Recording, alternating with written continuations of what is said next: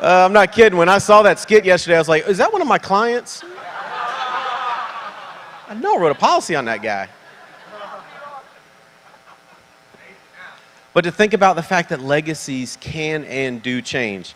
Hawthorne said families are always rising and falling in America. This is your opportunity to make your family one of those rising families. Let's take those notes. Let's take what we're getting. Let's do something with it. It's a gift, but it's only a gift if we treat it like a gift and do something with it.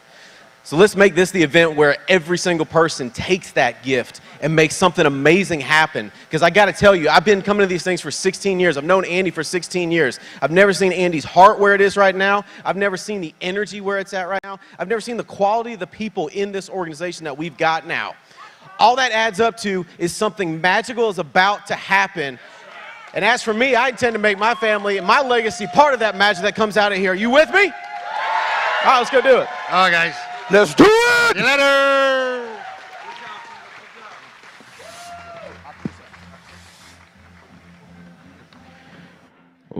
Let's hear it for Mr. Jeff Bright.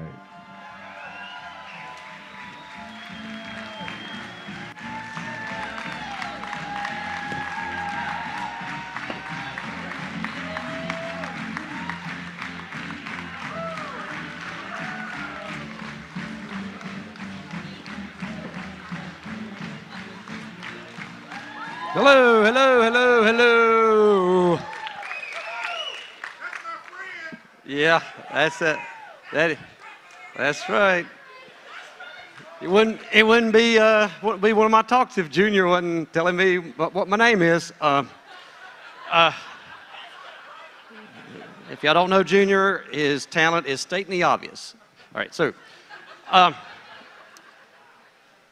love Junior though. Yeah, it's all fun. It's all good. Not right now, Terry. I don't want to hug. A little busy right now, so all right, we're going to get started. But before I get started, Andy always tells me this. He didn't tell me this morning, but he always tells me this, that I should introduce myself to the people. That's right. See, I remembered. I'm getting in the habit now. That's right. So for those of you that don't know me, who is the people in the house that I've never heard me speak before? Raise your hand. That's quite a bit.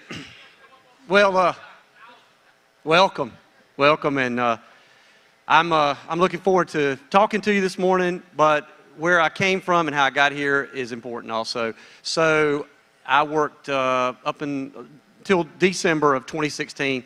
I worked almost 31 years at Alamance Community College, where I was a vice president of corporate education and economic development. That means I went out to companies every day and taught them how to create culture in their companies and teach people how to get along with each other. Because people, believe it or not, do not play nice together in corporate America.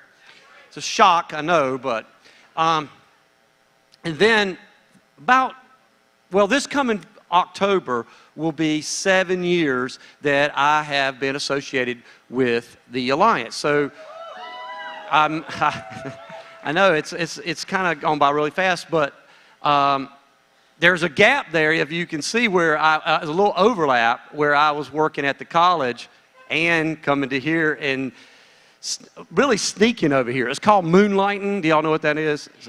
Yeah, I was moonlighting behind the college's back, really. I didn't really publicize it, and came over and hung out with you guys. And they noticed that I had a different demeanor about myself, that something had happened, and I didn't tell them that I'd been hanging out here, and that's what changed my attitude. But I'm going to tell you what, that last 6, 7 years were difficult because I had hung out here, and I knew the difference between what a good culture is and a bad culture. Now, I don't want you to think that I did not like my 30 years. I didn't like the bureaucracy. I didn't like the stuff that I had to do that was more logistics. I liked making a difference like we do here with those students. And I do think that my 30 years were not wasted. I had a calling to teaching, and I tried to make a difference in kids' lives. I think I saw, for the first time at any of these conferences, I saw one of my students, Andy, I saw one of my students is here. And he was in my sociology class. Is he in this room? He's not. Well, there you go. There you go. We had an absentee problem there. He was here yesterday. I saw him. So while I was moonlighting, I went to a conference. I did a lot of conferences for corporate America. I was at a Chamber of Commerce conference in Wilmington, North Carolina, and Andy's lawyer at the time was there, and I was talking about generations, and he heard me speak, and I guess he liked what he heard, and he went back. His name was Derek Steed. He went back and told Andy, hey, you need to meet this guy. He could be one of your speakers. He might make a difference in your organization. So Revis called me on the phone and went in there and met Andy 7 years ago. So the rest is history now, right? And I've not looked back, and I am so happy. You know, when I retired in December, I thought I was going to miss, going there. It's only 2 more exits down. I don't even think about that place anymore. I really don't. I thought that's kind of horrible that I don't think about it. I miss the people. I just don't miss the place. So thank you for welcoming into your family. So that's a little bit of my story. My background is I have 2 master's degrees, and one of them's in sociology, not psychology. Sometimes you hear it that I'm a psychologist. I'm not a psychologist. I'm a sociologist. That's different. So I want you to make sure you understand that. Might as well be, yeah. All right, so this morning, for the new people that have never heard me speak, I can't dive right into the middle of this presentation without doing a prerequisite. For some of you, this will be a repeat the first half because it's like a prerequisite to my talk. If I start in the middle, they're not going to understand any of the vocabulary. They're going to be completely lost. So out of respect to the new people, would you allow me to go back over something that you've seen before? Okay? All right. Billy, do you have my first slide that should be familiar to everybody? That would be it right there. Could everybody see that? All right. Do you recall this? So the new people, I call this the 6 steps to success, and those steps are over to what happened to it? Went away. I put it in the middle. I can't see that, but all right. So I'm just thinking that you can see that, and the 6 steps are over to the right-hand side, starting with confidence and all the way down to ritual. And then there's another theory that's ingrained in this talk that's on top, and it's over to the left. It's another sociological theory where you look at the 3 worlds that you must navigate to progress through the 6 steps. You recall this talk, right? Yep. So the should world, the want world, and the must world overlap our 6 steps. So I will make quickly references to the Wizard of Oz so that you have a reference point about navigating through these 3 worlds. So let's start with confidence and initiative. That is the should world. You recall, some of you, that I said that 70% of the people in this country are living in a should world. They can't get out of it. 25% live in a want world, and 5% live in a must world. That's the 5% that have all the wealth. Now, yes, do we sometimes frequent the must world? Yes, we do. When I have to do things like pay my bills or show up at work for 30 years, I was living in the must world. But the people that are rich, they sustain the must world longer than we do. They're in it 24/7. I was not in it 24/7. I actually did go to sleep and didn't think about work. But the people that make all the money, they live in it 24/7. So if 70% are stuck in the should world, then we need to dive into this and dissect what's happening that's causing them not to move forward. Because this applies to you big time. If you're trying to recruit people, you need to keep in mind where they're at. This is as much about you as learning other people and what makes them tick this morning. So let's look at confidence. Why do people not have confidence? Simple. There's a formula there for you. Trust plus hope creates confidence. Trust plus hope. So my quick and dirty definition for trust is separating your past from your future. Now, that's a simple little statement. There's a lot to it. We could spend hours just talking about trust and why people cannot separate their past from the future. That is a big deal. I would go to company after company, and I would go to a Walmart would open up a distribution center, great jobs for the county, starting people off at $18 an hour. It's better than what they normally start them off, is about $10 an hour. So Walmart comes in, everybody tries to apply to get a job there, and I see people in my classes at Walmart from other companies. And they're in the class, and I went to Arkansas and learned the Walmart way. So I'm teaching the Walmart way. By the way, it's not much different than the GE way or the LabCorp way. They're all about the same to me. But Sam Walton thinks a lot of his way, so I'm teaching that way. And these people that I see and I recognize from other companies are starting to raise their hand and telling me how it was at LabCorp, how it used to be at GE. I don't care how it was at LabCorp or GE. You're not at GE and LabCorp, brother, anymore. You need to separate your past from your future. Nobody cares about that. Move forward. Let it go. If I give you advice today, let it go. Move on. Every time you have discussions with new people, how many of you have had experience where somebody comes up to you and they want to tell you about their past a little bit longer than they should? And you sit there and shake your head like you really care to hear it, right? There comes a point when your head is shaking really fast back and forth, then that means you want that person to hurry up because you're getting a nervous tick. Could you do a favor for me before I move forward? I'm just curious because I'm a sociologist and I love data and I like to find out, profiling people and find out where people are at. We got a lot in here, and it would just a show of hands at the end. Pick one of these words on this screen and write it down and don't change it. Huh? Can you put it in the middle, Billy? Are you working on it? Okay.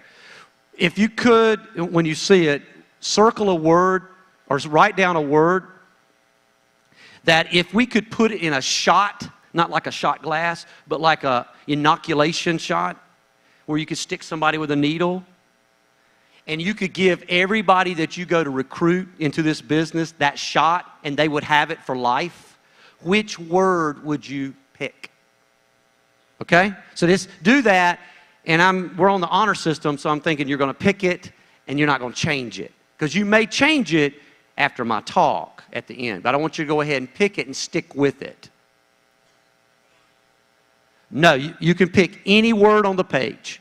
Any word on the page. You see that they repeat themselves because one word, once you get it, you bring it down to the next line. You got it?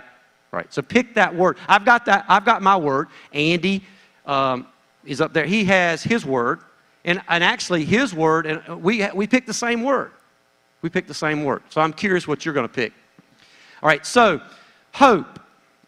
This is a big deal too, because these go in concert with each other. Trust and hope have to be together. There's got to be a balance so that you will gain confidence.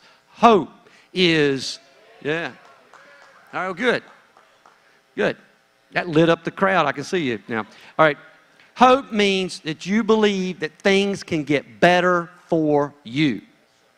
That's a simple explanation for that. So, separating your past from your future and believing things can get better for you. And you know what Tim Goad does for us is he is our hope warrior. He attacks hope by telling you two simple words: you matter. He's telling you that, but it's your responsibility to tell others that. He doesn't mean to tell you and then it stays with you. You're supposed to spread that. Because people want to know that You Matter strategy is a social confirmation that your existence on this earth matters. People need that. They are thirsty for that. They are stuck right there. And if you ignore that and you push them past this point, you're going to find out they're going to start to fail because you did not address these two things with them. So if you do trust and hope, then you'll have confidence. You'll have confidence. I like this quote. The light on you is not as important as the light inside you. Yeah, that's a good quote.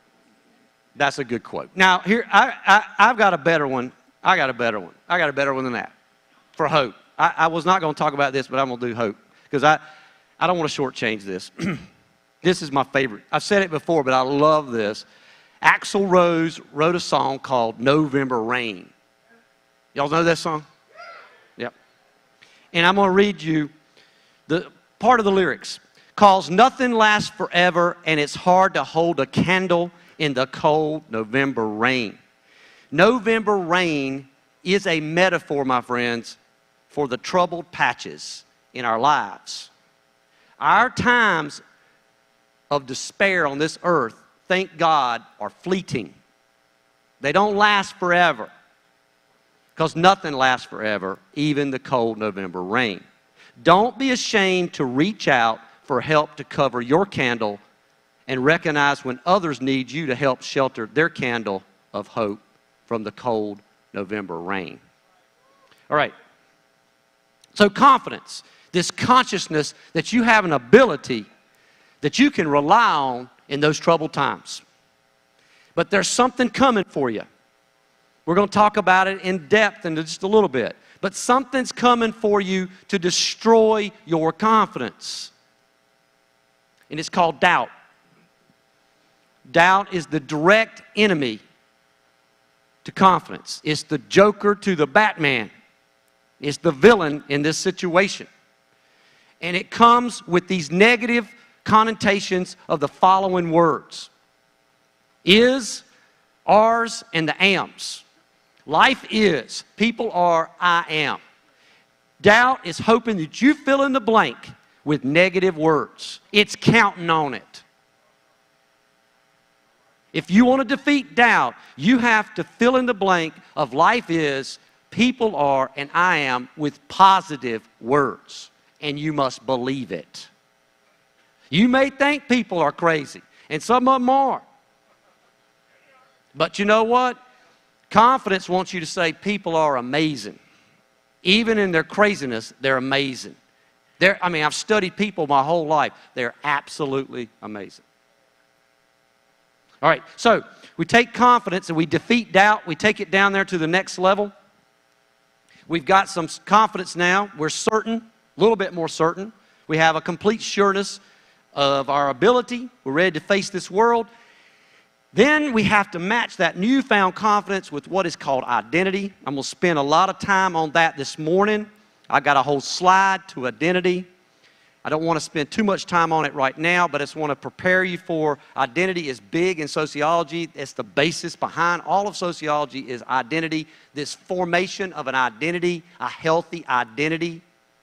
It's where we really get stuck in this process because identity, folks, is really a perspective. What is perspective? It means that you believe that things could be much worse for you. It's relative reflection. If you don't have perspective, you don't get a grown-up card. That's when you become a grown-up.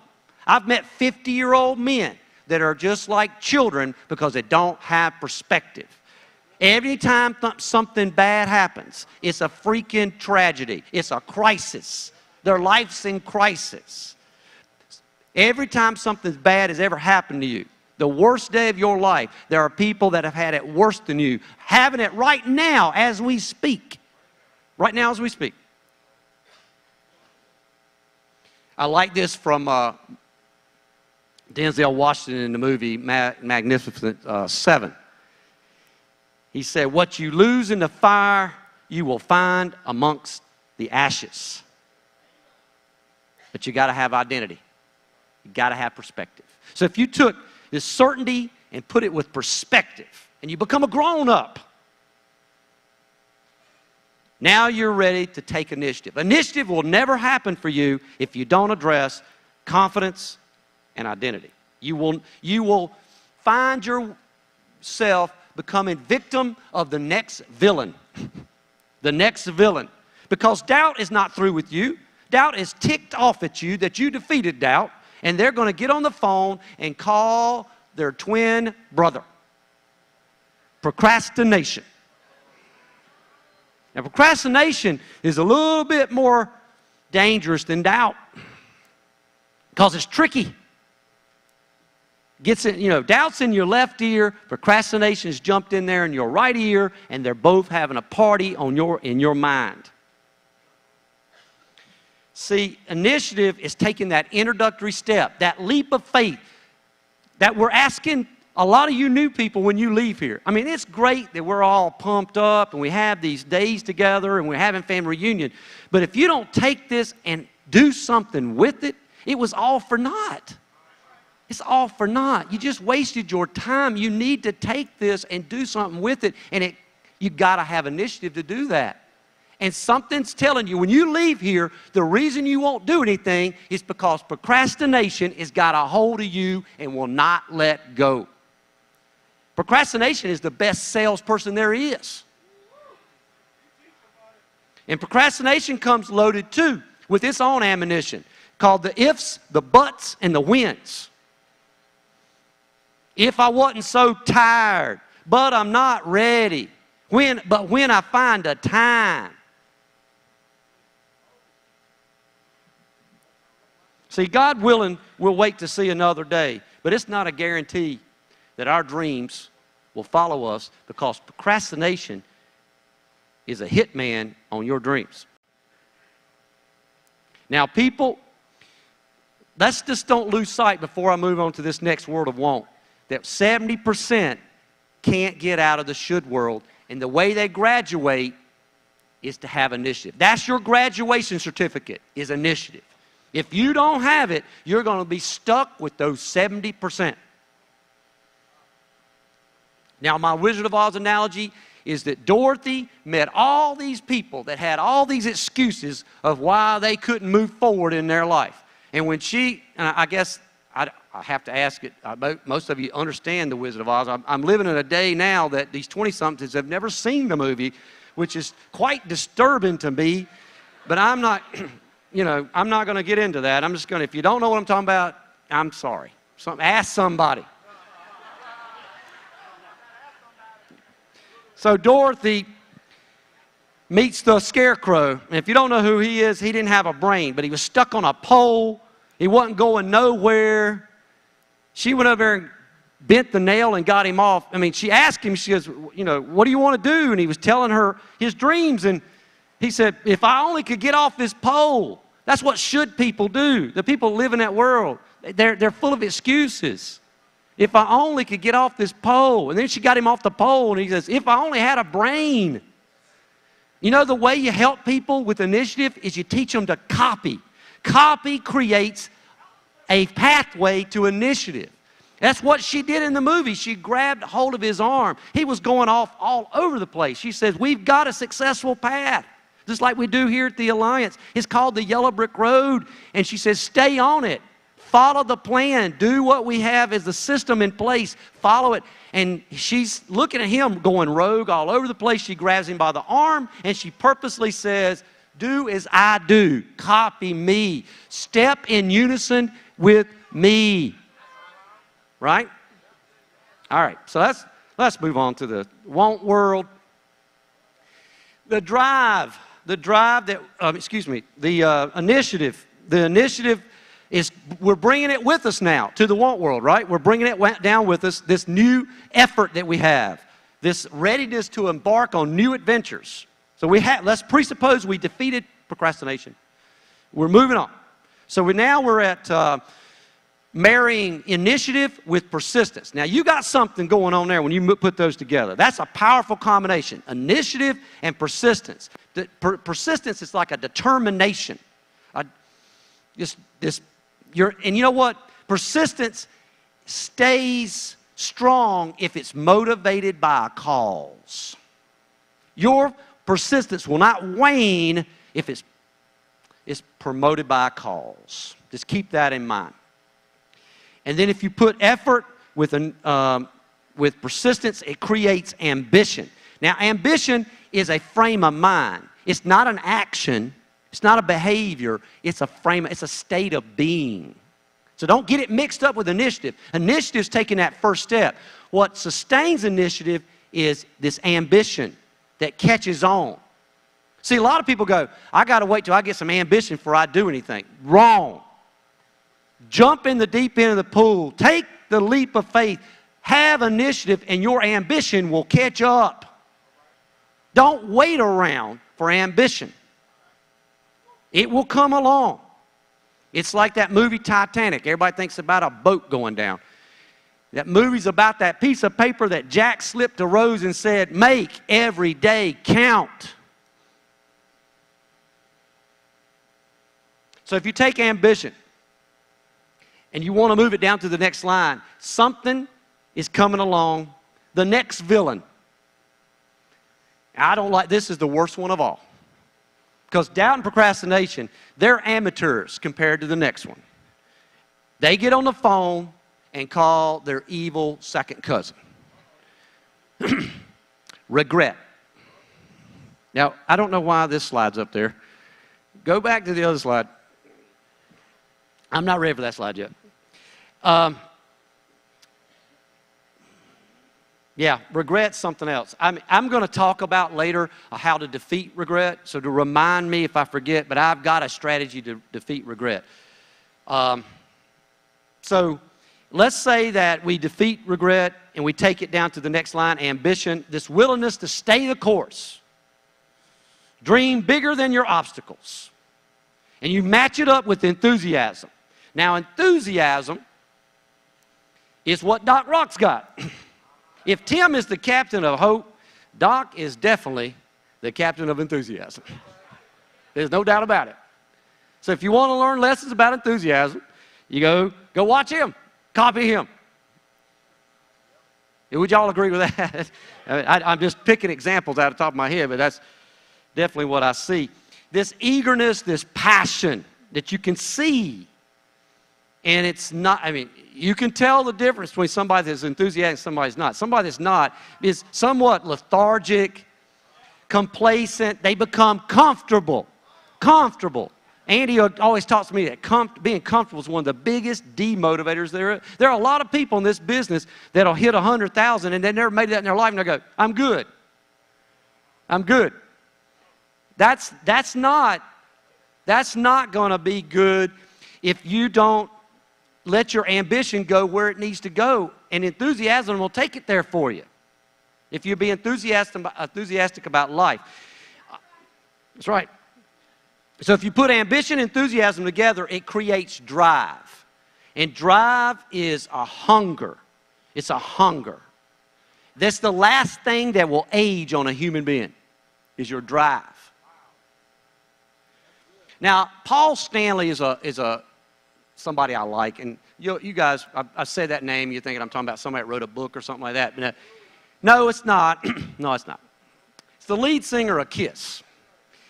And I talk about him because we share a birthday, not the same age, but birth date. I'm a little younger than Paul. And Paul talks about ambition, enthusiasm, and drive, and he says it a little bit different. His formula is, for ambition, he calls it building a dream.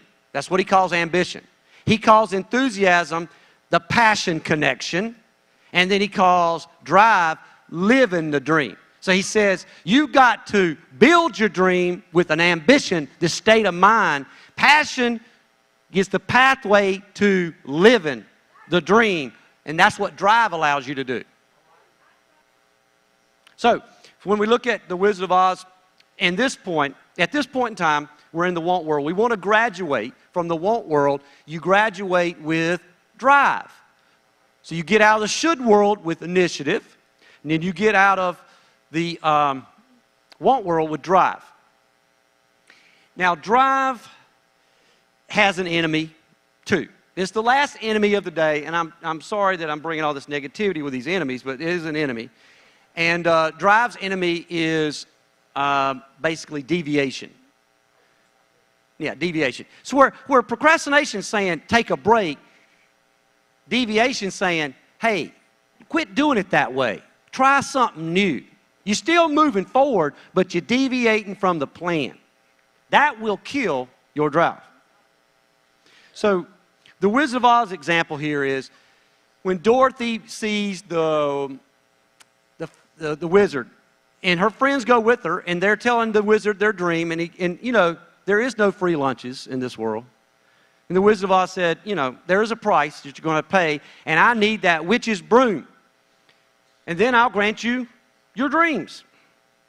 And they have to go get that broom, and they get captured. Well, at least Dorothy does.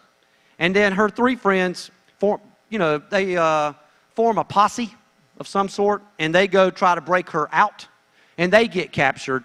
And now the witch has got that broom, and she's like, this is what you wanted. You're not getting it. You're a loser. I'm the winner. And at that moment in time, as Andy would say, Dorothy got her mad on. And she took that water and threw it on that witch and extinguished that demon. Frank Baum, who wrote The Wizard of Oz, was telling us that we all have the power to extinguish our demons. You got to find your water and throw it on your witch. And in that moment in time, she said to all of us, the message still rings clear today. She was saying, me and my friends deserve better than this crap. And until you can say, I deserve better, you ain't got no life. You're just going through the motions. It's Groundhog's Day, and you're Bill Murray. And you're waking up to the same boring rut day that you can imagine. I lived it for 30 freaking years. I just broke out of prison.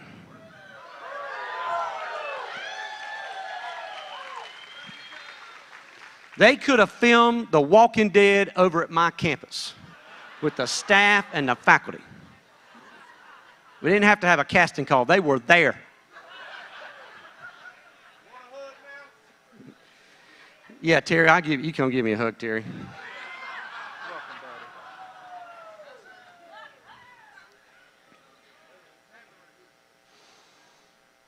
I think that Wizard of Oz thing is good. Don't you like that? I like that. I came up with that. Yeah, that's all. This is all. I mean, I'm just all my stuff here. All right, now. All right, so we're going to the last world, the must world, right? I've thought about renaming these worlds. What do you think about this? The should world is the believe world. The want world is the deserve world. And the must world is the do and the do world. Now, we talk about doing the do. Why ain't only 5% doing the do? How many executive vice presidents do we have? That would be an example of doing the do to the fullest. I think we all would agree that everybody in this room, except for maybe Andy, has room to do the do better. We're not there yet. We're not there yet. I mean, Michelle is a great example of a work ethic. I marvel at her work ethic, but she's not finished, right? By no stretch. If you want to watch a work ethic and play, watch her. The intensity in that woman is unbelievable. So drive. We bring it down to the must world. Drive is important only if you recognize it. You've got to recognize the drive. Some people can't even recognize the drive inside them. You ignore it. You don't feed it, and you ignore it. Herb Brooks, who's a coach of the 1980 Olympic hockey team that beat the Miracle on Ice that beat the Russians, he said, great moments are born with great opportunity. He told those kids, if you don't recognize that tonight could be your night, you're going to regret it the rest of your born days. If some of you walk out of here on Sunday and you don't seize this opportunity, you may possibly regret it the rest of your life. There's only a few windows. I'm 55 now. There's only a few windows that open up for you in your life. The window of opportunity comes along and it'll open. You don't seize it, you don't have but a few shots in this world. Ignoring a shot is almost sacrilegious to me. Abraham Lincoln said about drive, see what is before you. See it. Recognize it. See the here and now, he said. That's the hardest thing for us to do. But he said it's the only thing that counts. We're here together right now. I'm here and you're there. We're together. This moment in time matters. Right now matters.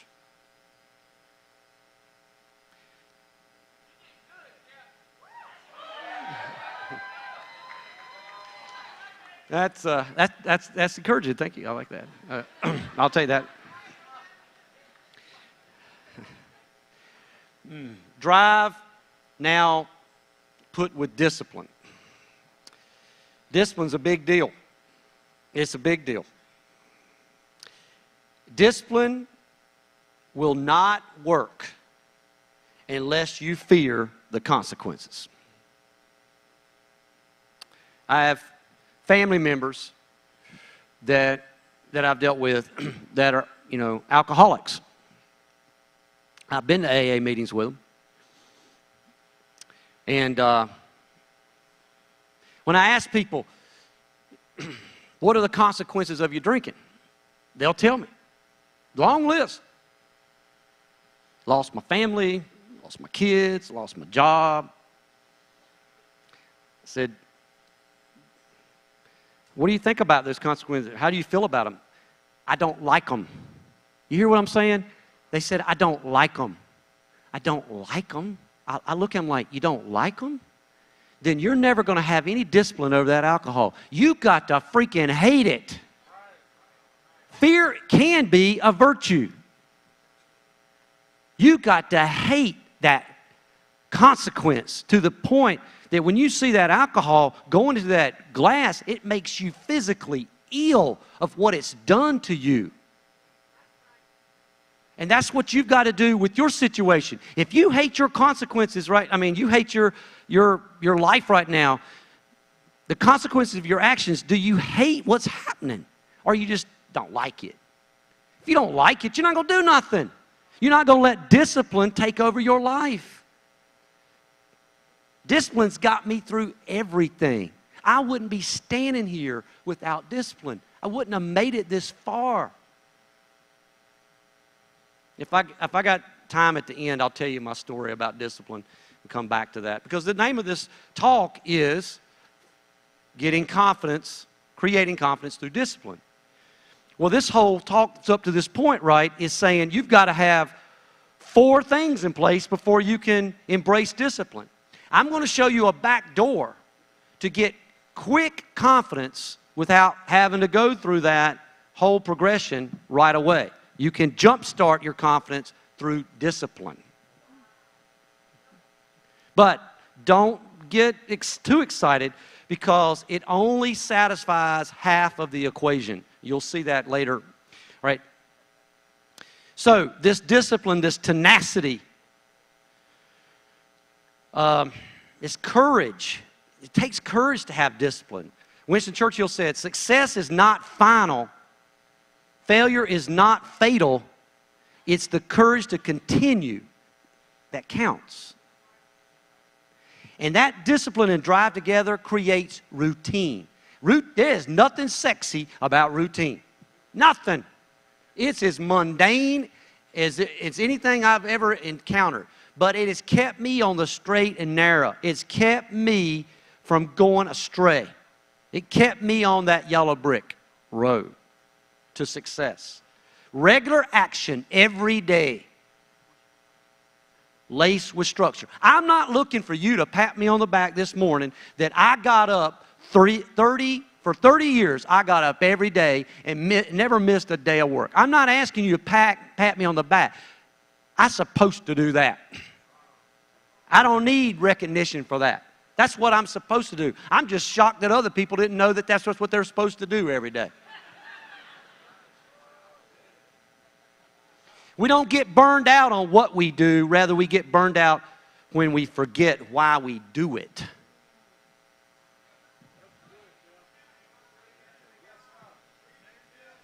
Routine. We take it down to the last line. Is a fixed program. Now, we've got a fixed program. The do and the do, the system we have is a fixed program. We have it in place. It creates it's a regiment of some type that I think, that how I look at it. And it creates a pattern or what is called habit. Habit. It's one thing to have a routine, but to make it work, you've got to embrace habit. Some of us overthink things too much. We don't let habit come to us naturally. We have to overthink the routine. I know Paul, is Paul in here? Paul Roberts is right there. Paul runs. God bless him, he likes to run. I used to run, ran a marathon, run a half marathon. He's still liking that. I don't like it anymore. I stopped doing it. I will say there was nothing sexy about running. It's just something I did as a routine every day that kept me on the straight and narrow. And it turned into a habit. But I knew when I stopped running, every once in a while I'd take a break. And if that break was too long, it was hard to get back into it. Get up and run 7 miles every day takes a lot of discipline. Don't it, Paul? But it's a good feeling when you get done. Habit, I think about the movie The Last Samurai. And Tom Cruise is learning to use that samurai sword. And he's getting his butt whooped every time. And some little kid's on the sideline watching. And he can't speak really good English. I was surprised he could speak any English because they're all from Japan and they've never seen anybody but Japanese people. And so therefore, how did he learn any English? That's Hollywood, I guess. But he looked at Tom Cruise and gave him some advice. He said, too much mind. Too much mind. You're thinking about it too much. Just embrace the habit, and it'll turn into ritual. Ritual takes it from an addiction to an obsession. I'm obsessed with one thing. It's not Chick-fil-A. Y'all think it's Chick-fil-A, but it's not Chick-fil-A. And not that Chick-fil-A either. And I'm obsessed with brushing my teeth. See, this is a family show. And y'all don't need to be turning brushing your teeth into something bad. So I brushed my teeth. But I didn't always brush my teeth. As a child, I rejected the idea of it. I thought it was a game that I played with my parents where I just wet the toothbrush and hid it somewhere, couldn't find it. Until I understood what girls were about, then I got a little bit motivated. But it became a routine, and then it became a habit, and now it's a ritual. I carry my toothbrush everywhere I go. As soon as I get through with you, I'm going to brush my teeth again. I'm like completely OCD about brushing my teeth. That's what you're going to have to get like with this business. You know, make a dial, brush your teeth. Mm-hmm. And so the last look at my time. The last Wizard of Oz analogy would be Dorothy realized when she got into Oz, for the first 30 minutes of that movie, all she's trying to do is get out of Oz, right? That's what she wanted to do. I want to get out. She wanted to go home. Until she realized that she had to go through Oz to get out. You got to go through something to get out of it. You can't go around it. And it takes discipline to do that. It takes routine. It takes habit. It takes ritual to go through something.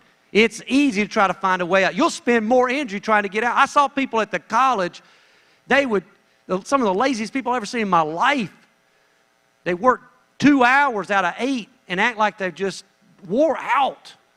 They're too busy trying to keep a job and not do their job. Get on my nerves. Get on my last nerve. And they would spend 6 hours out of the 8 with their energy level dedicated to trying to get out of work. They were masters at it. They were good at milking a job. I don't know if y'all know what that is. I'm not talking about milking a cow either. I'm talking about milking a job. So that's what I'm talking about. She realized you got to get out, you must go through. And I'm ready to now bring up the next slide.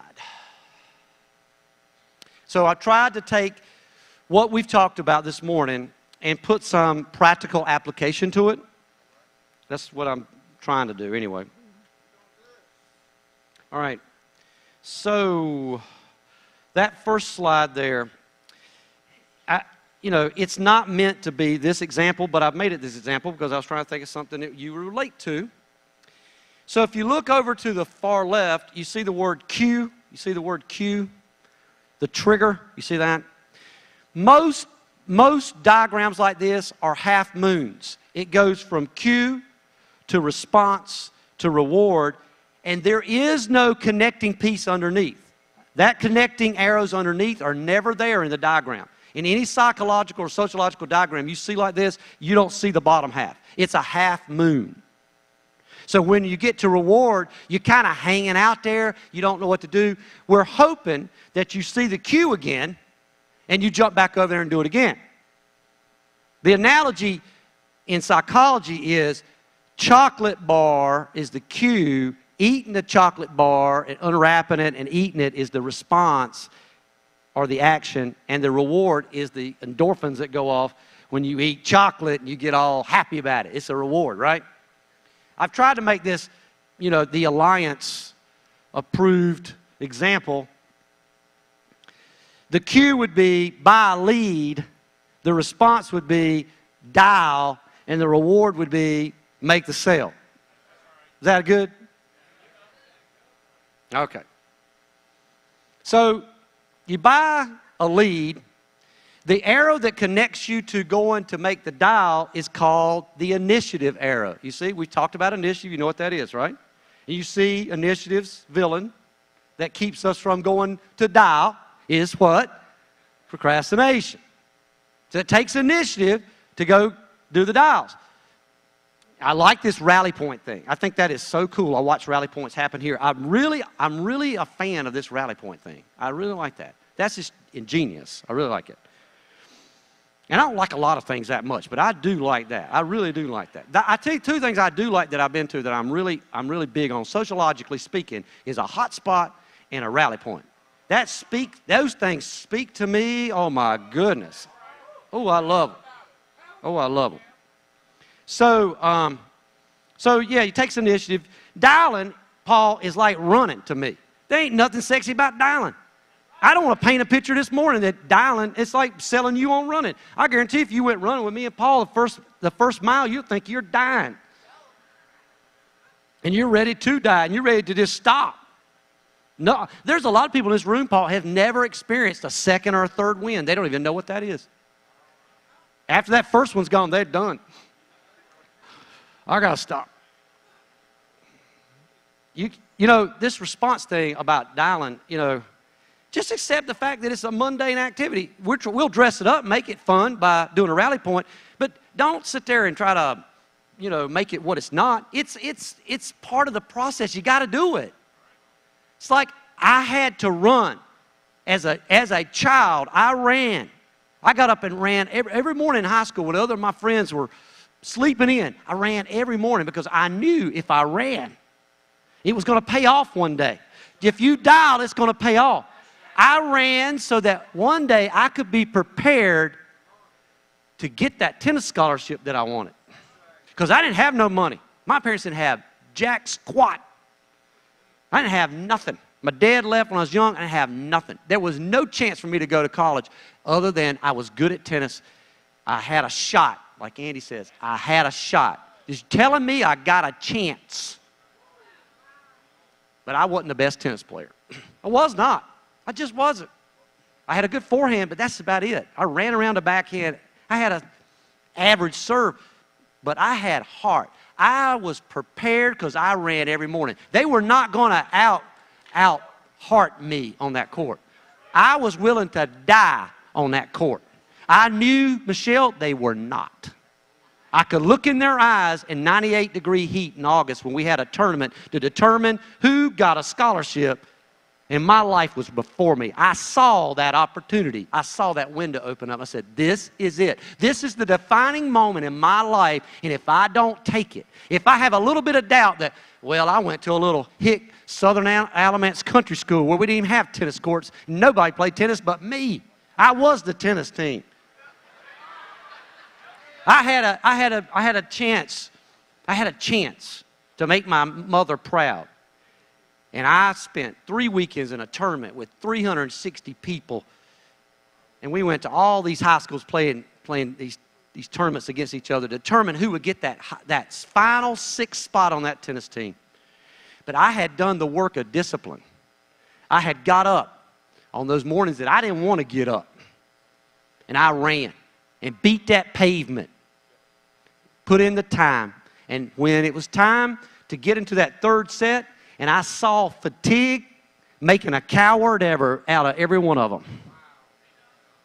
I was hitting balls over the fence on purpose so we'd have to go walk in that 98-degree heat together. We'd take a walk together. And I would have a little conversation as we walked to get that ball. Isn't it hot out here? Man, it's hot out here. Are you hot? I'm hot.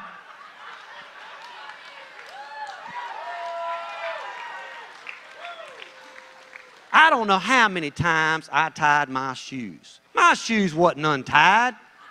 I untied them. Anything to stay on that I don't know if you've been on concrete for 3 hours in 98 degrees in the south. I won that tournament. I got my scholarship.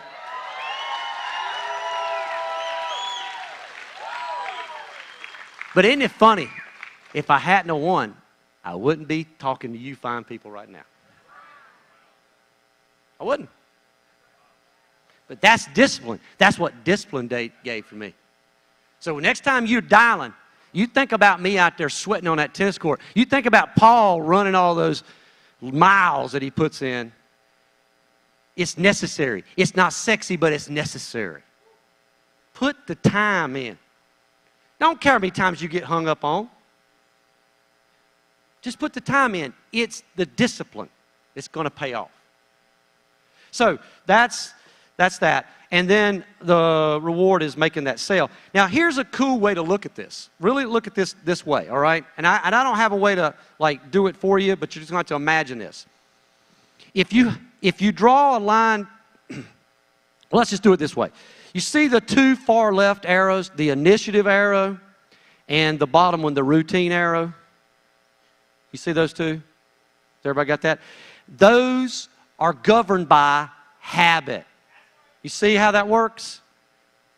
Habit controls routine and initiative. Now, initiative arrow and the ambition arrow, because, hey, you make the dial, now you got to have ambition to go make the appointment. You got to go to the appointment. You got to have, some of you do the dial, don't even go. You got to have ambition. You're like, I don't think they're going to show. Then you think, well, I wonder if they did. Then that's regret taking over. So initiative, ambition is the persistence arrow. The two arrows that make up persistence. Because it takes persistence to have initiative and ambition. Now, the two arrows on the far right, the ambition and drive arrows, are governed by what? Enthusiasm. Now, look at the bottom, which is what we're really here to talk about today, is the drive arrow and the routine arrow, which is governed by what I've been talking about, discipline.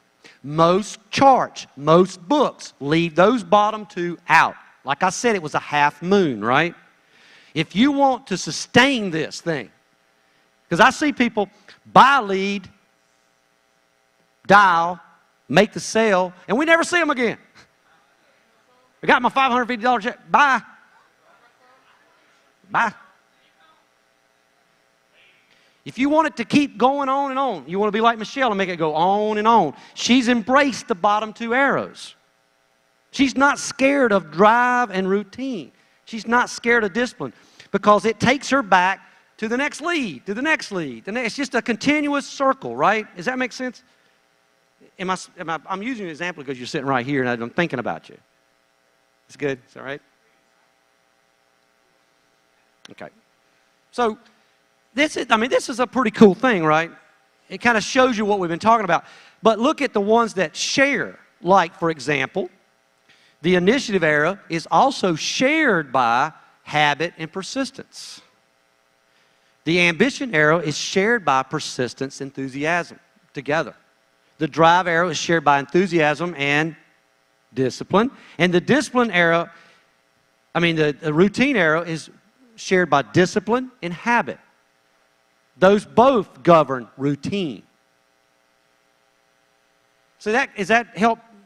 I spent all that time covering that first one, but I did that so that would make sense. That's my practical application. Is that good?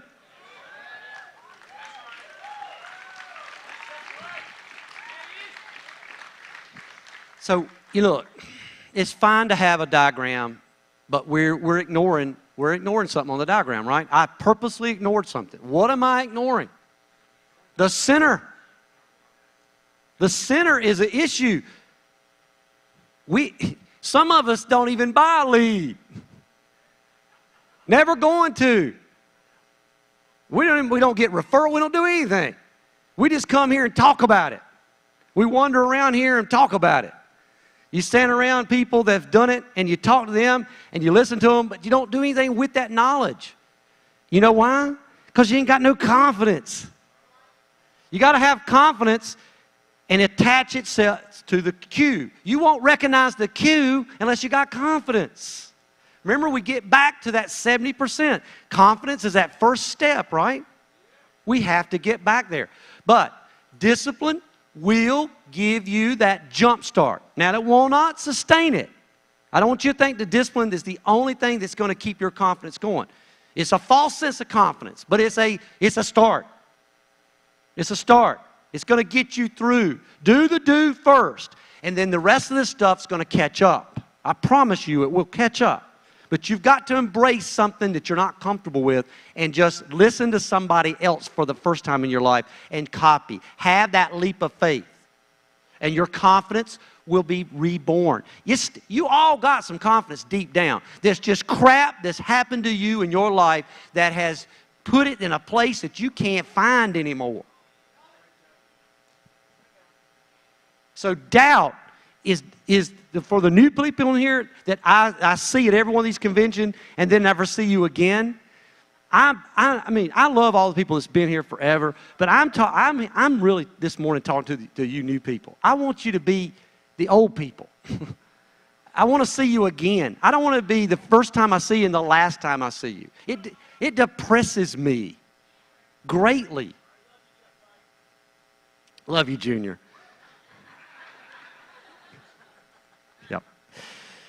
Yeah, Junior's got some confidence.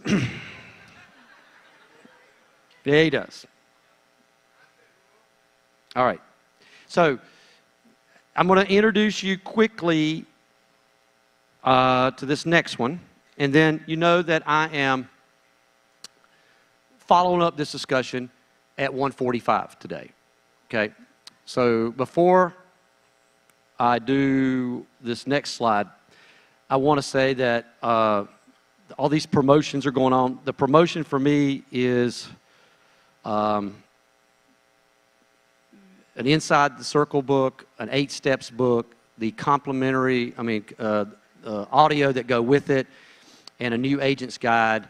And then they're going to set up several 30-minute sessions just for the people that buy that package that I will spend with you guys. Okay? So that's something you can check over there with Keith about.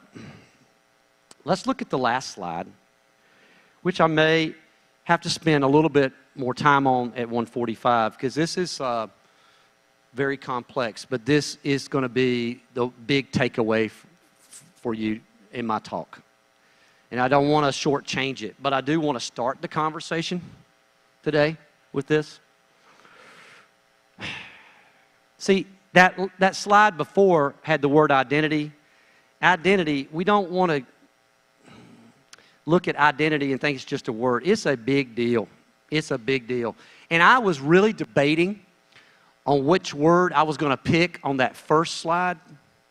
And I almost, because of my sociological background, picked identity, but I picked discipline. I want to know how many of you picked. Billy, can you go back to the first slide?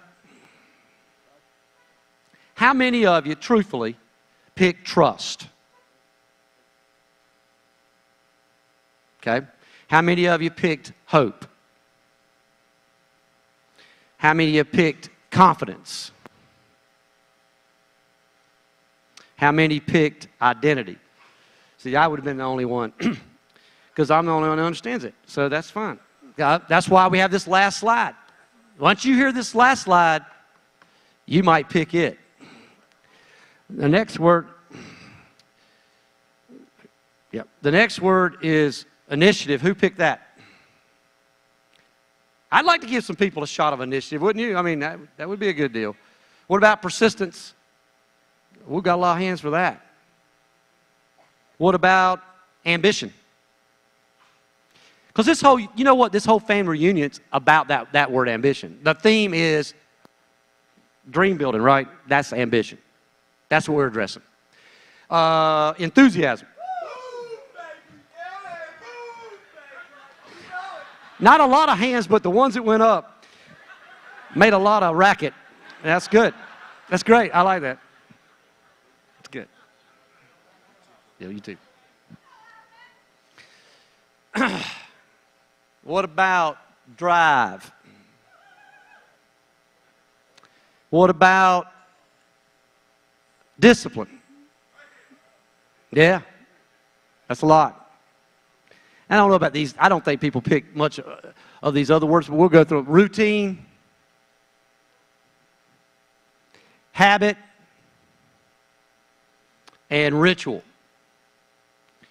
It would be nice to have a shot for all of them, and we just give them a bunch. All their booster shots right at once, right? They just get in a line and we inoculate them.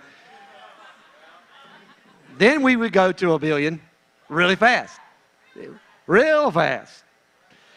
All right, let's go to the last slide. Give you something to think about. Something to think about. For we, because I'll continue this discussion. But just something to think about. You see the what am I and the who am I? Those two things make up identity. Equally. Not one over the other. But I'm going to ask you a question, and I want you to be honest with me. And listen to it carefully. Listen to it carefully. It's tricky. It's a tricky question. I want to know how many of you resemble this. What I am determines who I am. Who believes that to be true? And you know what? It's funny that nobody's raising their hand. I'm not sure if now you raise your hand. All right.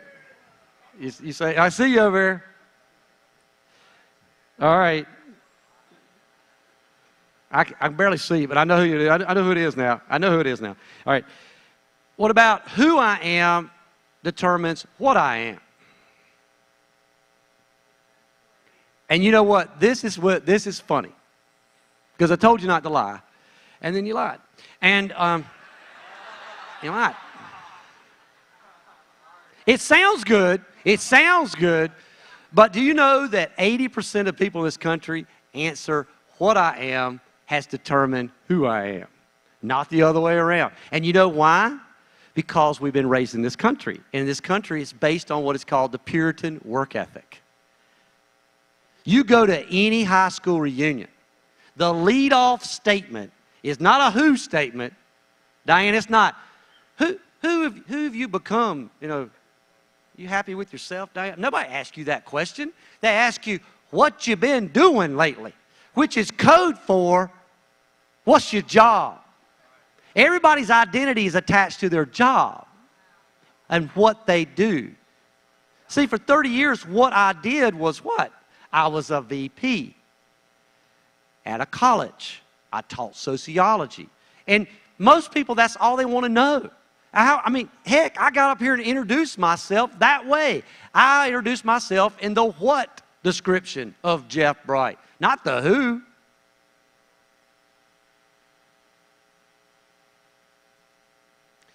The who is at your core, who are you?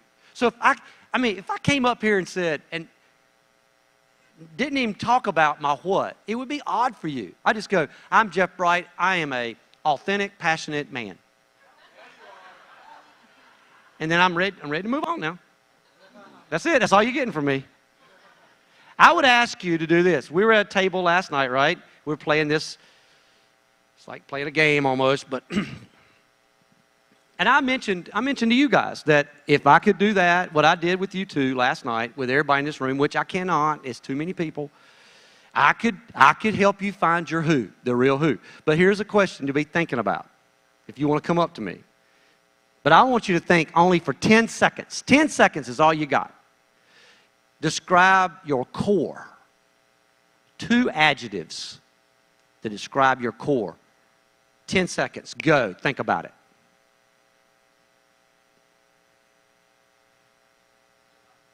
Have you got 2? Yeah. Some people have never thought about it. And some people want to talk about their core description is an adjective that describes their what. What are you at your core? See, we always talk about what? The why. You hear that? Find your why. Isn't that what we're talking about? Let me tell you how that works with this. Now, I'm going to say it a couple times and see if you can get this. And I'll go into detail later, all right? The why is what connects you. It connects the what to the who. So once you know what you are, then you have to ask yourself, why do I do it? And that's what gets you back to that center, to that core. Now, some people lead off with the who and have trouble with the what. What connects them back is the how. My stepson, I hate to talk about family, but that's all I got. So my stepson, because he represents this generation called the millennials.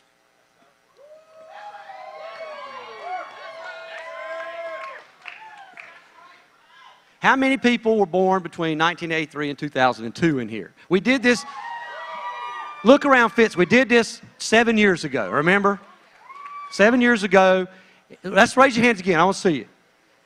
Yeah, it's getting bigger if you look around. We had about half that, right? We had more Xers. It's 7 years, it's catching up with us, right? And what's unusual about millennials is they don't lead with their what at all. The traditionalists and the boomers, I'm a boomer, we were taught from birth what we are is more important than who we are. What we do is more important than who we are. Because we were raised in the Puritan work ethic model of just go out and hold a job and sweat labor. My grandparents would have me do all these chores, and after it was over with, Jeffrey, and I don't want y'all to be calling me Jeffrey.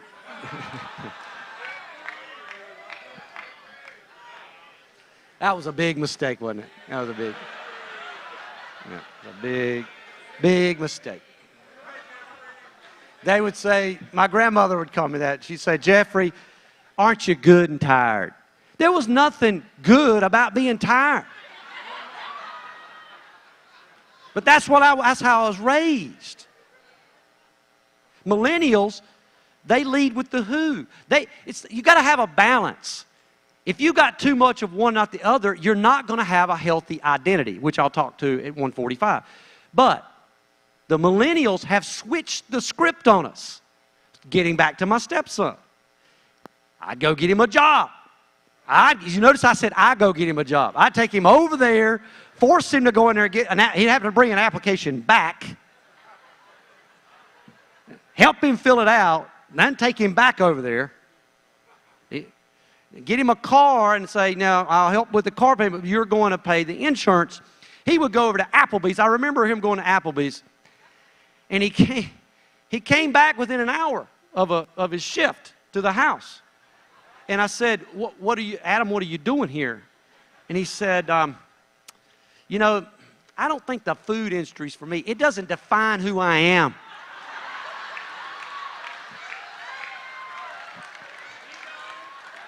It's not Adam.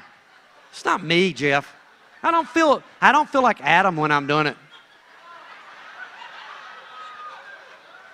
See, I got 20 seconds to just say this, and then do you all want me to finish this when at 145, right? Right. So I will, but let me say this. This is what I said to Adam. Coming from a boomer, which I want to know how many boomers are out there. I'm 1946 to 1964, these are my people. This is my boomer response to that. It's not supposed to define you. If finding out who you are, is that going to pay your car insurance?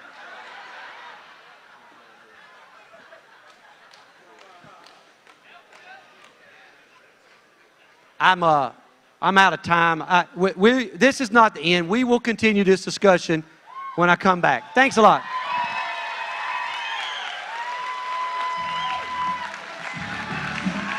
Ladies and gentlemen, let's hear it for our President and CEO, Andy Albright.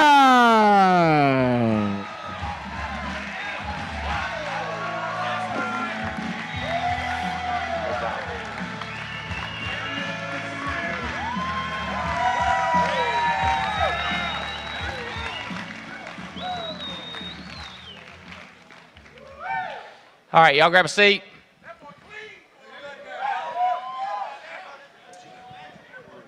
All right, so here's the way we did it. We said if you've been recognized as a key leader, went all the way back to last July. So we gave you a little break. Some of you that hit it last year and hadn't requalified or haven't hit it again, haven't been recognized again, we still let you into this next meeting. We won't always do that. Sometimes we will say, I thought about just saying if you hit it in June, key leader, you were invited in. If you didn't hit it in June, you missed it. But we went all the way back to July. So this is the list of people that are invited to the key leader and above meeting that will be held up in the game room where we did the TWC that we kicked off on Wednesday. Okay? Steve Moore, Angela Clark, Earl Winfrey, Phil Hebert, Pierre Eliasson, Gabriel Luttrell, Jacob Kern. By the way, spouses, your spouse or your partner are invited, shacking up person.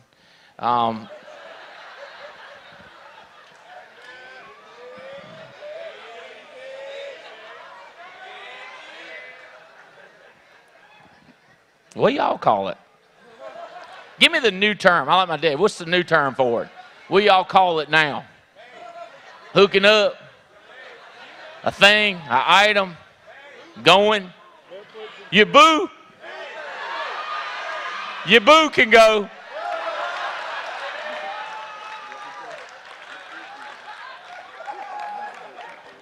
Maricel, you're invited. Michael Lee, Wendy Foreman, Elaine, Brandon Bulis, James Coleman and Angie, David Ramnarina, Jan Miller, Michael Taplin, Tamara Jones, Mike Rodriguez, John Davis, Gus, Ale, Palante. But you're invited. Pastor Buck, you're invited. Jasmine Lightborn, Glenn Lamb, Bryant Marshall, Brant Swindale, let me say that right. Olga Mathis, Mark Marcellus, Shondale Ferguson, Linda Goebel, Justin Balick, Terry Edwards, Mike Paleo, Ed Soto, Jason Thornton, David Thompson, David Johnson, Marcus Richardson, Mark Hutchinson, Ryan Sauls, Junior Correa, Diana Johnson, Danny McKee, Paul Menachino, Mark Bisco, Kerry Williams, Karen Musel, Alma Alcantara, Jay Turner, Michael Hartley, Ben Smallage, Debbie Ben, Karen Harding, Eric McGriff, Lauren Atkins, Adam Hinckley, Andre Richardson, Eric Lardy, Loan Pham, Roger Strauder, G. Chris Robinson, Pam Moore, Minerve Profil, Eric Belair. Nope, Eric, you got to stay here. Dorian Saunders, Nolan Saunders, Chadwick Ray, Joey Cabo, Chris Long, James Hill, Michelle Alleman, Andy Riddle, Stan Aldridge, Stephen Bowery, Mickey Cruz, Joe Dukes, George Wilson, Matt Goodrich, Kyle Cater, Grace McGill, Jason Carey, Bill Cook, Greg Sheitlin, Bill Lampy, Joe Walker, Michael Owens, Paul Epstein, Dan Gillingham, Jeremy Patton, Daryl Elkins, Randy Boroff, Paul Roberts. Hey, I made the list. Weinbrenner, Stephen Davies, Chris Baldwin, Patrick Connors, Noel Leventovich, Alex Abian, Adam Katz, Cuz, and Fitz. Okay, so that is our people that have hit or been recognized as key leader at least once since July. Congratulations. We're going to kick butt, take names. For everybody else, I'm going to tell you something. Eric Belair is not on this stage by just accident or random drawing. This joker has been killing it. And wait until you see what he does the rest of the year. He is going to be posting up some crazy numbers because he's negotiated a contest that will motivate him out of his mind. And he's going to perform to get to do it. And I'm excited to do it for him. So he's fired up to teach right now. Hopefully I fired him up a little bit more. Let's get him up here on the stage. Take notes. Focus. Eric Belair! Woo!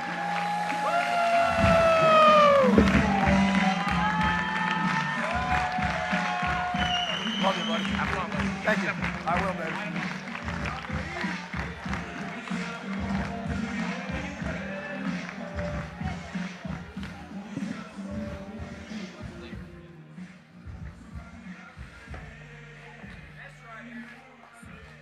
Thank you, buddy.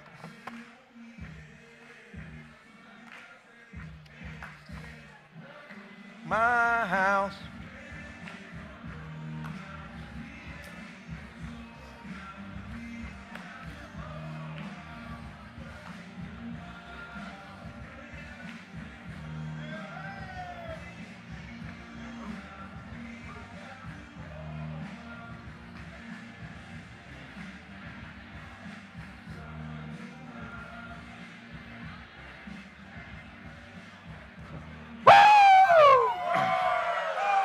I know some of you remembered, but some of you might have forgot. Some of you might have forgot. Some of you might have forgot. Some of you remembered, some of you might have forgot. If you forgot, here you go. If you forgot, here you go. If you forgot, here you go. If you forgot, if you forgot. Woo! Woo! My name is Eric Belair. And my wife, Bobby, and I have been here for 9 years. Andy and Jane Albright are the ones who brought us into this amazing organization. And we love them very, very much from the bottom of our hearts. We are from Melbourne, Florida, where we aim high to enjoy that pie. God, that's good pie. Some of you are probably wondering why I'm wearing what I'm wearing. My wife calls me Dr. Strangelove. But anyhow, I'm wearing this because I care about how you feel. And today I'm going to be talking about some things, but it's not what I am about to teach you or show you. It's about how I make you feel. And I'm going to make you hopefully feel more confident. I'm hoping to make you feel more prepared. I'm hoping to make you feel more knowledgeable. I'm hoping to make you feel more successful. Let me tell you something. I need your consent, though. I need your consent because I'm going to be messing around with your mind, and I need your consent to open it up and pry inside and mess around with it. I need your consent because I'm going to open up your heart, and I'm going to mess around with it. So do I have your consent? That's good news. You know, I wear blue. I wear blue. You see my blue? I wear blue because of you. I mean, think about it. Wouldn't you want a phone call out of the blue one day from Andy Albright saying, hey, because you're doing the do, we want you to get on the private jet too? Wouldn't you want a phone call out of the blue one day from a client that's not a client, but says, hey, listen, I heard from another client about what you do, and I'd like you to come over to my family and help me too? Wouldn't you like a call one day from out of the blue from your bank and saying, listen, there's a lot of money in your account, I just want to make sure that it belongs to you? That's what I'm talking about right there, baby. That's why I'm wearing blue, because I thought of all of you. I did that for you, yes. So listen, you're welcome.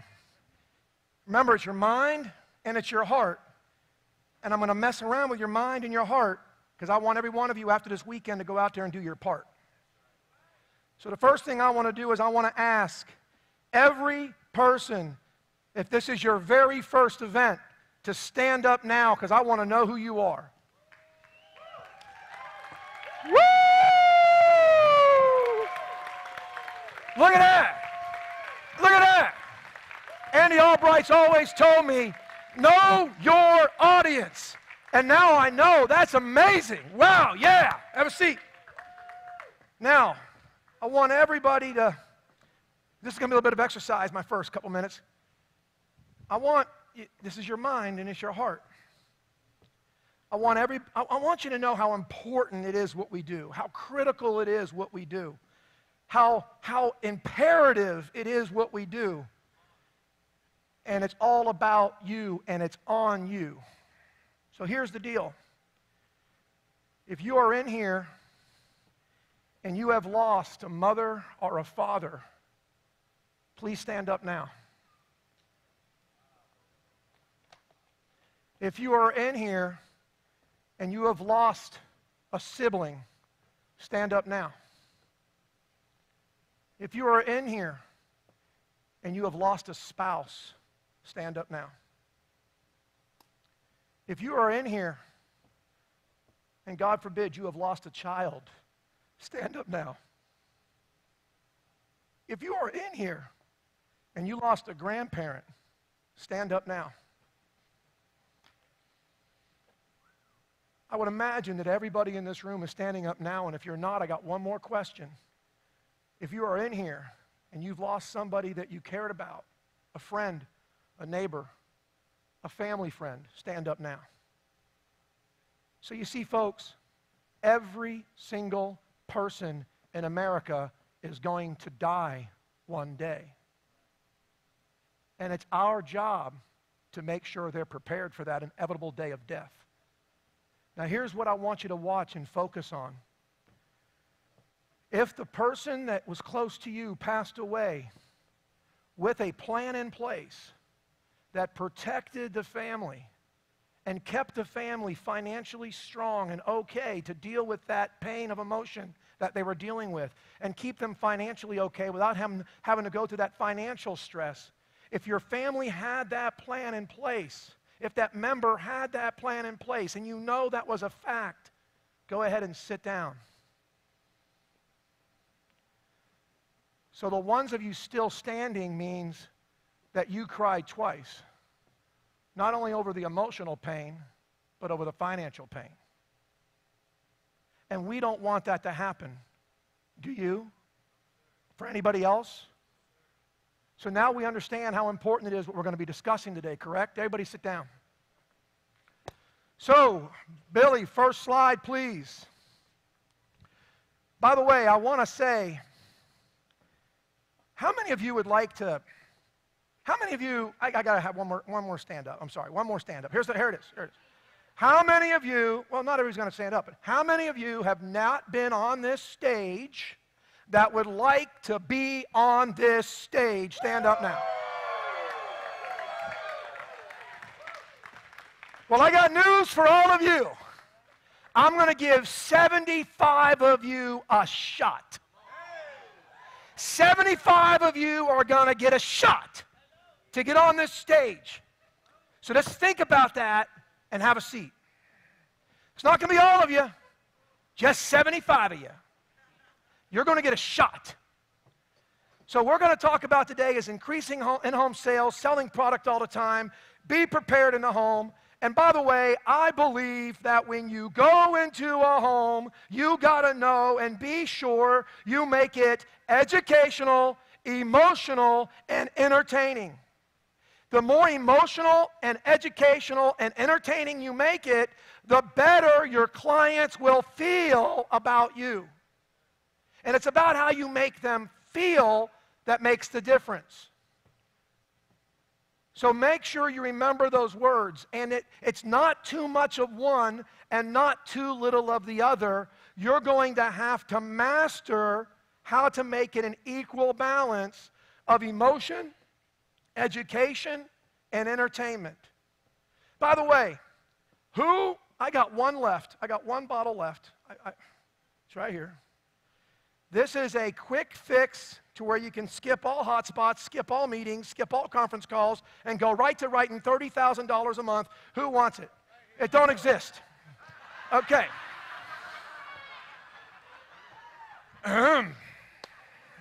Now that that's out of the way.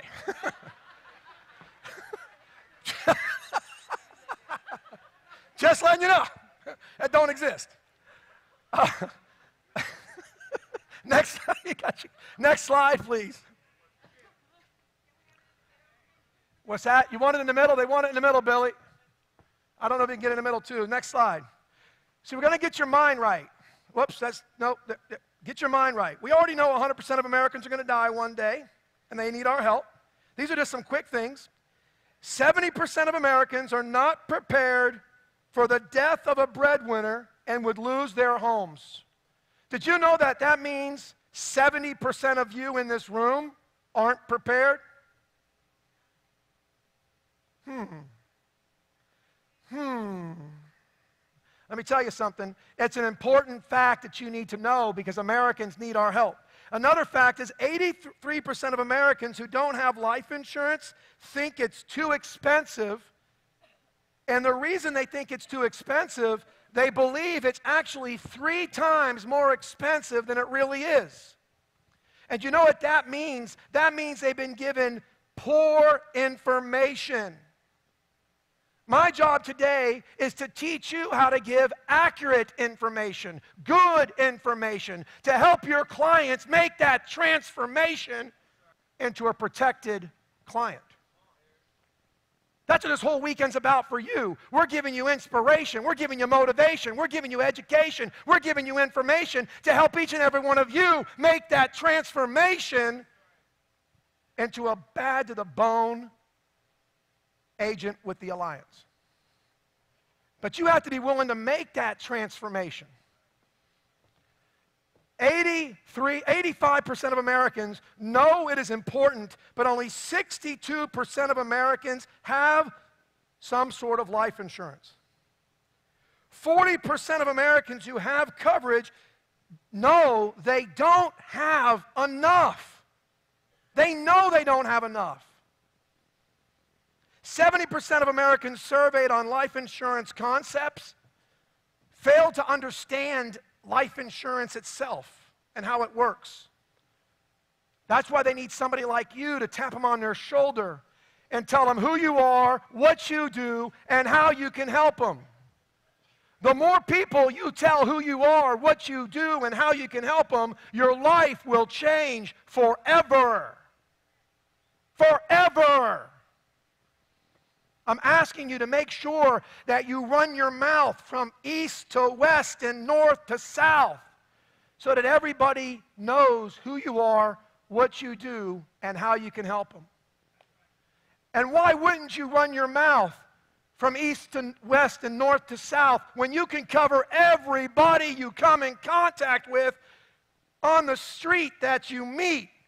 Because we have products that will cover people from ages 0 to 99. We don't leave anybody behind. We got product that will blow your mind. If you don't know about the product, they're out there. Jim Henson and Andy Albright, Bob Granum have put together an amazing amount of products that we don't have to say no, we say no problem. Imagine somebody, no matter what they weigh, we can cover them because the question of weight isn't on the application with a level immediate death benefit. Imagine being able to cover a dying child up to $7,500 and the death benefit would be paid next week. Imagine covering somebody in prison. Imagine being able to say yes when our so-called competition is saying no. Next slide, Billy. Not next slide, same slide. It disappeared on me. Is it still up for you guys? No. Billy, you got the slide still? There it is. It's not on the center screen. They need it on the center screen. They're loving it on the center screen. 70% of Americans surveyed on life insurance, told you that one. Number 7, listen to this one. This is an unbelievable, this is getting your mind right. Americans have a deficit when it comes to life insurance of $15.3 trillion in coverage not being enforced. Do you understand what I'm saying to you? $15.3 trillion of life insurance should be enforced, and it's not. That's amazingly huge. No wonder Andy Albright almost got in an accident when Pastor Biggers asked him, $15.3 trillion. Only 40% of Americans had life insurance in 2010, compared to 72% of Americans who had life insurance in 1960. What changed? What changed in our budgets that made life insurance less important? What changed in our budgets that we put a priority over life insurance? Well, you can see the numbers up there, folks. And you have to make sure you educate your clients, because is cable really more important than your family? Is DirecTV really more important than your family? I mean, are cell phone and the cell phone payments you make really more important than your family? Is internet really more important than your family? Is beer? Look at beer. $96 billion a year on the wall. I mean, my God. Lottery, pet care, tobacco. These are what the families are paying for out of their budgets, and they're foregoing life insurance. But your job is to show them a way to be able to afford the life insurance and to help them understand the importance of the life insurance to get them to buy the life insurance. Next slide, please.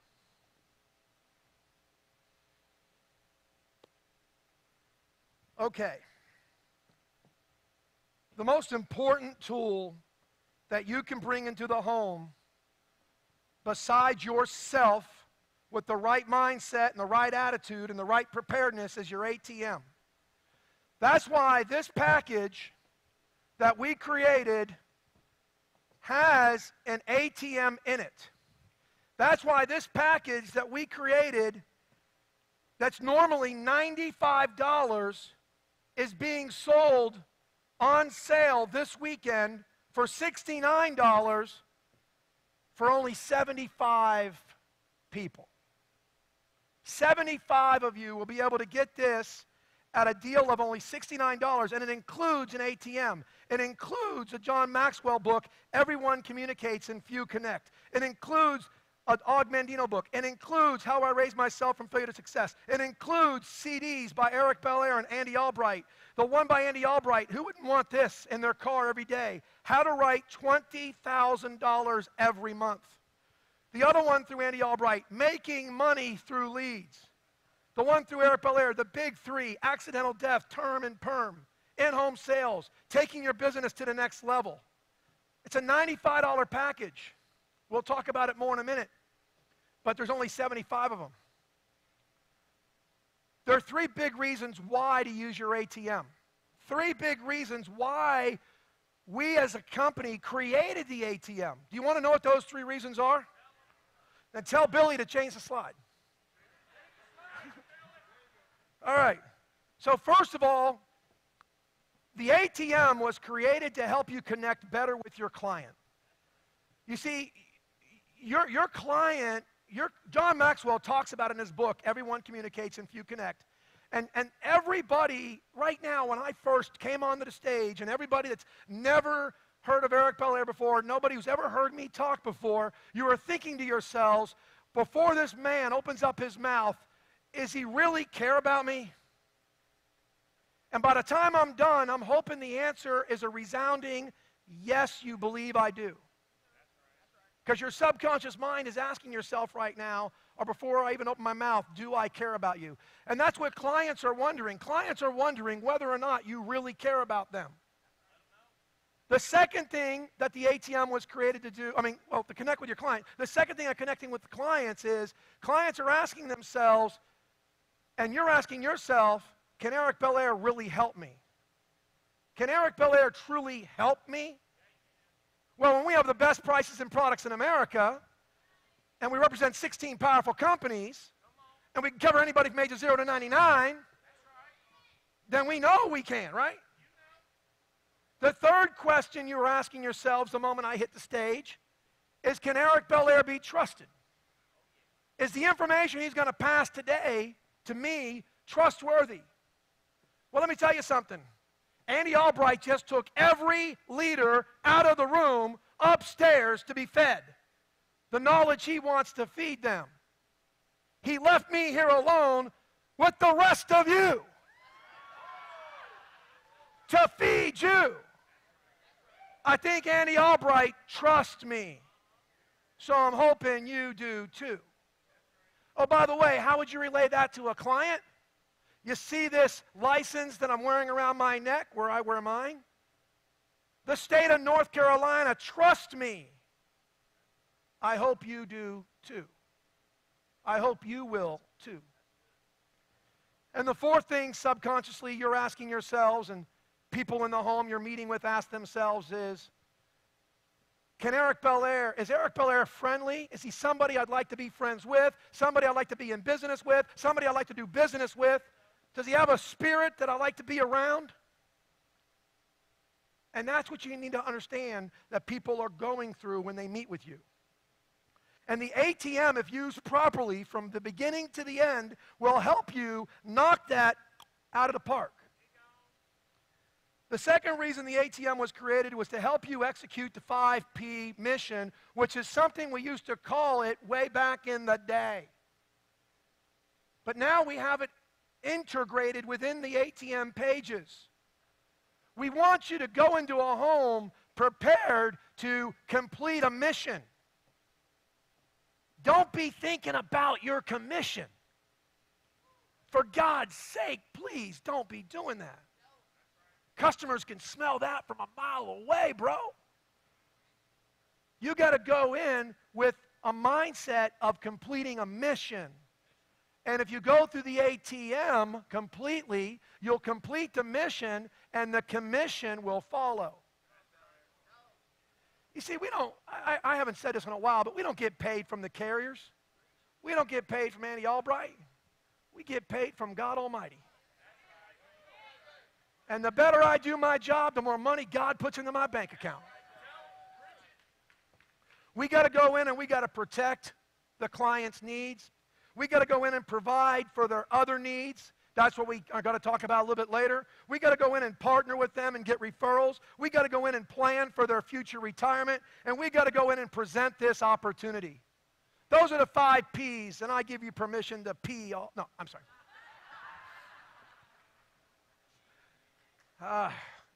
The third reason we created the ATM, which is one of the most powerful things about the ATM, is that it helps you overcome objections without ever hearing them in the first place. Do you understand the biggest reason people in sales get beat down is because they get objections that they don't know how to handle? It rips their heart out of their chest. Who wants to be told something like, we're going to think about it after a 45-minute presentation? Who wants to be told, we're not going to give you money today after a 45-minute presentation? Who wants to be told that, you know, we're going to shop around after a 45-minute presentation? Who wants to be told that? So the way you avoid it is use the ATM and you say those things first. There's no reason for you to shop around. Nah, nah, nah, nah, nah. I said it first. And trust me, it feels good to say it first.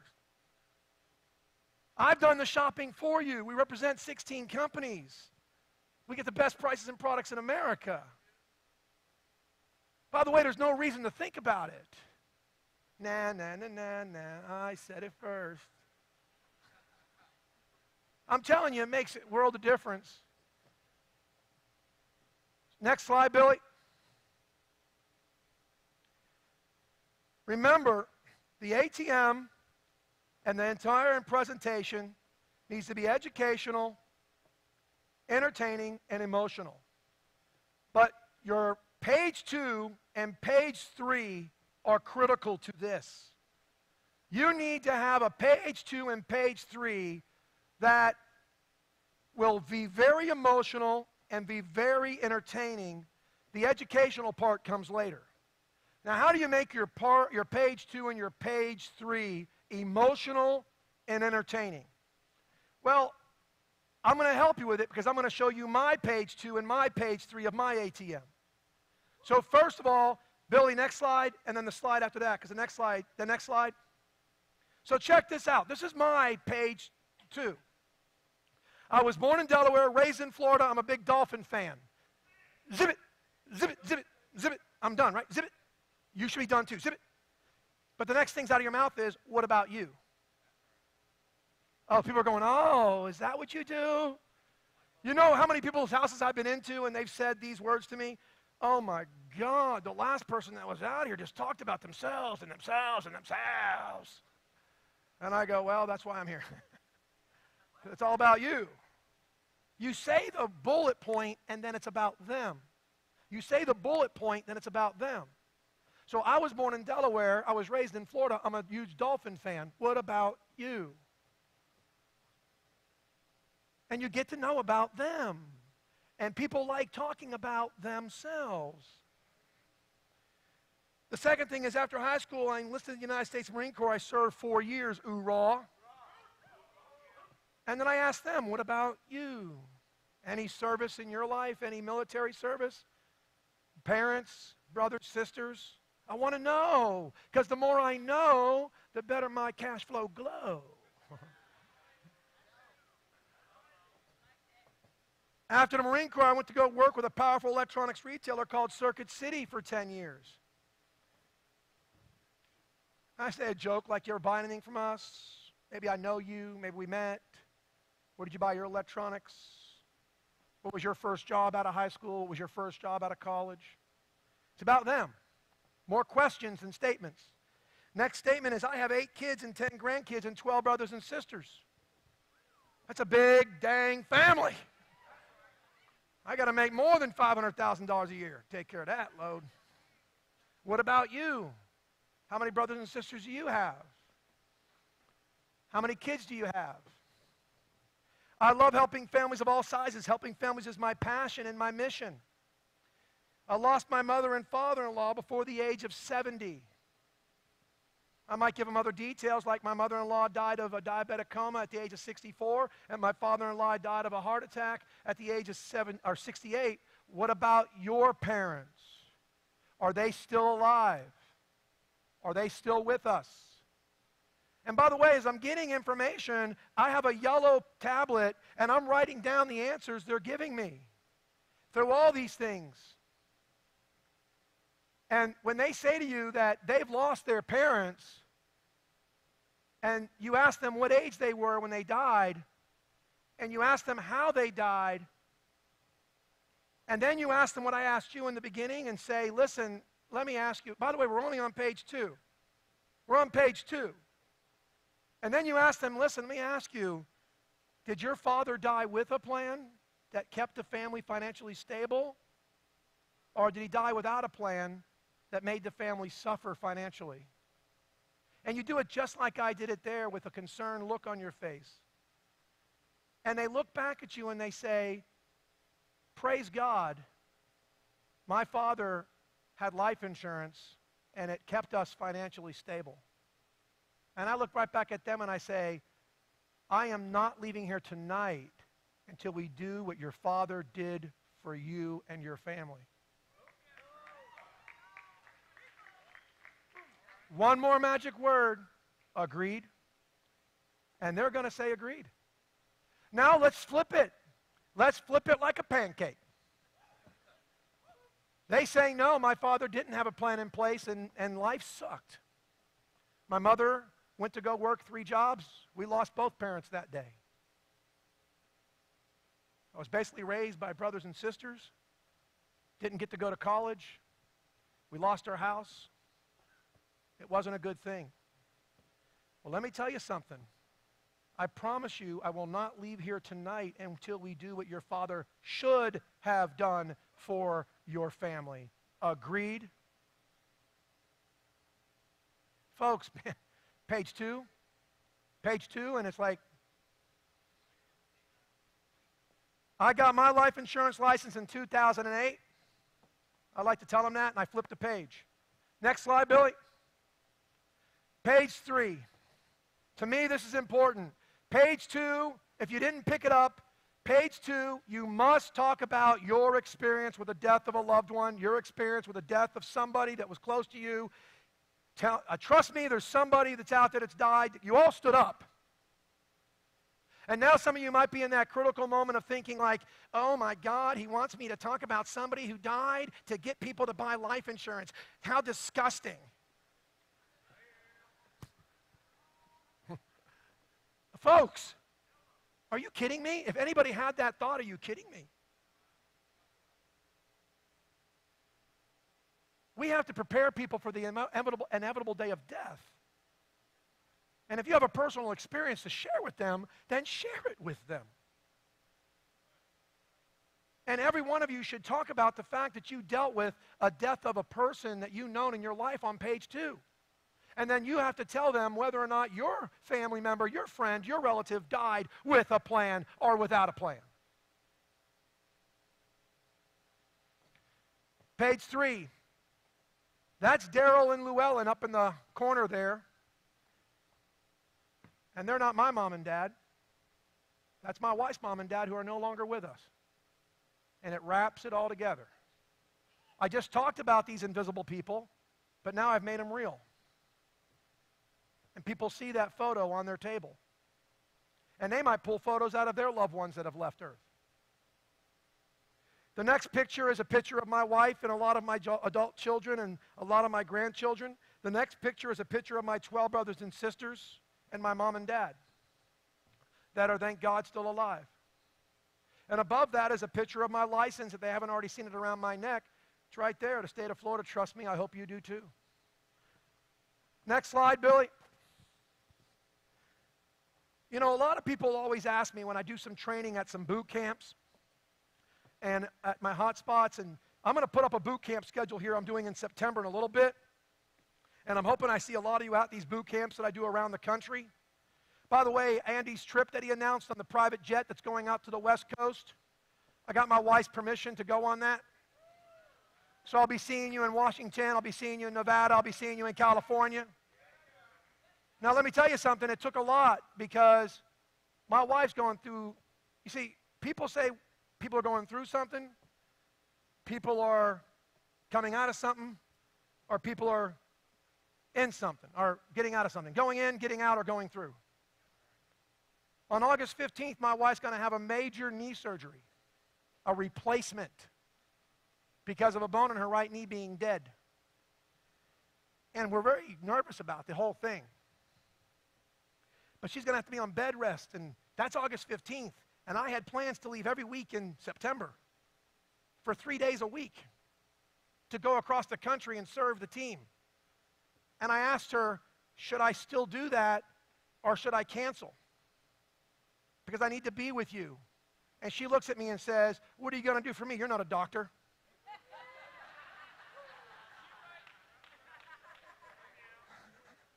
She goes, go, go, go.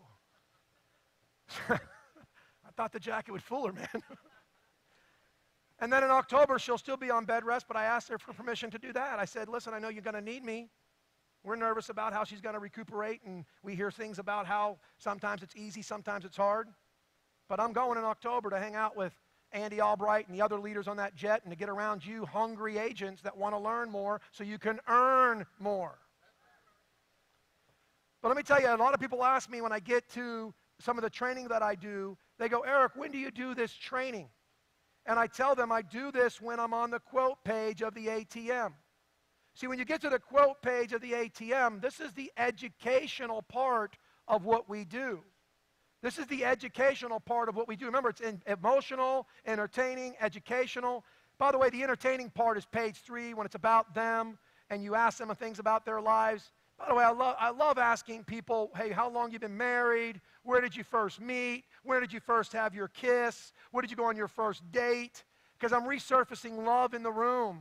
And it's all about how much they love each other, of how much they're going to take care of each other. Because we don't sell life insurance, we really sell love insurance. And I got a crap load of love insurance. I wish one of the carriers out there would change the name of it. It would be powerful. Love insurance. But let me tell you something. The 3 big types of insurance I explain to people are these. We have what we call accidental death. We have what we call term. And we have what we call perm. Now, some of you may have been on a conference call I did a couple of weeks ago, and some of you may not have been. But if you don't have a health license, you can't sell accidental death. And if you're not selling accidental death, you're leaving about $30,000 to $40,000 of income on the table every year.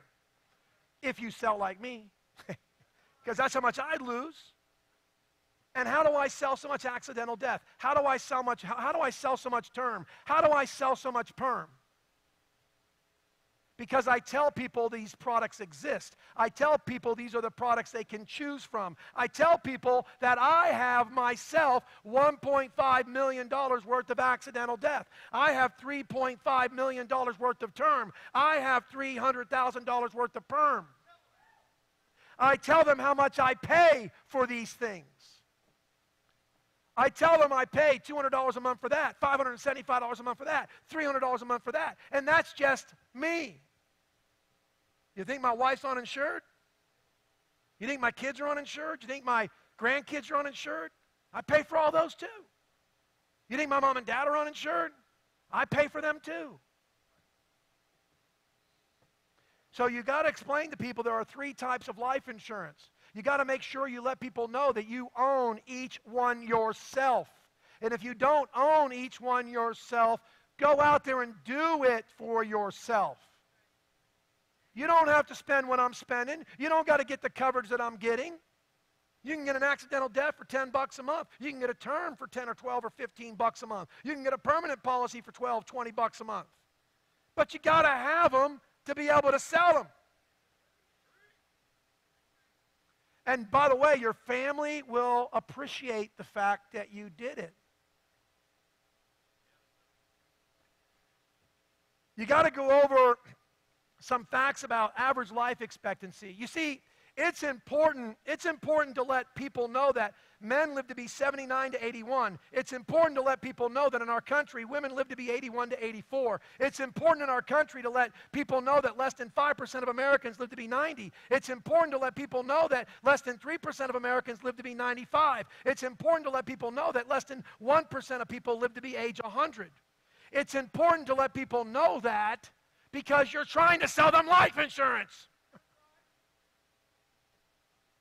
And once you let them know that, and you also bring up when they told you their mom and dad died or their grandparents died, and you write down those ages, whatever ages they were, what's this powerful question?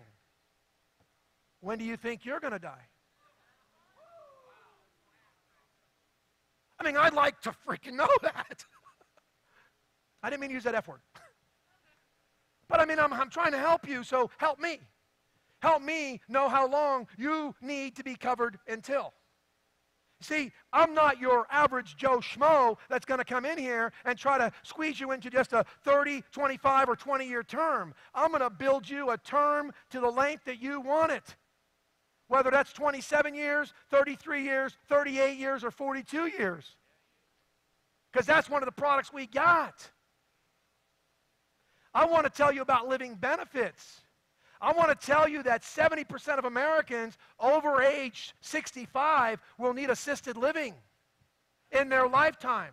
I want to tell you that 40% of Americans over age 65 are going to need nursing home care in their lifetime. I want to tell you that less than 3% of terms ever pay a death claim in our country's history. And it's because people simply outlive them. But it didn't make me get rid of mine because I love my family. And I don't know when my day of death is going to occur. But I will tell you that we have new types of terms anyhow. We don't have your granddaddy's term policy.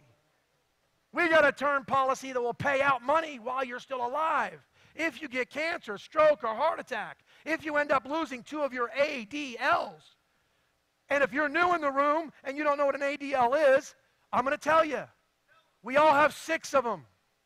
We can walk on our own. We can eat on our own.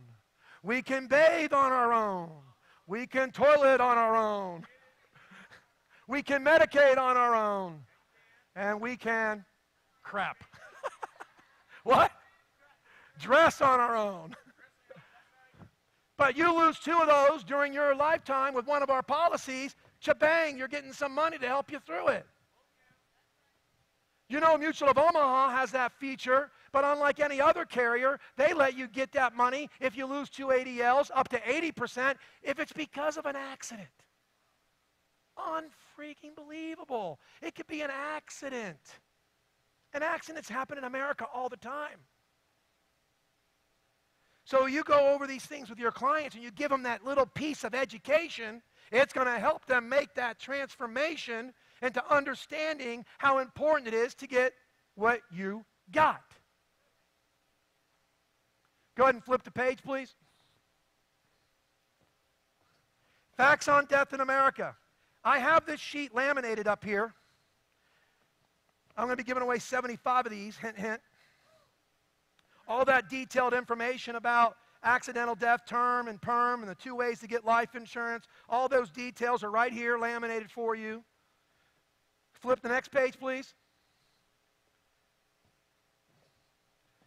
What are your chances of becoming critically ill? Well, nearly half of adults in the U.S., a total of 117 million people, had a chronic illness in 2012. 2015, over 1,668,000 million people had cancer reported in the U.S. 1 in 2 women and 1 in 2 men and 1 in 3 women in their lifetimes will get cancer. 1.5 million heart attacks happen a year, about 1 every 20 seconds. There are 800,000 stroke victims every year in the U.S.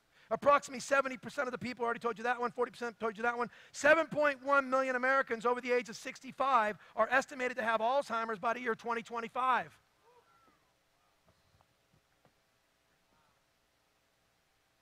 I don't know. I'm just letting you know. Next page. This thing right here is a unbelievable tool. If you don't have this tool, it's on NAU, but I'm going to give it to 75 of you today, already laminated and ready to roll. And it tells you the top 10 ways people die in America today. It tells you how they leave Earth. And you want to talk about emotional? It wasn't just page 2 and 3. The emotional thing keeps going, right? You want to hear emotional? You want to guess what the number 3 way in America children in our country die between 1 and 4? Murder. You want to hear emotional? You know the number 3 way children in our country die between 10 and 15? Suicide. The number 1 way children die and people die between 1 and 44 is accidental death. I use this to tell them how important accidental death is, but I also use it to rise the emotional level of their mindset because children are dying for no reason. Suicide and murder. But it's emotional conversation, and you got to be willing to have it. You got to be willing to go where no man or woman has gone before. I'm just telling you. Yes, we're still on the quote page. I have not put quotes in front of them yet. This is a conversation I'm having with them as I flipped onto the quote page. Flip the screen, please. Now I'm on the quote page. Different types of quote pages. This is one, it's a little different looking because of the way it went into the PowerPoint. This is a mortgage protection quote page. You know, if they got a mortgage for $300,000, I'll start at $300,000, then I'll show them $200,000, I'll show them $150,000, I'll show them $100,000, I'll show them $50,000, and I'll show them $25,000. Because like Jason Carey said the other day, we have more than mortgage payoff protection, we have mortgage payment protection. And something is better than nothing. And Mr. Customer, I don't know what you can afford, but I know you can get something into your budget. And this overcomes that 4th big objection that they love to give you in the home, which is, you're the best person that's ever walked into my place, and we love you to death, and we're going to buy life insurance from you, definitely you, but just not today. And they make you leave like on a cloud 9, and they never call you. But this gets rid of that, because if they say that to you, then you just start them at the cheapest level possible, because you can't go any lower than that, and we can always add more down the road. But since you're buying, what's your social? Or did you just lie to me in front of your wife or your husband? But I also start here and work up. I don't know. You may want to start here and work down. That's up to you. I just know that I like to start here and work up. Let me know when to stop when it's more than your budget can handle. Why do I got to waste all my time if it ain't going to get me the dime? And it shows ethics and integrity when they say, stop there. Not me trying to shove this in a funnel down their throat. Because they'll kick me off that boat. By the way, this column here, I have an age of the longest term they can get. So if they're 50 and they can get a 30-year term, I don't have 30-year term there. I have age 80. I want them to see it big as blue that they're going to be dying at possibly age 80, because that's when this ends. And if that ain't long enough for them, then the age they told me they think they're going to live to be is where I'll show them other prices. So this is the one that will cover you the longest you can get term, and this is the one that you think you might die at, and I can cover you till then. And you could do either side. I'm going to start from here. Just tell me when to stop. And oh yes, you can crisscross. You can buy 50 here, 25 here. It doesn't matter. Next slide, please. By the way, I tell them on this side, this one comes with a 95% of free benefits for cancer, stroke, or heart attack, which is cash. You get it? Cancer, stroke, or heart attack, cash out of the policy, up to 95% over here. Over here, you get up to 80%, because here I'm showing them Mutual of Omaha, GULE, customizing a term which none of our other folks can do behind us. And oh, by the way, this will give you up to 80% of your money if you lose 2 ADLs, including accident. It's pretty powerful. The next slide is my Forrester's final expense quote sheet. And I love Forrester's Plan Right. I love Foresters and their free benefits. I love Foresters and what they do with benevolent money and what they do for families with kids and what they do for the community. If you're not selling every 60-year-old and younger at least a Forester's accidental death for $10, you are insane in the membrane. Check yourself before you wreck yourself. If every one of you don't get a $10 a month accidental death with Foresters on you today, this weekend, you're cray-cray. Because you're losing benefits upon benefits upon benefits that would blow your mind. You wouldn't believe the things that they do.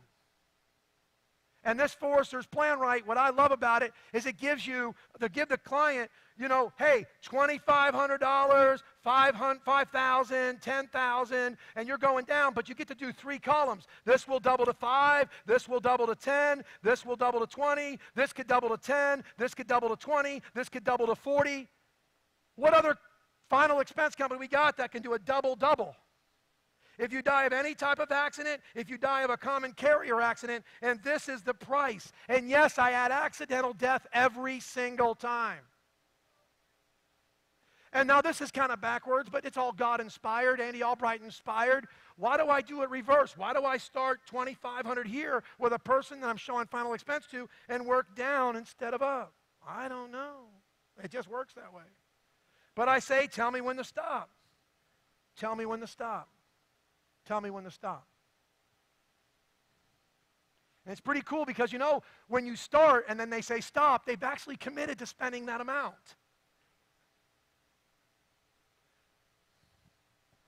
Next slide, please. This is my final expense quote for all other carriers if they don't fit into a Plan Right for some reason. And I just go down the prices with them and showing them how it can double to an accidental death, but not a double, another double. Next slide, please. Now, before we get to this slide, I want my 2 nurses to come out here stat. Yes, I have nurses on staff, okay? Okay. Oh, look at this. Look at my nurses on staff. We're prepping. So listen, I have 75 of these. I have the packet that's been on the screen the entire time, only one of these, the entire screen that you've been seeing, all that. The only one of these. So the very first person that's on the stage gets this. But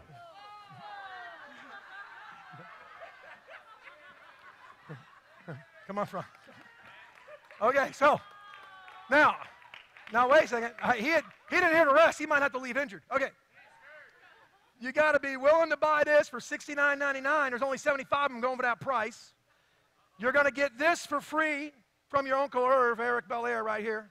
You're going to get a business card from me because I want you to text me, call me, email me anytime you need. And my nurses have, as soon as what they've got are gone, they got 34 on this side, she's got 34 on that side. You're welcome to come to the counter. When you get this in your hand, you get to go to the store and buy one of these 75 packages, and once the 75 are gone, they're gone. So this is yours. You'll be buying it. This is yours. You'll be buying it. This is yours, and this is yours. Stay on stage. Stay on stage. Stay on stage. Come on stage. Come on stage. Come on stage. Come on. No. Come on stage. Come on stage. Come on stage. Stay on stage. If you get one of your tickets, only if you get a ticket. Only if you get a ticket. You got to get a ticket. You got to get a ticket. You got to get one of those 34 tickets. Come on, if you got a ticket, get right here. If you got a ticket, get right here. These are winners. If you got a ticket, get right here. If you got a ticket, we're going to run out. You got to get a ticket. You got to get a ticket. Come on in. Come on in. You got to get a ticket. Come on in. That's a ticket. Your ticket. This is your ticket. You got to get a ticket. Come on. Come on. You got to get a ticket. Come on. There you go. Get on stage here. They got to get a ticket. If they run out, they run out. She's only got 34. She's only got 34 on both sides. You only got 34. Watch your step back there. Stay on stage. Stay on stage. Come on stage. You got to get on stage. If you got a ticket, if you don't get a ticket, you got to leave. I've only got 75. I've only got 75. Are you out over there? She's out over there. Are you out over here? How many you got left? Squeeze over here. Come on over. Come over here. Squeeze over. Okay, she's out. She's out. Nobody else. If you got a ticket, come on stage. If you don't, you're out. We're done. If you don't got one, you can't come on. You can come on if you got one. If you didn't get one, I'm sorry, we're done. There was only 75. If you didn't get one, you can't come on stage. There was only 75 of those laminates. If you didn't get one, we're done. We're done. We're done. If you didn't get one of these, we're done. You had to get one of these. We're done, Joe. If you didn't get one of these, all right. If you're on stage and you have one of these, if you're on stage, you have one of these. If you don't have one of these, you can't be on stage. You have to have one of these. Raise it up high. All right. Now, you know why they raised it up high? Because they're going to enjoy that pie. Now, what they're going to do, because it's going to be code blue, they are taking responsibility and ownership of the fact that they just bought 75 of those packages. And the bookstore knows, Keith, you only sell the package to somebody who has this. These are the people that are getting the 75 packages. If you don't have this, you can't get one of those 75 packages. So I hope you didn't run over there and say, I'm buying a package. This was your ticket to the package. So 75 were built at a great deal. They got this, they got the business card. Now they get to stay on stage for another 7 minutes. Take a look at these beautiful people. What's that? What's that up there? That's called asset protection. We have different ways to protect people's assets. And you want to make sure that you know that we have IULs. We have single premium whole life, and we have fixed indexed annuities, and I absolutely love fixed indexed annuities. I love the power of annuities and what annuities can do for you. Next slide, Billy. Next slide. This right here is probably the most powerful annuity tool I have ever seen. Thank you, American Equity. And they had these on their table out there, and if you didn't grab one, you can get it off their website. Anyhow, let me tell you how easy it is to use this tool. It's a very simple thing that helps me get the annuity sold. Check this out. Simple. A kindergartner can do this, folks. Get rid of your fear. Get rid of your anxiety. Watch how easy this is. You see it up there, right? Okay. Mr. Customer, you see the red line? That's where your money is at right now. And in 2001, we had a horrible attack on this country that took the market and depleted a lot of people's retirement. And not only did, when that dip happened, did they lose their money, but they lost their health, they lost their marriages, they lost their sanity, and some of them lost their lives. Now, I don't know when the next terrorist attack on this country will happen, but I know as a United States Marine and the way the world thinks about America and some certain countries that we're bound to have another one sometime or another. Do you agree? I'm not trying to scare them. I'm just trying to aware them of a fact. And the act is, where would you want your money to be when that happens? In the red line or the green line? Because you can tell during that time, the green line slept like babies. And in 2008, our country took another loss in the market. And that was because of our government taking their hands off the wheel or falling asleep at the wheel. I used to blame it on the government. Now I'm just making them culpable. But anyhow, do you think our government will ever fall asleep at the wheel again? Do you think our government will ever take their hands off the wheel again? When that happens, would you want your money to be in the red line or the green line? I have never, ever heard a client say to me, I want it in red until I'm dead. They all say, green, please. Please, please, please, please, please, please, please, please, please. Put it in the green. That's how easy it is to sell an annuity. Now, do you want the next part? The next part is you get over yourself, you get over your fear, and you say, listen, not everybody qualifies. I'm glad you want your money in the green line. What I need to do now is go check with my senior business partners, find out which one of our products is best for you, and I'll be back out here next week, same time, to help you. In the meantime, read this Growth Without Risk book.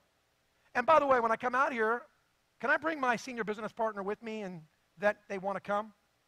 And since it might be her first one or his first one or their first one, give me a call. I'll be your wingman. I'll fly with you. For half. Hey, half is better than nothing. And be able to watch me in action is worth it all, baby. Next slide, please. These are the boot camps I told you I will be doing in September.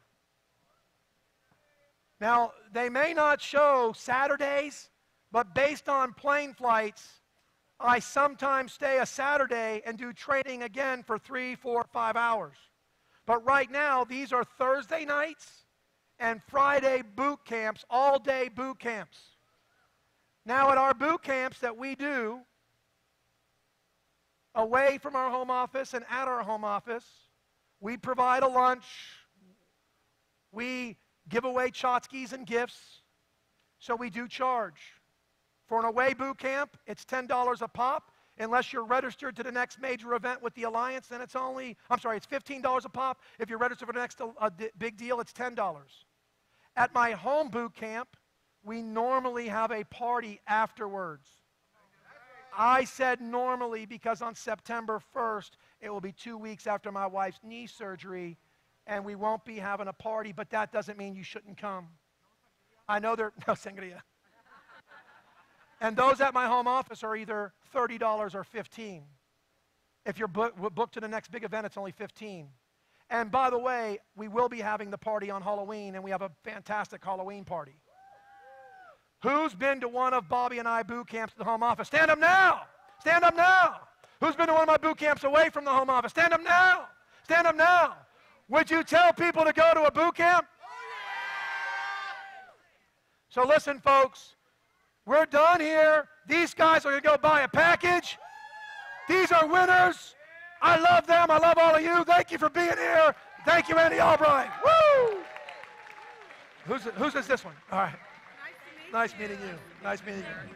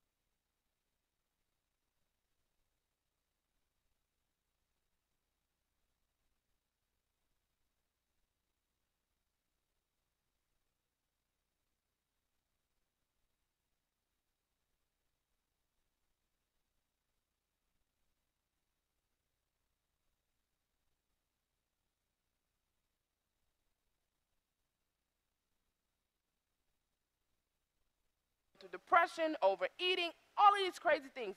But I worked. I took that energy and I put it into my work. Work, right?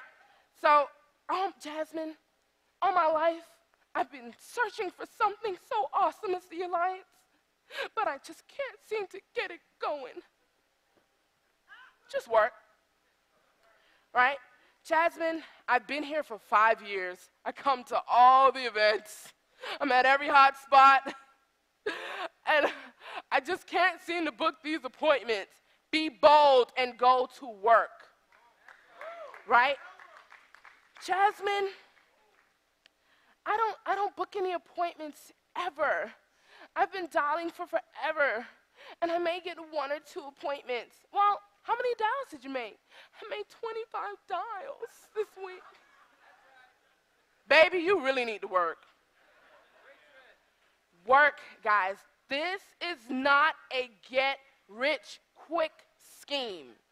You will not have success tomorrow, but little things implemented every single day, constantly, day in and day out, is what's going to bring you the success, right? So there's no reason that you can't do better. And I see people all the time come to me and say to me, Jasmine, well, you're so much better than I am. You got the juju. No, I don't. I am not. That is an excuse for why you're not doing more. Telling me that I'm good and I'm better is an excuse for you for why you're not doing more. You guys can do this, man. This is a beautiful crowd. Come on now, right? So if you want to get referrals, you'll get referrals. So this week, I was driving down the road and I called my grandma. I love my grandma. I called my grandma and I was just saying, hey, grandma, how you doing? And I went and talked to her, asked her if she was, and I thought she was at home. And in the background, while I'm talking to my grandma, I hear the phone ring and she says, Hazel Sipin Tower, this is Doris, how can I help you? Why is my grandma still working? Why can't I work more to help my grandma out so I can retire her so she doesn't have to work anymore? Why can't I do more? Why am I not where I'm supposed to be doing more so I can do better? Ask yourself, what do I need to do to be able to help my grandma out? Your grandma, your mom, your dad, your children. Do your children deserve better than what you're giving them? Ask yourself, why am I not going the extra mile? Why am I taking it as an excuse every day that, oh, I only got 2 leads this week. Guess that's it. Guys, dig in. It is able to happen. So if you hold on to your dream, you can make it. If you look at my past, if you look at where I came from, you would have said that I would never make it. That every single person counted me out. Everybody. Oh, she'll be pregnant by 15. She'll do this, she'll do that. She'll end up in jail. She ain't gonna be nothing. Look where I am today.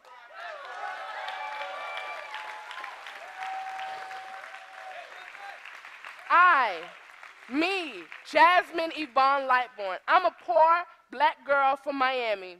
I grew up in the hood where the median income is $12,000 a year. Me. And I'll never go back. And you ask me why I work so hard and why I do what I do. I had a dysfunctional life growing up. Mama issues, daddy issues, everything you could possibly think of. I didn't let it stop me. You asked me, Jasmine, are you willing to work? I'm willing to crawl on my knees. I'm willing to beg. I'm willing to do this. But you can't get up and do what you're supposed to do. You can't be better.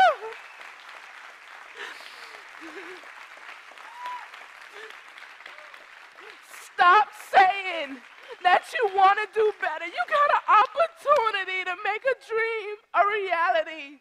You see how these people live. I went to Adam and Beth's cat's house the other day, and I was just amazed. I was like a kid in a candy store. I looked up, and all I saw around me was people who loved each other. Their kids, before they went to sleep, they kissed them and said goodnight. That's what I want for me. And I'm not going to get that by sitting on my behind and relying on, oh, if I have leads in my area, if I have this in my area, if I have that in my area, if this person told me no. I don't care if they told me no. I'm going to find somebody who told me yes. You need to work. If you had 20 appointments this week, you can have 20 appointments next week, because every last one of those people should have given you somebody to talk to. Yes, we're in the moment. We're in the rah-rah. We're in the hooray. Woo, that's right. But when you go home and you left that appointment and you forgot to get your referrals, because this happened to me, are you going to turn your car back around even though you're late for your next one? Are you going to do the do? Are you going to listen to the TWCs?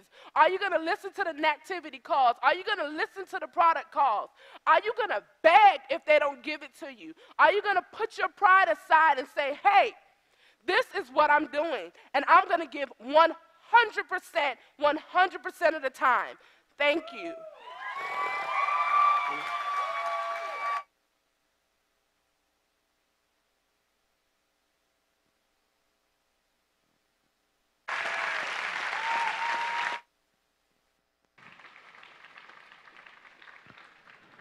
Ladies and gentlemen, let's hear it for our president and CEO, Andy O'Brien.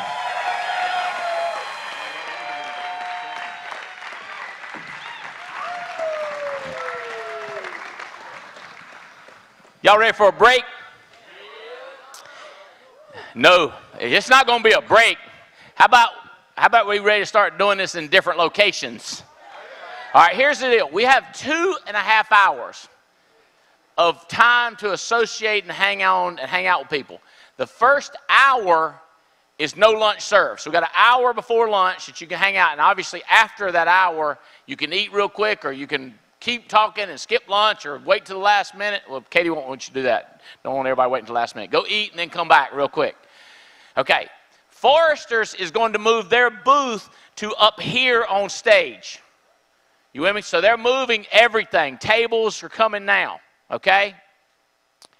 Bring one of those cases up here, will you?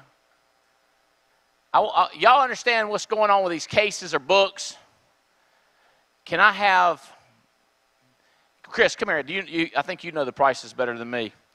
Y'all understand we're about to run out. Oh, those are not the ones I want. My book. We don't have a case of my book? Yeah, give me one of those. Okay.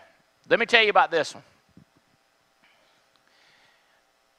This is the only deal in the house better than my deal. It's the Forrester's deal. You see this nice hardback book? You see this looks like a square right here. It's actually hollowed out. So you put your client's picture right there. Okay, this is what Canute was talking about.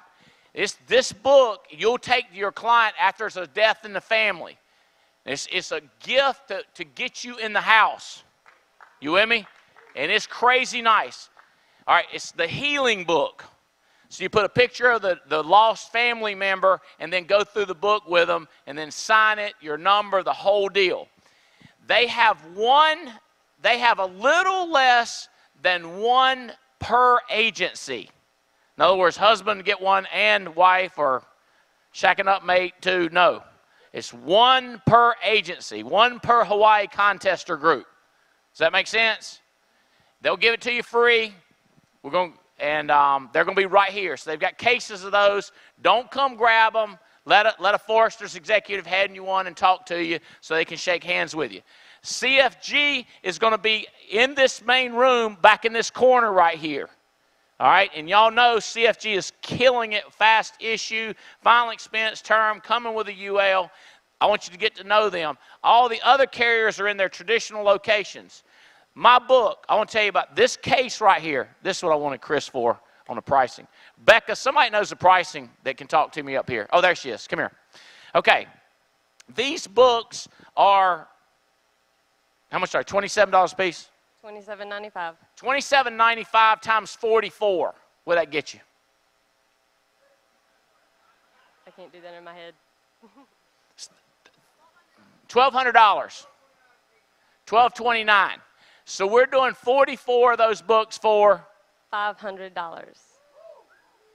So that's more, it's like 60 or 70% off. Like if you ordered Maxwell's book, if you order about 10,000 of them, you can get 40% off. You got to order 10,000 to get 40% off. We're giving you 60% off for a simple case. Does that make sense? If you're going to be in a business long term, like 90 days, you're going to need more than 44 books. You with me? If you're going to be, you say way longer, 44 books. Now the other thing is I cannot believe we don't have 8 steps with a new agent's guide up here. We did not do like we did at last convention, did we? We didn't plan it out. Come here. No, that's not where it's going to go. It's going to go right here. Okay, you understand what I'm saying? 8 steps. That's what we want handed out. Can you go get it? Go get it 8 steps with a new agency guide. 72 of those are in a case. Those books, how much are those books? $24.95? $24.95 times 72. Do the math on that. $24.95 times 72.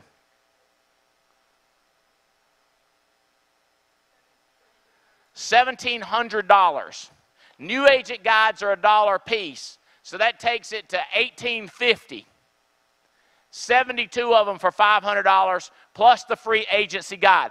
I promise you, there will be people coming out to me, when you do another case order, can you do it? I'm like, bro, we're not going, I ordered pallets to do this.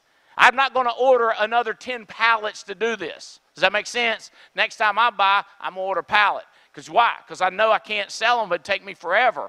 But if 72, I go through that like, they gone. Put it in there. Put it in there like it's supposed to be.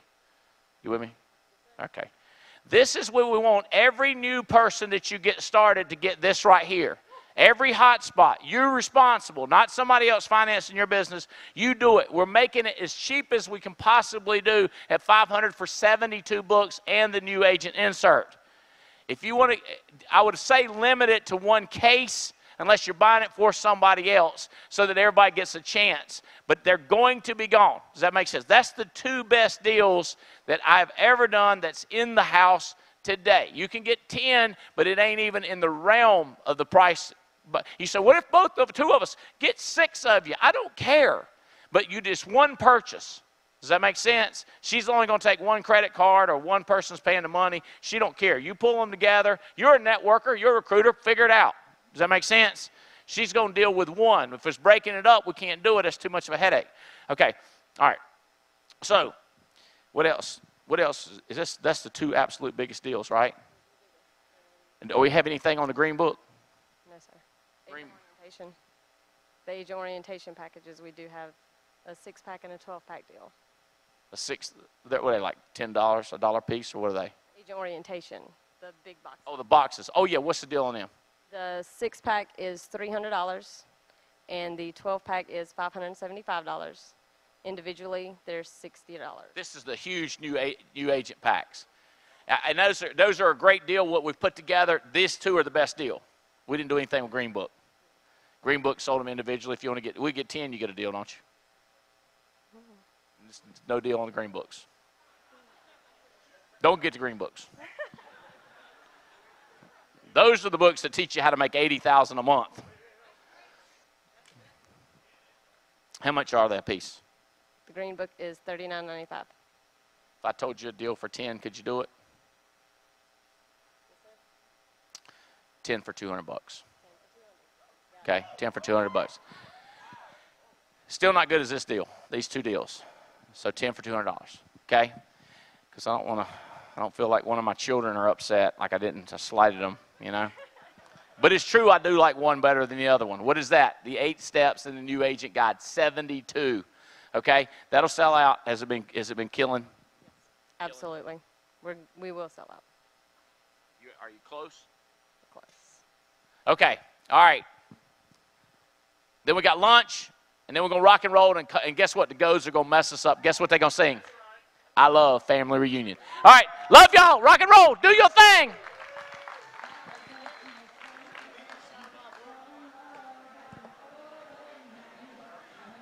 Thank you very much.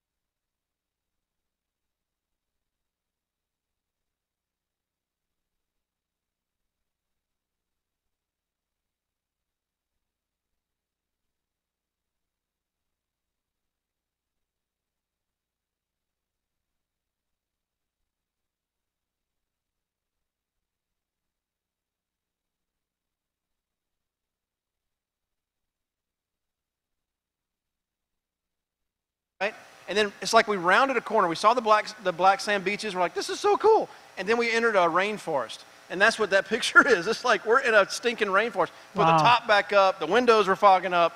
But it was beautiful. We couldn't help but stop and take some pictures, right? Yeah, it was great. Cool.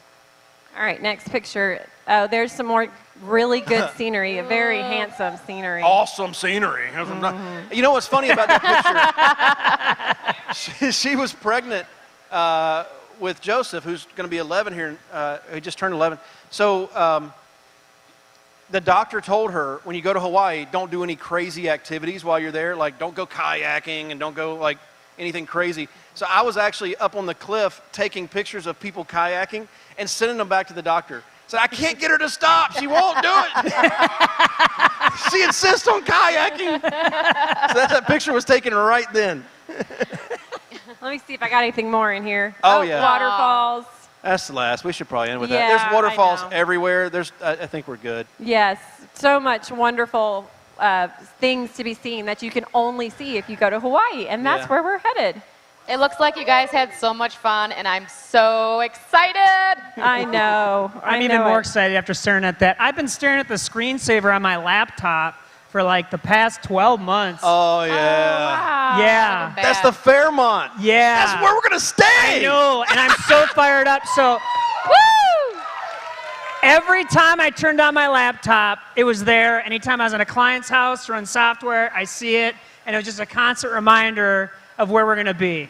So I'm just even that much more excited. I like it. So the screensaver helped you to earn the trip.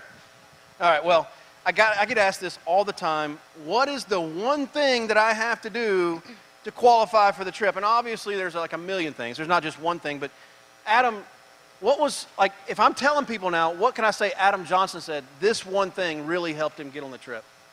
Oh, that's easy. I'd say number one is definitely scheduling. I mean, we knew exactly how many points we needed to get in order to make the trip and how long we had to do it. And just by doing the math and figuring out how much production we needed, we could set our goals for how many appointments, how many phone calls. So really, the first thing I did is schedule my dial and appointment time and put that on the calendar, and then we just executed the plan from there. Nice. Yeah, but scheduling is always a challenge. With the Brady Bunch family that we have, it's hard to be everywhere at the same time unless you're Flash, which we haven't determined how to get that superpower yet. I think you're doing pretty good. So, Adam, when you say executing your plan, what was your plan? Well, first I put all the non-negotiables on my calendar. So that means family time, church, basically hotspots and other meetings. And then, like I said, after that, then we put the production on there, both the dials and the appointment time. And then built everything else around that, like recruiting, sales training for my team, any kind of team building or any other activities around that. Now, Teresa, you said the Brady Bunch family. How do you guys balance the Brady Bunch with this business? Well, first we had to realize that we needed to come together as a couple. So we needed time for ourselves. And so we scheduled a Sunday date night. So we do awesome things. We go to dinner, we hang out, we do projects at home, but it's just that time together that we have so that we can just do what we need to do. So that is really, that's a really great idea that you guys do that. What kind of things do you do? Like what outings do you do when you go out? We go eat, we go bowling, which I kick his butt in. Oh. It's true. I let her win, actually. We do a lot of things, which I recommend Groupon. If you've never done Groupon, it has fabulous, awesome ideas that you can do. Like killing a bunch of zombies in a laser tag apocalypse simulation. Yes. One of his favorites. So we do all of that. And so, what about, I mean, do the kids kind of get a grasp of your schedule, or are they kind of following your schedule?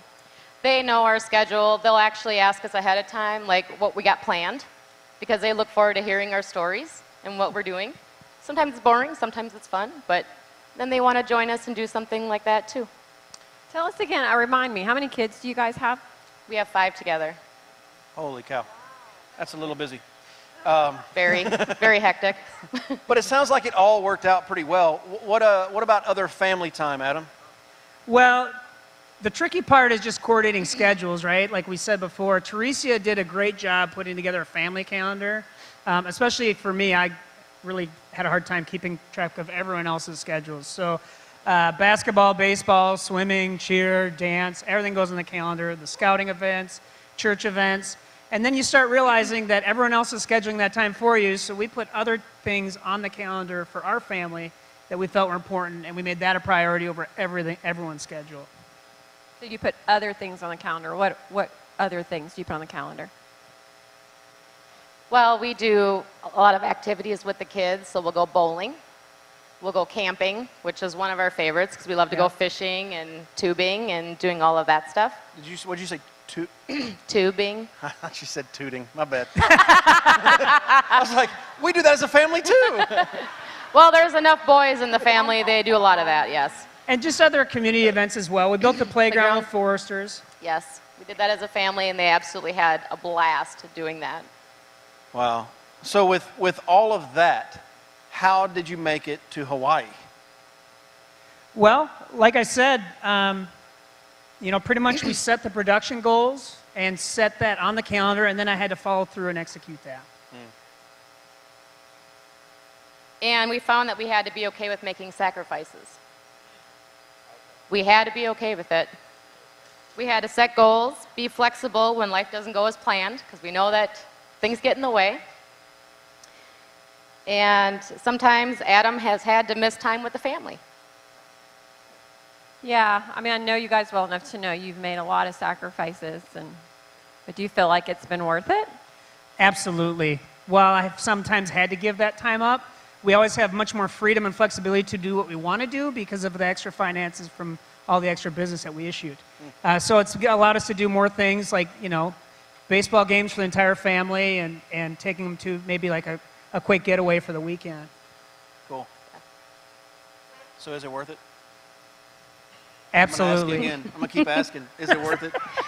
Yes, abso-frickin-lutely. Woo! This is really exciting that we're going to Hawaii, so I'm wondering, where do we think we're going to go next? I don't know. New We could go to New Zealand. New Zealand. So cool if we That went would to be New Zealand. awesome. Australia. What about or Japan? Somewhere in the southern hemisphere would be awesome. Where do y'all think we should go next? Australia. I heard Bora Bora. Europe. Bora Bora. Wow. What about like an African safari? Oh, that would be fun. Yeah, right? Hey, look. Be riding on some elephants. It looks like we're starting to come in. Ladies and gentlemen, Oh, I think that's the pilot. Captain speaking. Welcome to Hawaii. Local time is 2:32 p.m. The temperature is a beautiful 74 degrees.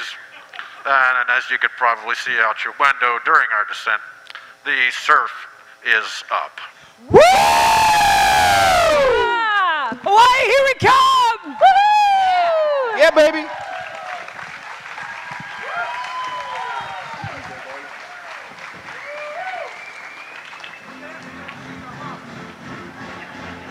Ladies and gentlemen, let's hear it for Mr. Jeff Brown.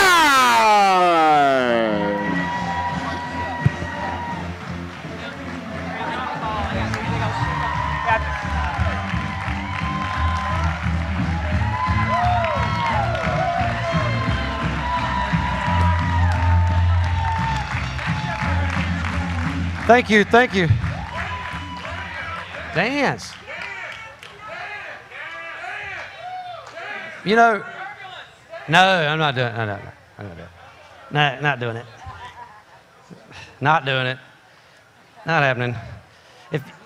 If y'all want to, yeah, we can start now. Junior's got here. If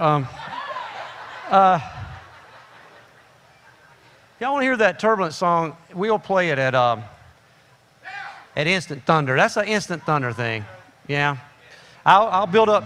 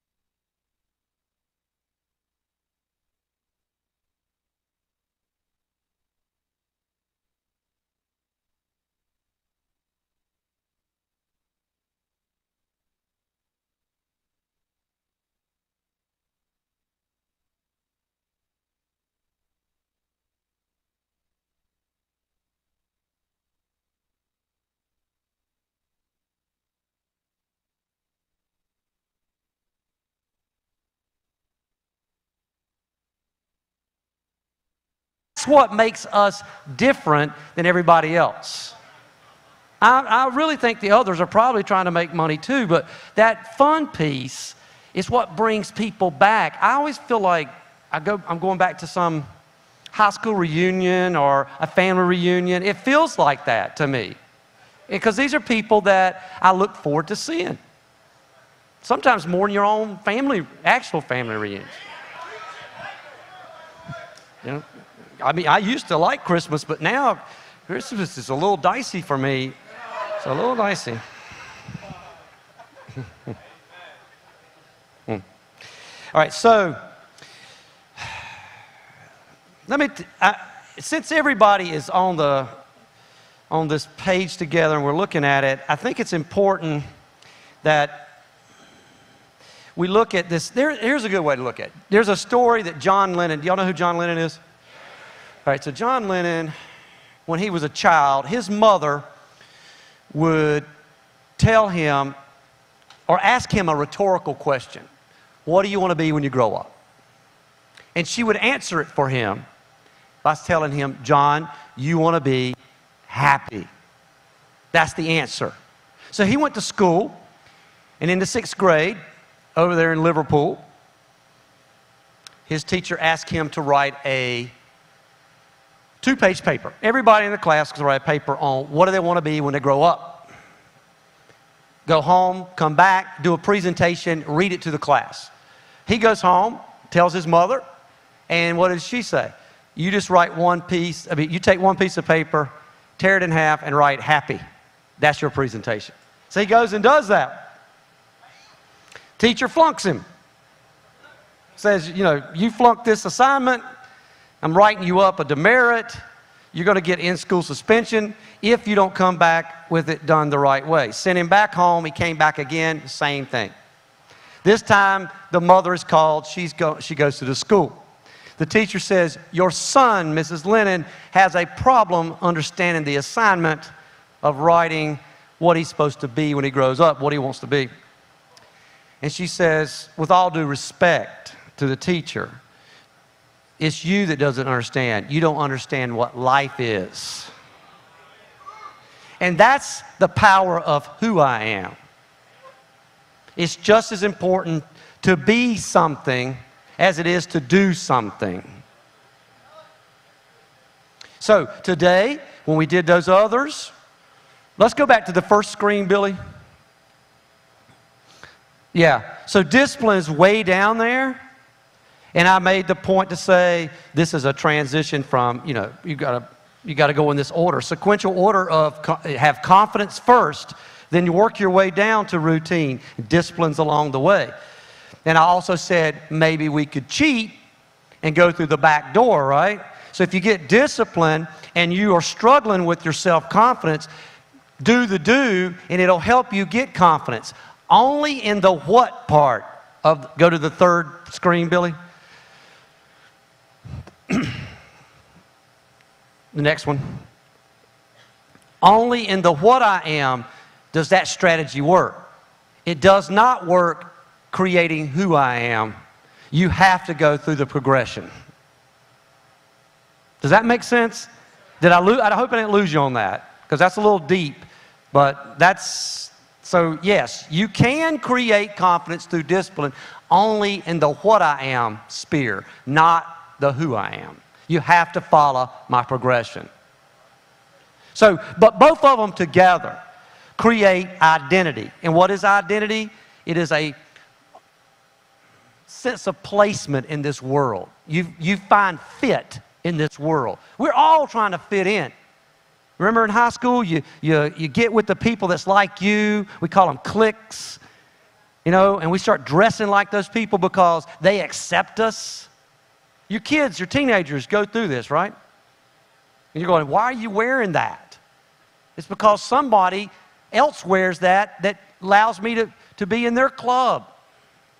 Everybody wants to find fit. And identity comes from what I am and who I am.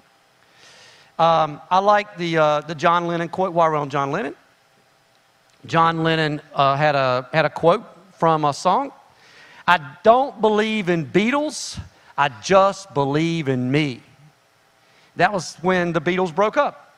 He wrote that song, and he's basically saying, what I was a Beatle, but who I am, I've found John. I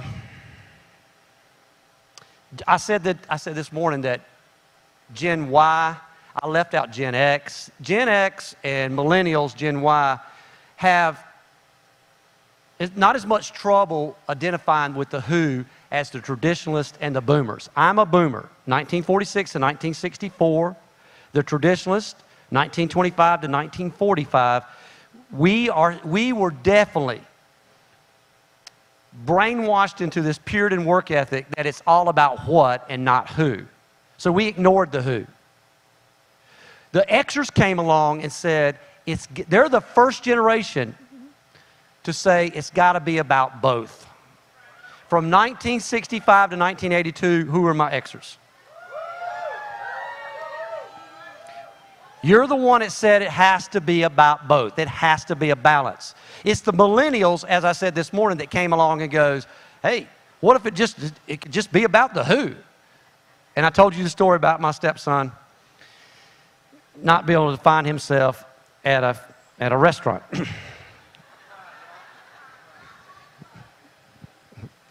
All right, let's go to the next one, self-worth. See, if you don't have an identity, and if you don't have a healthy identity, and you don't have that word perspective, remember I went over that this morning, what is that? You believe that things could be worse for you. If you don't realize that, you're going to have trouble looking in the mirror and liking yourself. Esteem is liking yourself. If your self-worth drops at any time, your confidence level will drop. Confidence is tied directly to self-worth.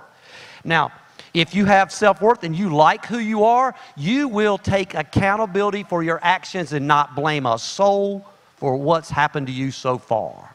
You will never play the victim if you like what you see in the mirror. But if you don't like what you see in the mirror, you're going to blame everybody.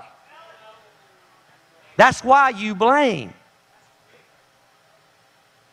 Now, if you take accountability for your actions, then you will walk with dignity. You will have dignity. And dignity is really a form of discipline. Your ability to measure up. To measure up. And I think that with dignity, it brings you, in sociology we call it boundary lines. You develop these that protect your dignity, which is called preference and rules. Preference is your right to say yes or no to something. You've given yourself permission to say yes or no. And also you have rules that say what you will accept and what you will not accept. And those rules protect and cocoon your dignity. That dignity is represented by the standards that come from it. And these standards foster growth and maturity. Maturity is a big deal. You leaders, people are watching you. They're not just watching us when we're on this stage, they're watching us as we walk to the bathroom. They're watching us when we're eating, they're watching everything we do. We represent this place. This place is, for me, NAA is the shield, like the NFL is the shield, and it's my job to protect the shield. And I can't do that if I don't embrace maturity and act like I got some good sense. I can have fun, but in moderation and not at the expense of the shield. Those standards will create a self-concept which is laced with integrity. I like this Cheap Trick quote. Well, it's from a song called Surrender that they wrote in 1978. Cheap Trick, in the song it says, surrender, surrender, but do not give yourself away. It's okay to say no to some things. You don't have to be bullied or peer pressured into anything. You are an adult. Act like an adult and embrace this thing called self-confidence. Self-concept.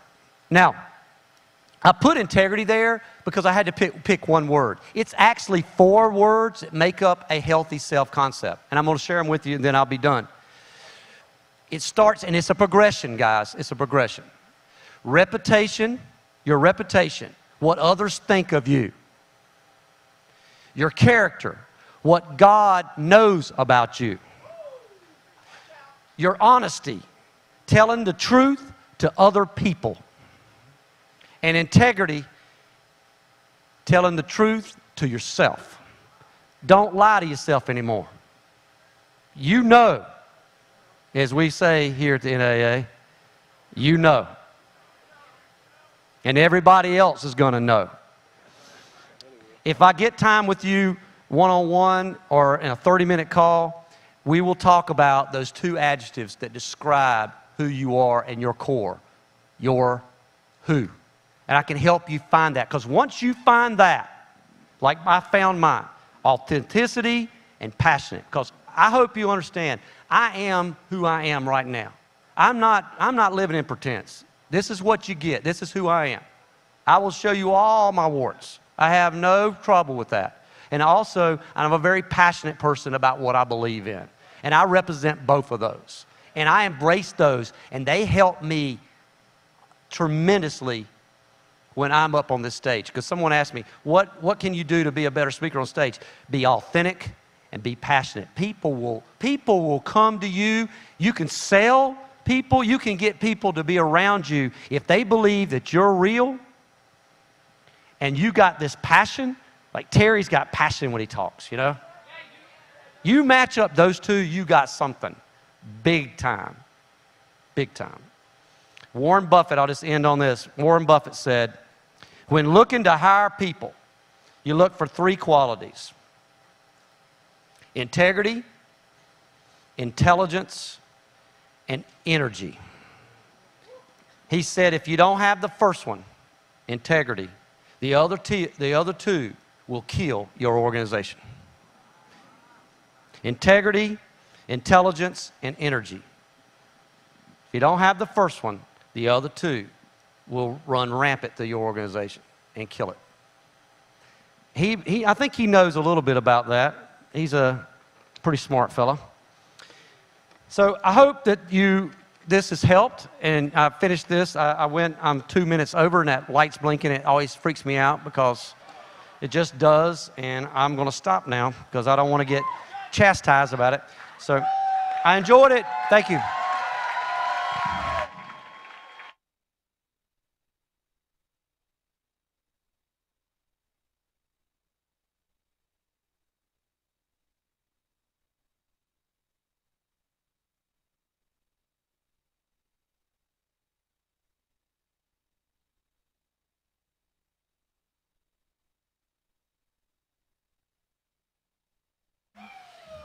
Oh, it's good to be on stage. Good to be on stage with my family. I'm here with my family. I'm glad to be here with you guys. And I'll tell you what, I've been doing it 11 years. I've been with Andy and the Alliance family, 11 years. I'll tell you what, who knew? Like, seriously, insurance, Olga, who knew? I didn't know. 11 years ago, I just needed to make some money. I didn't know. I had no idea the kind of money that we can make. I had no idea the kind of dreams we could chase. And I definitely did not know some of the fun that we could have. And you know what? The fun, you saw the Hawaii, but you're going to have some fun with clients too, by the way. There is just stories after stories. And I was thinking about what story, could just really that you would just like juicy, like maybe something that you could just remember and retell the story. So I'm thinking a couple of years back, I was in Henderson, which is right outside of Las Vegas. I'm about 3 hours away from my house. That's right. Yo, 11. So I'm out there in Henderson, and I'm knocking on the door. Now, let me set the picture for you. I'm outside this house, and there's no real grass. It's the desert, so it's a desert front lawn. Okay, but there's a pickup truck right in the middle of it, and it's burnt up. There's no hood on it. No, there's a hood, but it's kind of like, it had a fire to it. You know what I mean? And then in the driveway, there's kind of like a oxidized Winnebago. That's going on right there too. So I walk up, And I knock on the door. I'm like, oh, this is going to be fun. Like sometimes you just know it's going to be fun. Right, Michelle? And I'm waiting, and you can see like the stuff going on inside. But they're not answering. Like, and you're counting in your head like 1,000, 2, 1. Like what is the appropriate amount of time to wait before you knock again? I'm like, I don't know. I'll just count 1,000, 2, 1,000, 3, 1,000, 4. I'm like, all right. I'll just kind of like do a little playful there. And all of a sudden, the door just kind of opens up a little bit with that little chain going on. And she's like, who you with? I'm like, I'm Jason. We have an appointment to go over the insurance. She goes, oh yeah. Boom, and shuts the door. Right? I'm like, oh.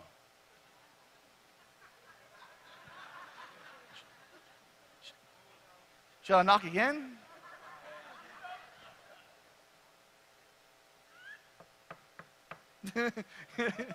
Wait, she was like, I'm like, hey, we have the appointment. Goes, yeah, I'll be outside in a moment. I'm like, okay, boom. Door shuts again. I'm like, I'm thinking that I'm not going to be at the kitchen table this time.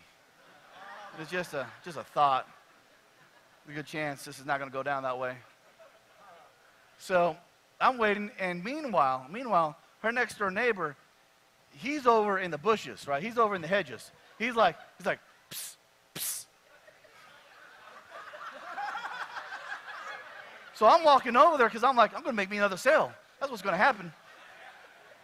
So I walk over there, and I'm like, hey, my name is Jason. I help your neighbors with mortgage protection insurance. He's like, yeah, well, anyways, listen.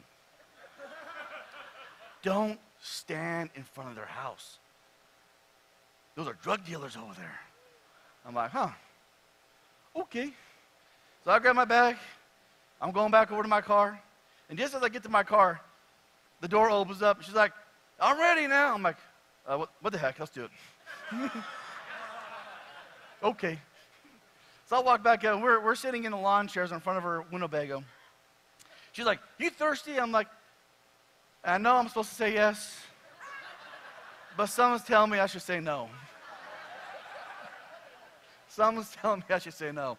I'm like, water would be great. It's like, I'm going to get you a Coke. And she runs back into the house. And I'm still like just waiting there for like another 5 minutes. And out comes out like a Big Gulp, like 7-Eleven Big Gulp, oxidized. And you know, oh. All right. So I got Big Gulp, oxidized, 11-year-old cup. Maybe. All right. So I'm like, this is probably the most quickest sale I've ever made, Two Fists. Like, I'm probably 7 minutes, I was done. Flying through it. It's like, we're wrapping this up pretty quick. So we're writing up the application on the hood of her truck. We're on the hood of her truck. We're filling out the application, and all of a sudden, her cat jumps on to the table. Onto the hood. And of course, you don't want to like shoo somebody's cat off. So I'm like, hey, kitty. Smiling at her. And as I'm riding, this cat's like, this eye was kind of like shut, and it had that like pus going on right there.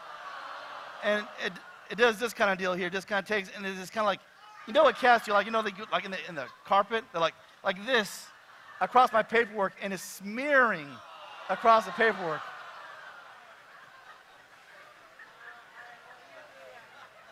Oh yeah.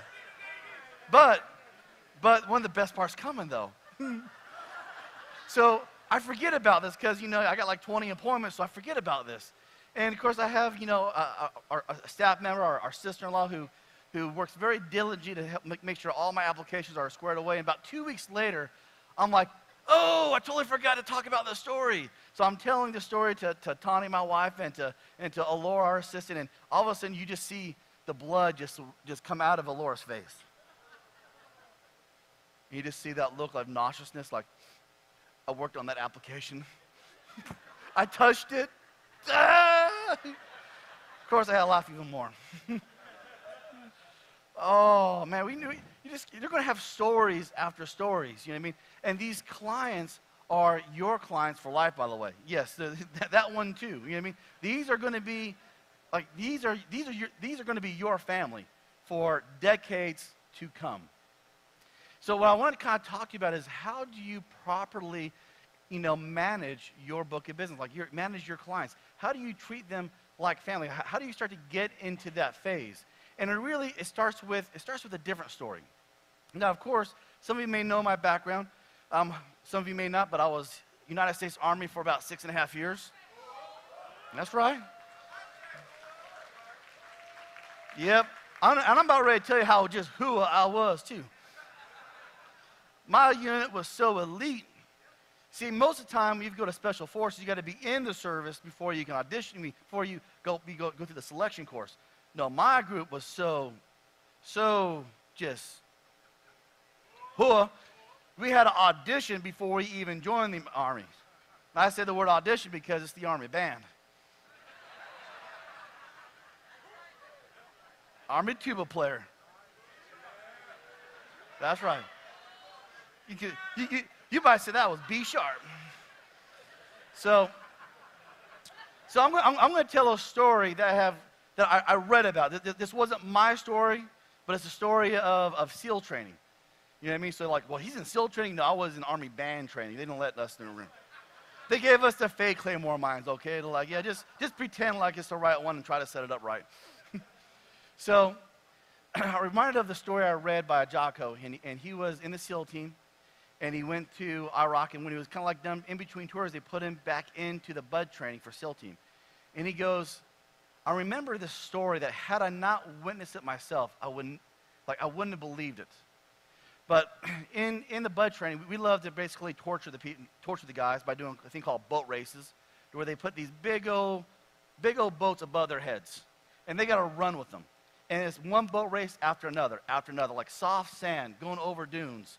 And as soon as you finish one, you're doing the next one. And if you finish first, Brent, here's what you get. You get to take the next race off. That's what you get. You get a couple minutes of rest. Then you're back at it again. And he goes, we noticed that Team 2 was always first. And Team 6 was always dead last. And when you're dead last, you're going to get some unwanted attention. Some unwanted attention from the instructors. So here is Team 6, the boat captain, and he is like, dude, you don't understand. My team is nuts. Like, they don't get along. They argue. They bicker. It's like, you gave me the worst physically fit guys ever, so it's not my fault. And he'd go, really? Well, that's curious, Junior. Here's what we're going to do. Team Captain 2, come over here. So they bring over Boat Captain 2. They go, you're now in charge of Boat 6, the worst team. Now, Boat 6, Team Captain, you're now in charge of 2. As you can imagine, Team 2, he ain't happy about it because he's got the #1 team. So now they switch. He goes, had I not witnessed with my own eyes, not only did Team 6 come in first, it came in first every single time. And the only thing that changed was the leader. Leadership matters. And he said the difference was this. In the original captain, everything was everybody else's fault. He was just dealt a poor set of circumstances. He didn't have the right team. He didn't have the right athletes. He didn't have the right instructors. It was like Team 2, he was just lucky. But Team 2, that boat commander, you know what he did? He was like, everything's my fault. He took ownership over everything. And he kept his men focused on the next task at hand. He made everything his responsibility. If the team is not winning, it's my fault. I need to help them get better. See, extreme ownership is something that we need to, first of all, I mean, this is note #1 here, ownership. You've got to take ownership over your business. You're leading your team. You're leading your family. You're leading your clients. And you have a picture. See, the boat commander, he knew what he wanted. The goal was to finish first. See, he didn't care about finishing first every single race. He cared about finishing first just this race. Can we just, hey guys, let's get over the dune. Let's get down over here. Let's get the first. Let's move together. Hey, you're arguing. Stop arguing. See, he had a clear picture of what he wanted, which was we're going to finish first. See, what's your clear picture for your clients? Your business 5 years from now. What do you want your business to look like 5 years from now? And there's so many ways you can look at it. I mean, you can look at it from the agent level map, from that standpoint. I mean, where do you see yourself there? Like, do you see yourself as an EVP, as an agency manager? Where do you see yourself as far as your own personal book of business? Like, how do you want to be running business? Do you still want to be running 100% of all your clients coming from your leads? Or do you want to have some business coming in from referrals? Do you want to have some business coming in from annuities? Do you want to have some business coming in from your current clients? See, what do you want your business to look like 5 years from now? And going back to point number 1 there, you have to take ownership. If you've been here for a couple of years now, if you've been here for 3, 4, 5 years now, and you are not where you want to be in your production, like, I don't want to look at it, I don't want to, it's you. You know what I mean? I don't want to say it, but I'm not looking at anybody, but if that is you, it's you. You know what I mean? And it's me. Because at some point in time, after about 3 or 4 years, I wasn't happy. Now, it was very easy for me to say, you know what? The lead department is just not giving me the resource I need. See, if I only had the good leads like Olga Mathis, then I'd be able to kill it. If only if I was on the West Coast, if only I was in the East Coast, if only I was next to Andy. That's why James Hill kills it, because he's right next to Andy. If only if I had the leadership right next to me, if only, life just dealt me a poor hand. You got to take ownership. It was me. And about 3 or 4 years into it, I realized I had become the quote-unquote, we like to say, all right, the lead junkie, man, give me my leads. I need the leads.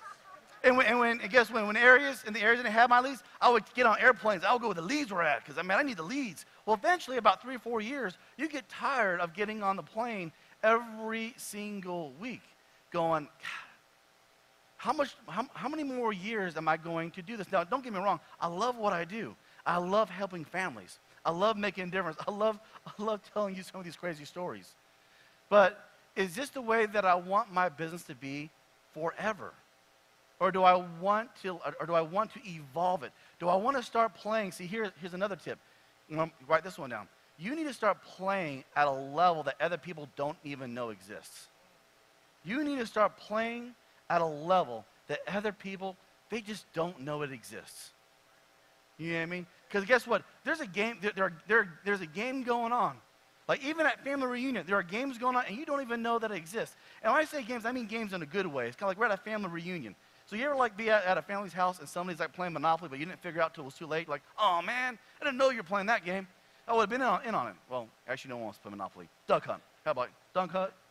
Tekken Tag. Mortal Kombat. Something. I'm a chess guy, but no one ever wants to play chess, so. Oh, I got my boys back there. So, but there's a game going on, and you don't even know it's being played. And this is, but once you realize the game is being played at a different level, and you start playing there, and then all of a sudden, as time goes on, you start getting to where you want to be in this business. So, here's some things. Here's one other story, because I want to make sure I put some principles in place before I start really giving you some just very simple, basic techniques. When it comes to having clients for life and being able to utilize your clients, you need to keep things very, very simple. Very simple. And again, I'm reminded about another story. So we're back in Afghanistan, not Afghanistan. They're back in Iraq. They're in the most dangerous city there, and they got a new unit commander, or not like a lieutenant. He's in charge of a patrol. And he's in charge of like these new Iraqi soldiers that they're going to go out there and they're going to kick some butt. So he goes to the SEAL unit commander. He goes, "Hey, I got a plan. This is my plan. What I'm going to do is we're going to go 2 miles, and we're going to go to the left, to the right, to the left, and we're going to end way over here, and it's going to be bad to the bone." And the guy goes, "You realize you're going into 3 different places of the city, controlled by 3 different military units, as in the Army, 1 brigade, and then you got the Marine Corps division, and then you have another element that's controlling a different part of that city. And they all use their different communication systems. And also, where you're going, your plan has IEDs on it, which means those are like bombs. So if you get pinned down, which is really, really good chance, we can't send the Abrams to go get you. So could you just do our section? And he goes, no, my guys are ready for it. That's only 300 meters, which is like 3 football fields. He goes, I know, but could you just, for just this one time, can you just be simple and do just our area? Like patrol just our area, see how it goes, and we'll work you up. Because not only you're going to go 2 miles with all that hot mess, I forgot, it's 115-degree heat outside, and the amount of water that you need to carry all your gear, you're going to need a lot more water than what you think you're going to need.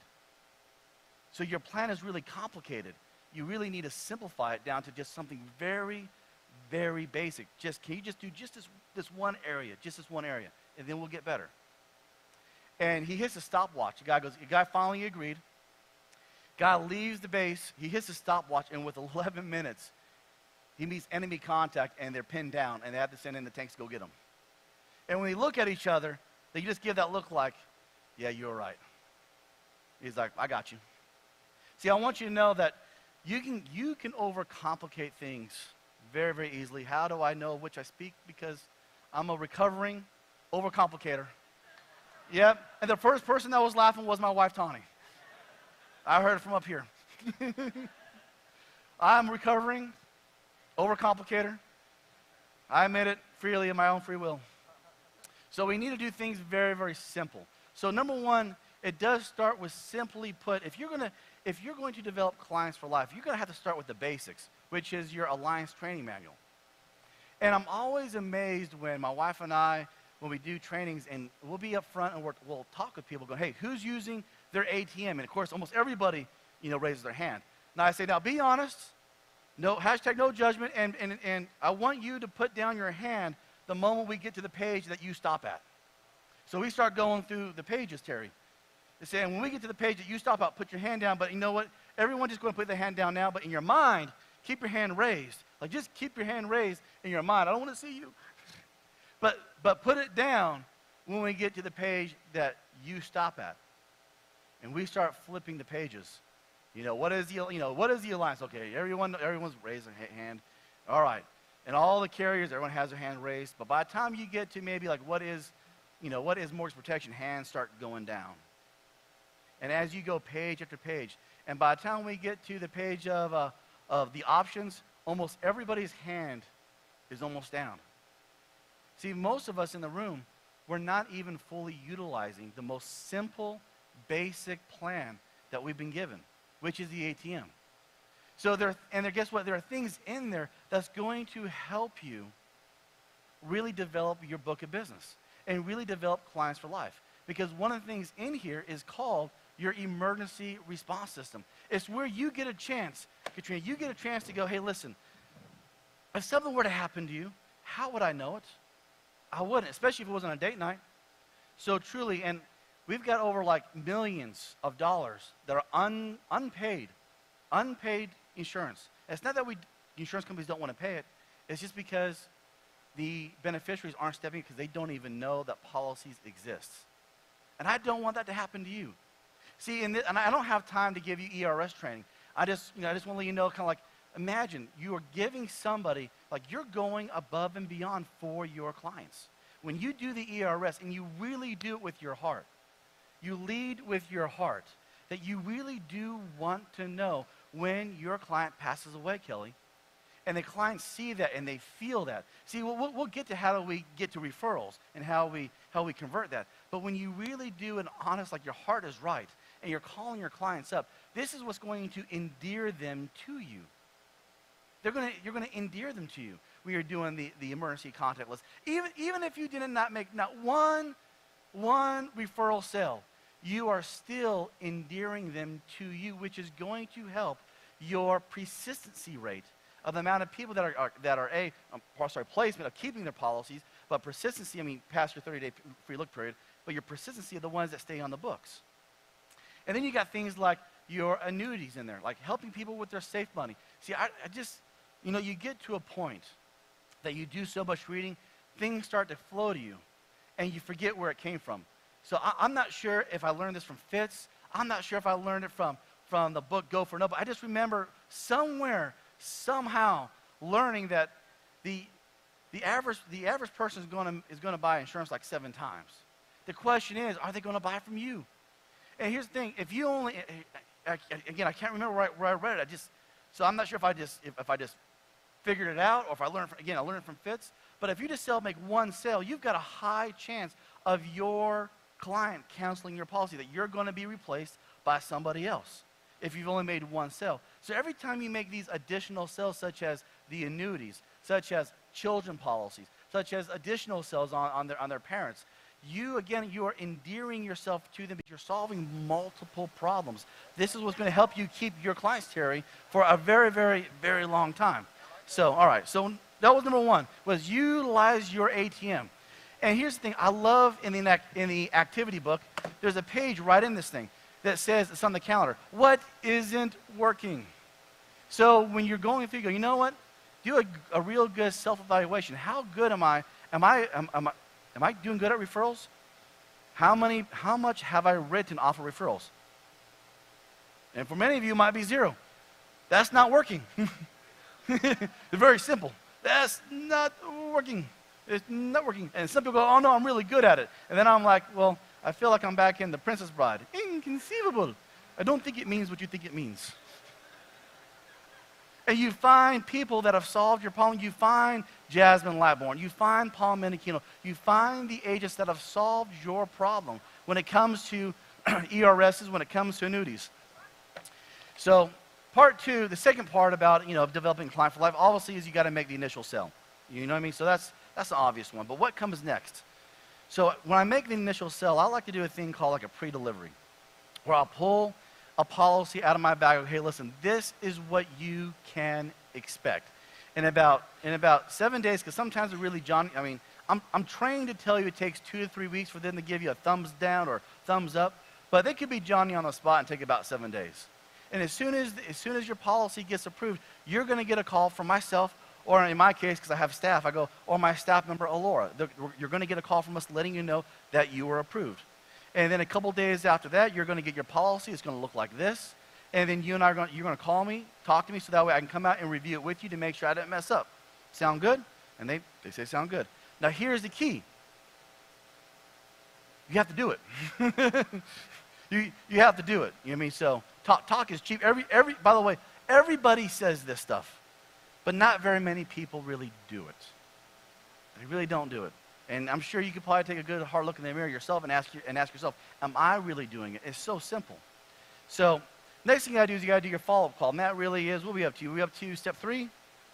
Step 3 is your follow-up call. But before we get to follow-up call, one of the things that I do, and again, I have to give credit to Fitz for this. He came all the way from Dallas to Rancho. And I remember vividly Fitz saying, here's a litmus test if your client is really your client or not. When they call to cancel, who do they call?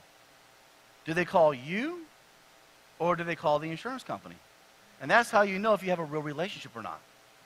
And I remembered that training vividly, and I remember him talking about the weekly turn-in sheet. And I was like, this is brilliant. I mean, we always had a weekly turn-in sheet that we were using. But here's what we do. We take our weekly turn-in sheet, which you can find on the advanced resources of NA University, or you can find it in the advanced courses on their Client for Life, and you can print off your weekly turn-in sheet if you're not already using it. I'm pretty sure most people probably are using it. But you take your weekly turn-in sheet and you staple it to the corresponding page into your activity book. You just staple it right in there. See, we're looking for simple, not complicated. I know there's somebody going there, but what about, I heard this thing's called Salesforce, and we got Insightly, and we got Indeed. And you got all these different things, and believe me, I had one, it was complicated. I forget the name of it, but I was like, I used to like pull my hair out trying to figure out how to make this thing work. And all I needed to do was keep it simple and simply just put the weekly turn-in sheet right into the activity book. Because then here's what you get to do, Junior, is when you're following up, which I believe is number 3 on my list. I'm going to make sure. Yeah, 3 is following up. Following up means, hey, in about a week, give them a call. Give your clients a call. You're making dials anyways. And now, unless if you just made 25 sales, I think you're going to find plenty of time to call your 3 or 4 or 5 or 6 clients. So what you do is you call them, and you just give them a checkup. You say, hey, Junior, this is Jason, your insurance agent with Foresters or whoever you wrote. Just want to give you a call, let you know that we got your paperwork all finished up.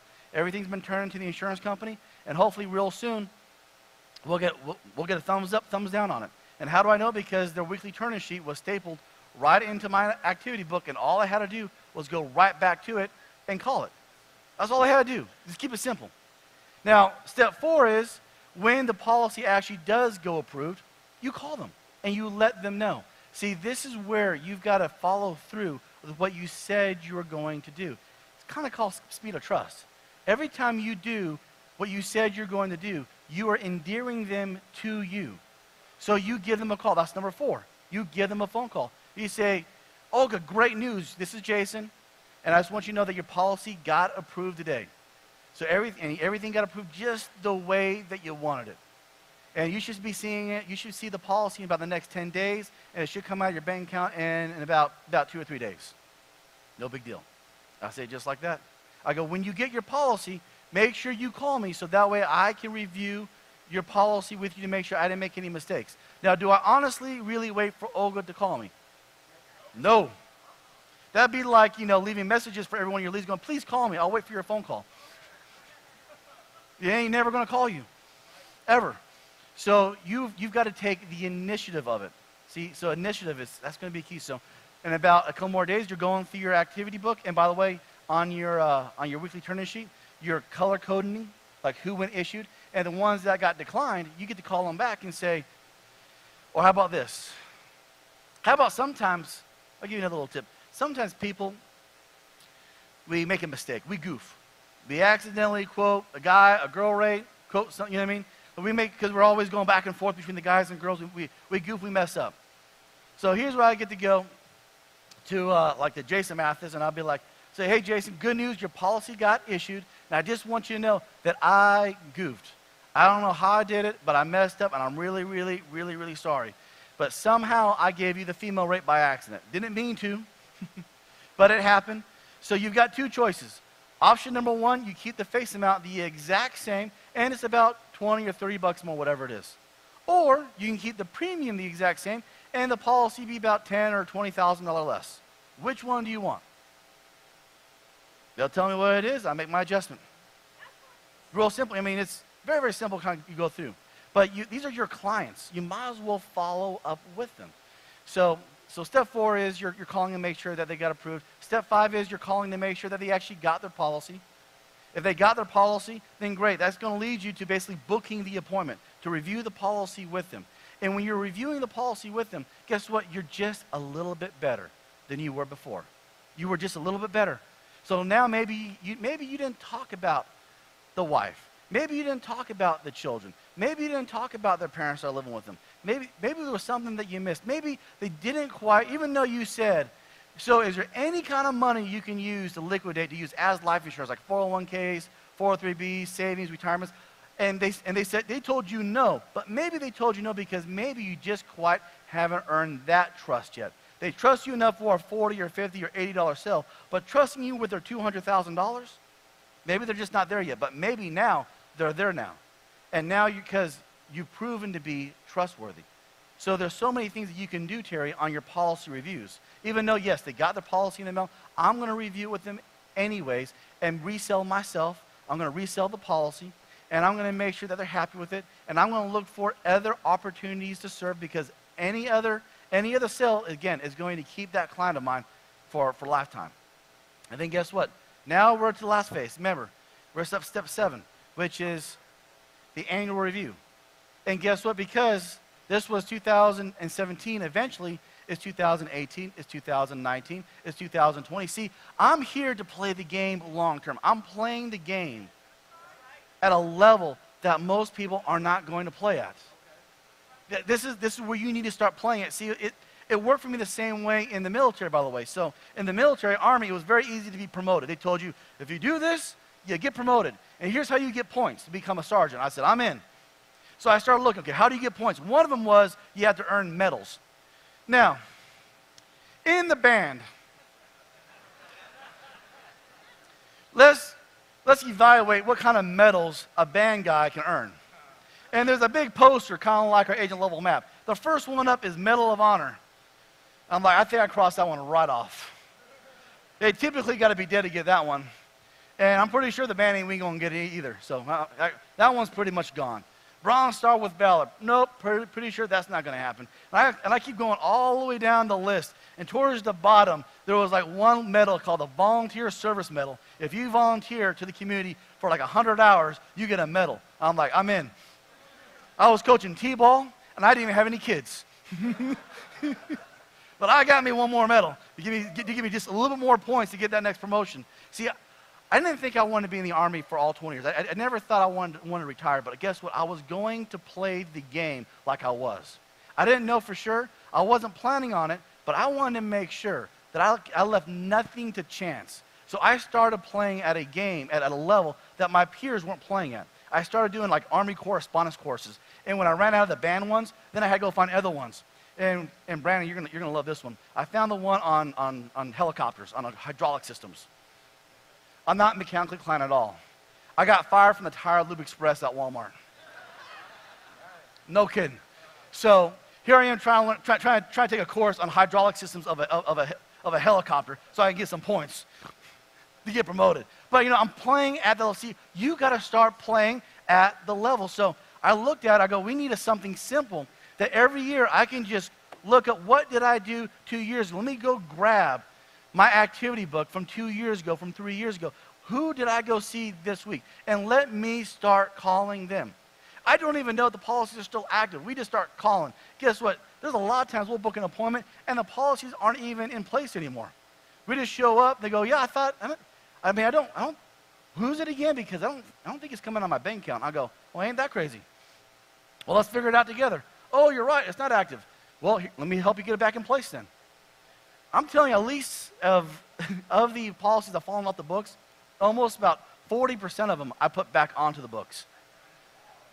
And it's been like a couple years, you know what I mean? Like it came off the books and somehow it just, it slipped through the system. And all of a sudden, it might be 2 or 3 years later, but I'm calling through all the clients and I'm just booking appointments again.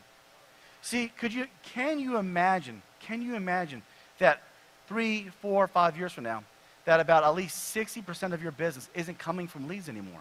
It's coming from your own personal clients because you're going back, you're serving them. You're doing things called conversions that pay you like first-year commission when it's been more than 2 years. You're doing the children policies because guess what? You're better now. You're not the same person. You're not the same person as you were over here. You're not the same person. You are better now. You know a lot more. So now you get to go in with that client and you're able to help them in ways that you didn't know how you could help before. You're able to communicate in ways that you weren't able to communicate before. Like I'm a lot more like better now talking than I was 11 years ago. 11 years ago, I was a hot mess. I'm like, yeah, we got all sorts of ways to help you out. We can do this, we can do this, we can do this, we can do this, we can do this, we can do this. Well, I got to think about it. Well, no, you don't. I figured it out. I mean, but like I just overcomplicated everything is what I did. See, the beauty is you learn to simplify everything, even your words and how you communicate. You learn the beauty of simplification. And as you get better at communicating these concepts to your clients. And also the last thing is you get to teach these things to your people. And can you imagine, Olga, if everybody in your organization was copying you? And as Diane Lampe would almost always say, I would hear at every event saying, are you the copy worth duplicating? That's my time.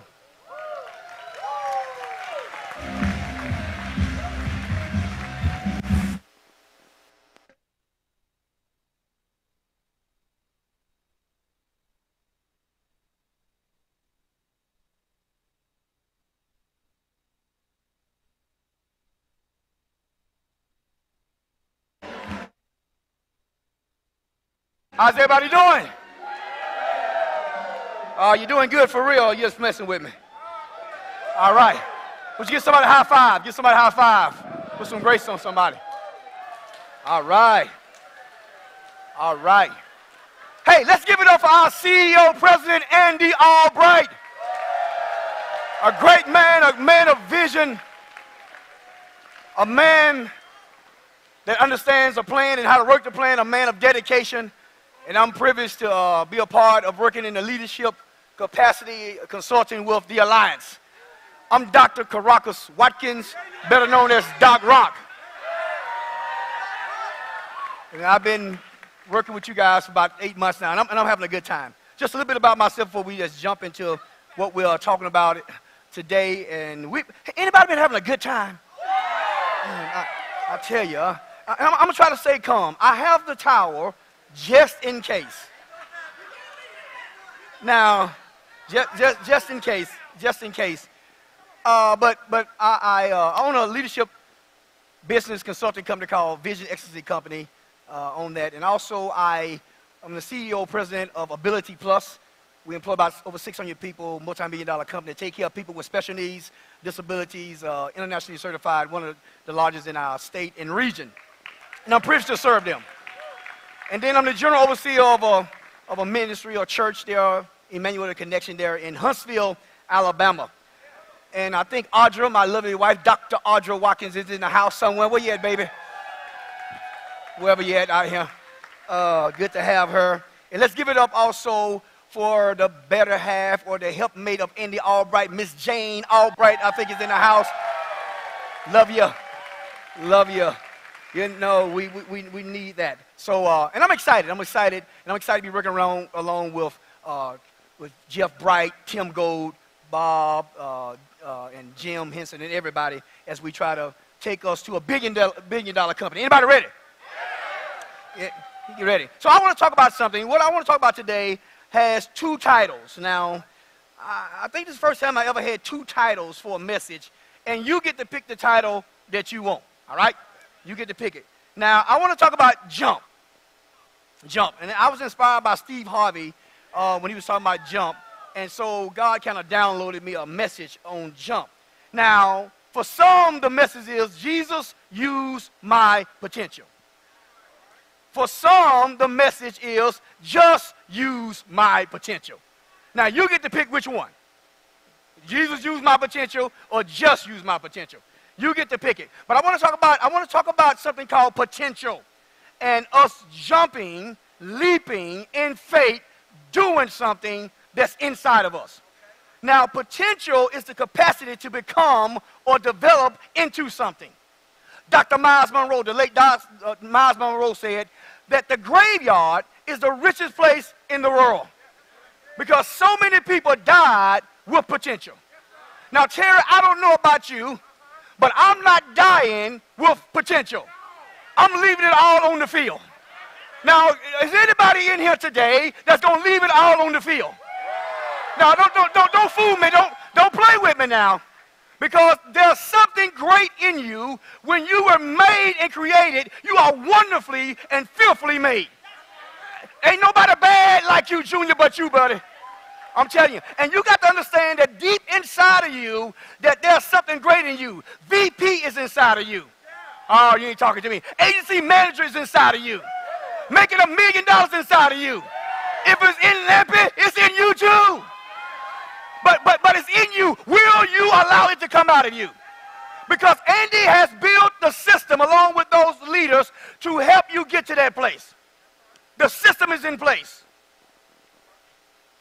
But the deal is, will you allow the system to work within you? You see, because see, some of you saying, well, I was born this way, and I was on this side of the track, and, you know, I'm this color, and that. Well, you can't use that as an excuse. You see, excuses are smoke screens for the uncommitted. I said it again. You see, excuses are smoke screens for the uncommitted. You see, you look at a person who's traveled to, who's spoken, preached, or taught leadership in 28 different countries around the world. You look at a person who leads a multi-million-dollar company, but I was born to a 15-year-old in the projects in Decatur, Alabama, eating government cheese. Now, I don't know if I have any project people in the house today. Any project people in the house? Okay, a few of y'all in the house today. Okay, you remember the government cheese. You remember you remember the peanut butter and the powdered milk and all that stuff. And my mom, and I'm not glorifying her having me at 15, but what I'm trying to say is that it don't make a difference where you was born. It doesn't make a difference, you know, who you think you are. It's inside of you. I was the first person in my family, and my mom had 10 siblings to graduate from high school. Let's know go get a college engineering degree, a master's degree, 2 doctorate degrees, and a post executive management degree and business degree from Vanderbilt Business School. Certificate. Are y'all hearing me?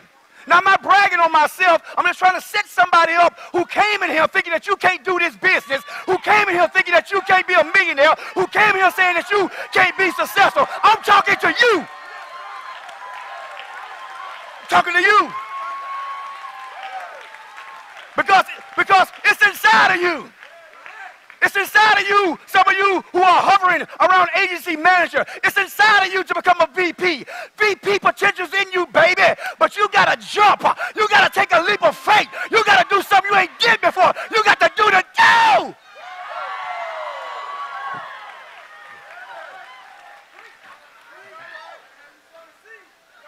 Let me calm down a little.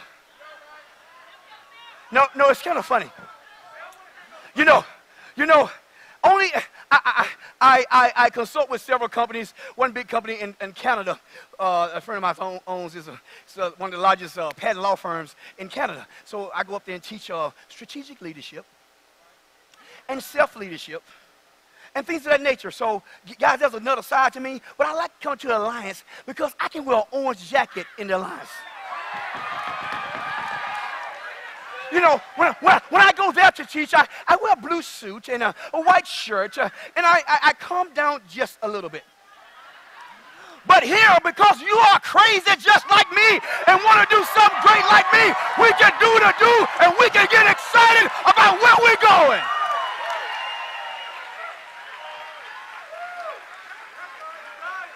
Yeah, I'm using the towel a little early today.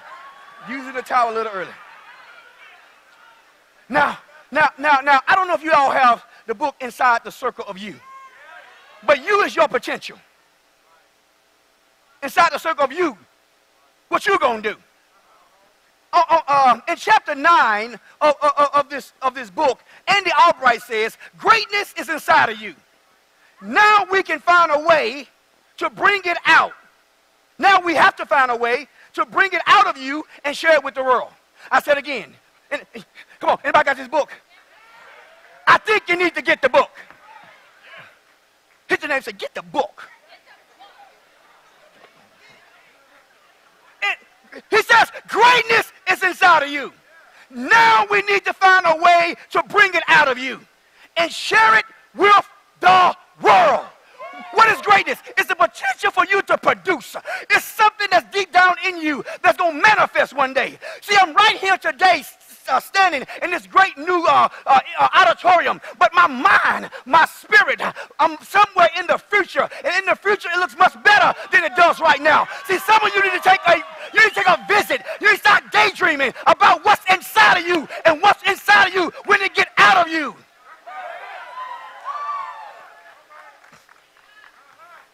See, I'm just a little country boy that was walking the streets of China to teach. Why? Because it's in me. And not only is it in me, it's in you. But we can't just leave from this place after this weekend excited. We got to leave from this place incited. Believing that what's inside of you gonna come out of you. See, some of you like nice stuff. I see you looking at the cars and the guns. And some of you kind of envious of those things because you have not those things.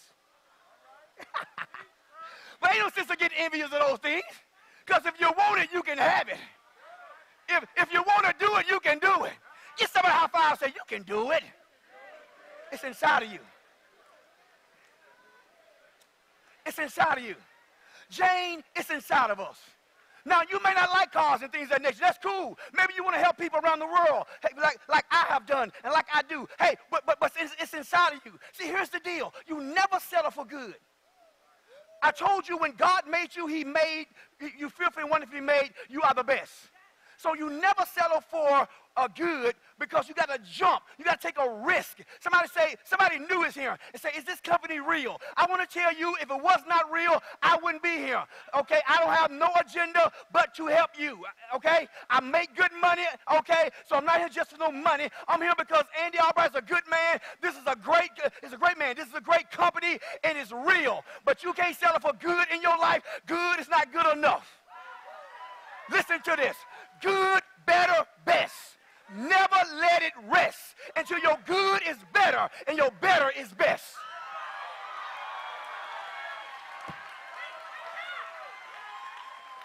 You can't settle for good. You can't settle for better. You got to settle for best. That's why Andy's always pushing you. I know you did good, Bo. I know you sold this much, but what about today? What you going to do tomorrow? Because what was best yesterday will be good tomorrow. You can't stay where you at. It's inside of you, and I'm trying to get it out of you.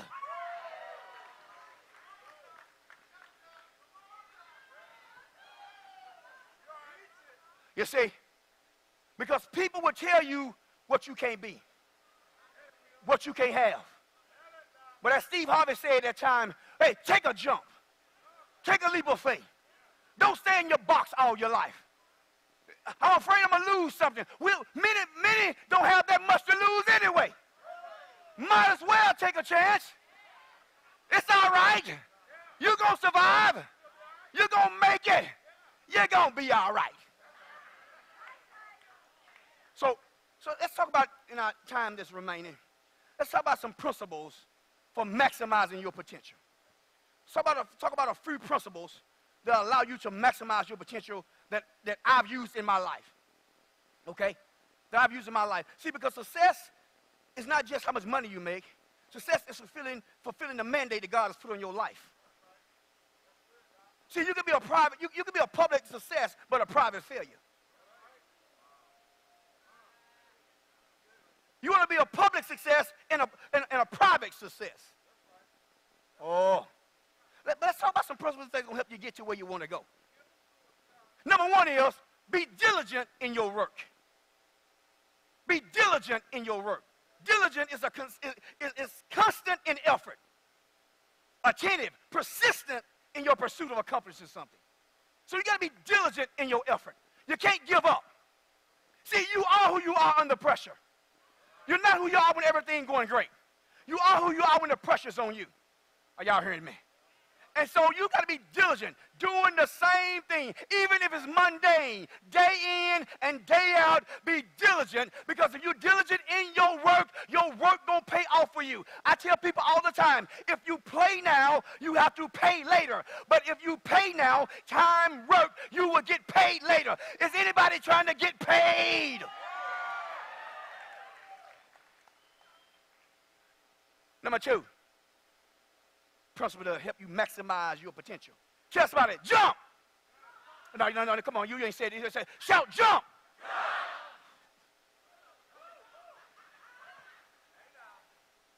Number two, overcome your failures. Failure stops a lot of people. It can be such a devastating experience in people's lives today. Just say, I quit.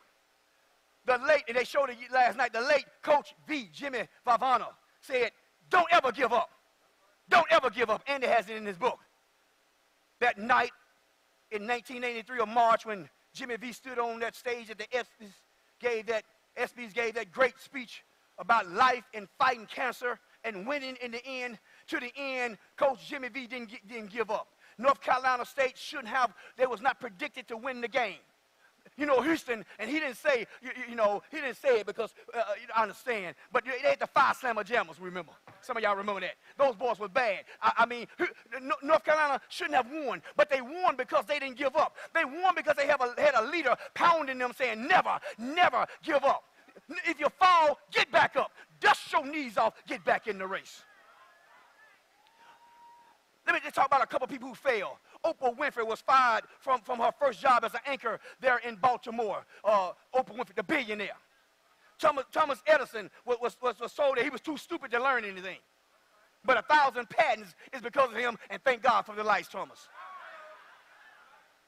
Walt Disney Disney was fired because they said, hey, you lack imagination and have no good ideals. Oh my goodness. That's about crazy, isn't it? See, but you're looking at your failure as something that's going to stop you. Your failure is going to make you. Learn from your failure. It's part of the process. Albert Einstein, okay, didn't speak until he was 4 years old. They call him stupid, but when we look at people who are intelligent, his name is synonymous with it. But he didn't talk until he was 4 years old. Albert Einstein. They say, at first they call him a failure. Abraham Lincoln, one of the greatest presidents we ever had, failed in multiple business and then lost campaigns almost 8 times before he became president of the great United States of America. What's your excuse? What's your excuse? Huh? See, excuses, just smoke screens. Overcome your failures. Look at your neighbor and say, overcome it. Michael Jordan, regarded as many as the greatest basketball player ever played a game. 6 championships, 5 MVPs. But guess what he said? I have missed more than 9,000 shots in my career. I have lost almost 300 games. On 26 occasions, I have asked to take the last shot and missed. I have failed over and over and over again in my life. And that is why I succeed. You listen, you don't give up. No, you don't throw in the towel. Throw the towel away. Overcome what you're doing. Number 3, quickly. Avoid procrastination. Many people start things, but they don't finish. I'm wondering how many new agents in here today that you're excited today. But are you going to last tomorrow? Will we see you at Instant Thunder? Will we see you at the next NatCon? Will we see you at the hot spot? You just can't start it. You got to do it. You got to avoid procrastination. My definition of procrastination is just disobedience in slow motion.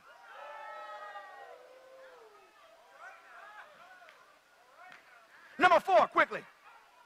Y'all still with me? Because what happens is I'm going to do it tomorrow. I'm gonna buy the book tomorrow. I'm gonna do the do tomorrow. You know, when everything is right, when my mama gets healed, when my daddy gets this way, and when the baby get old. Listen, hey, Audrey and I, we have 3 kids. One is a Gates Millennial Scholar in London right now, working for the British government over the summer. The other one is a superstar girl who's on the honor roll. And then we thought it was over. Now we can go. I can go to work and do a lot of more work. We can have time. And God gave us Joshua after we thought we couldn't have any more kids. He's 11 years old. He's rolling Andy's plane. He likes him a whole lot because Andy got stuff and Joshua likes stuff. But what are you saying? But I can give the excuse that, hey, I got a son. No, you got to do it. Do I spend time with him? Yes. Quality time? Yes. Okay, because I manage my time. But you can't procrastinate giving excuses of when you're going to do it. Now is the time to do it. When? Right now. I hope y'all don't mind me saying that. I like what the scriptures say. Now faith is the substance of things hoped for, the evidence of things not seen. Not tomorrow, right now. Number 4, seek encouraging surroundings. Seek encouraging surroundings. You got to assimilate yourself with people who's going somewhere. Surround yourself with people who can encourage you. I like hanging around Andy because he's an encourager. He crazy sometimes, but he's an encourager. I can say that to him. He crazy in a good way. Some of y'all crazy too in a good way. But you got to stop hanging around people who's going to bring you down. Family members. There's a time in my life I did not go around my family for about 4 years because they were negative. They would stop me. They never had anything. They never wanted anything. And I was not going to grow up in the projects. I was not going to grow up being poor. When I want to buy shoes, I want to buy them. When I want to buy a watch, I buy it. Hey, so I had to rid myself and change my surroundings. And see, you got to change your surroundings. Get around people in their lives that's going somewhere. Get around people who are positive. Get around people who are talking and saying the right things. Get around people who got their mind right. You got to get your mind right. You got to see this thing the right way. You are today what you thought yesterday. You'll be tomorrow what you're thinking right now today. Tell somebody, get your mind right.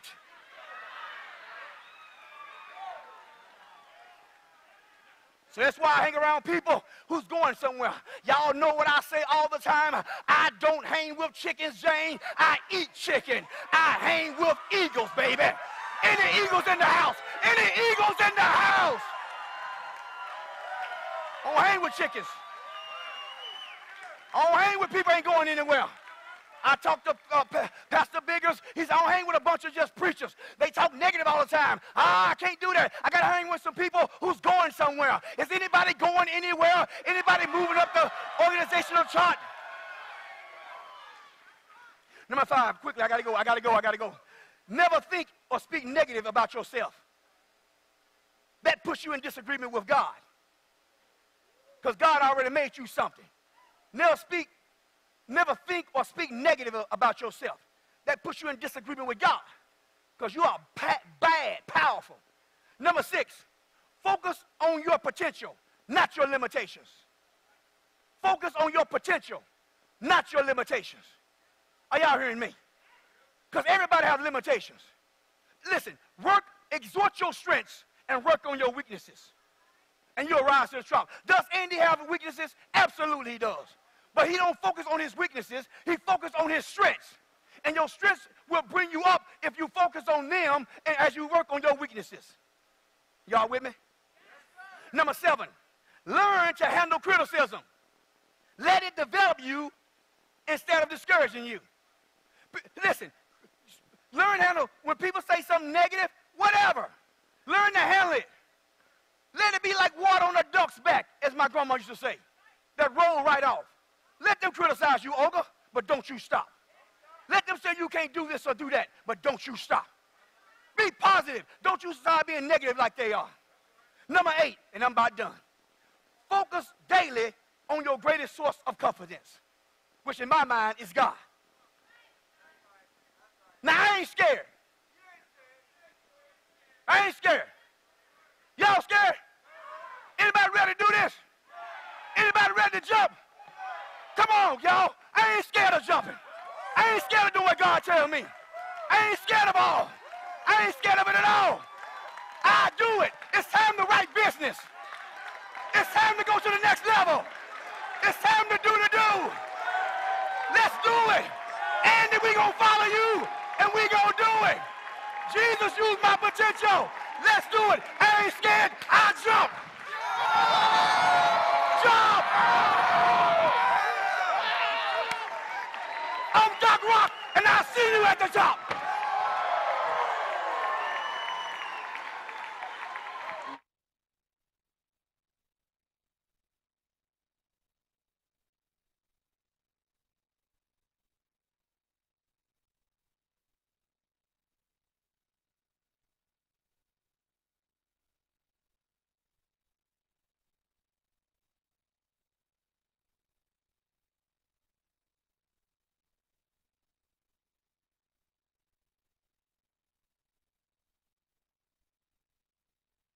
All right, y'all can hear me now.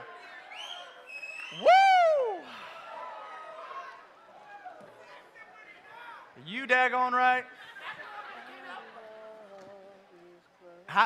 So they were like, you're on after Doc Rock. I'm like, yes. I am so excited. This is awesome. Right? How incredible. How incredible, right? But here's where the rubber meets the road, guys. We got to book appointments. Right? Right, like you all know we print money at the Alliance, right? I mean, we print it. We call it the ATM for a reason. All right, so I'm sitting, I'm back here getting ready for my talk, right? And I'm thinking, I'm like, I got to get my mind right. I got to make sure I cover all the bases.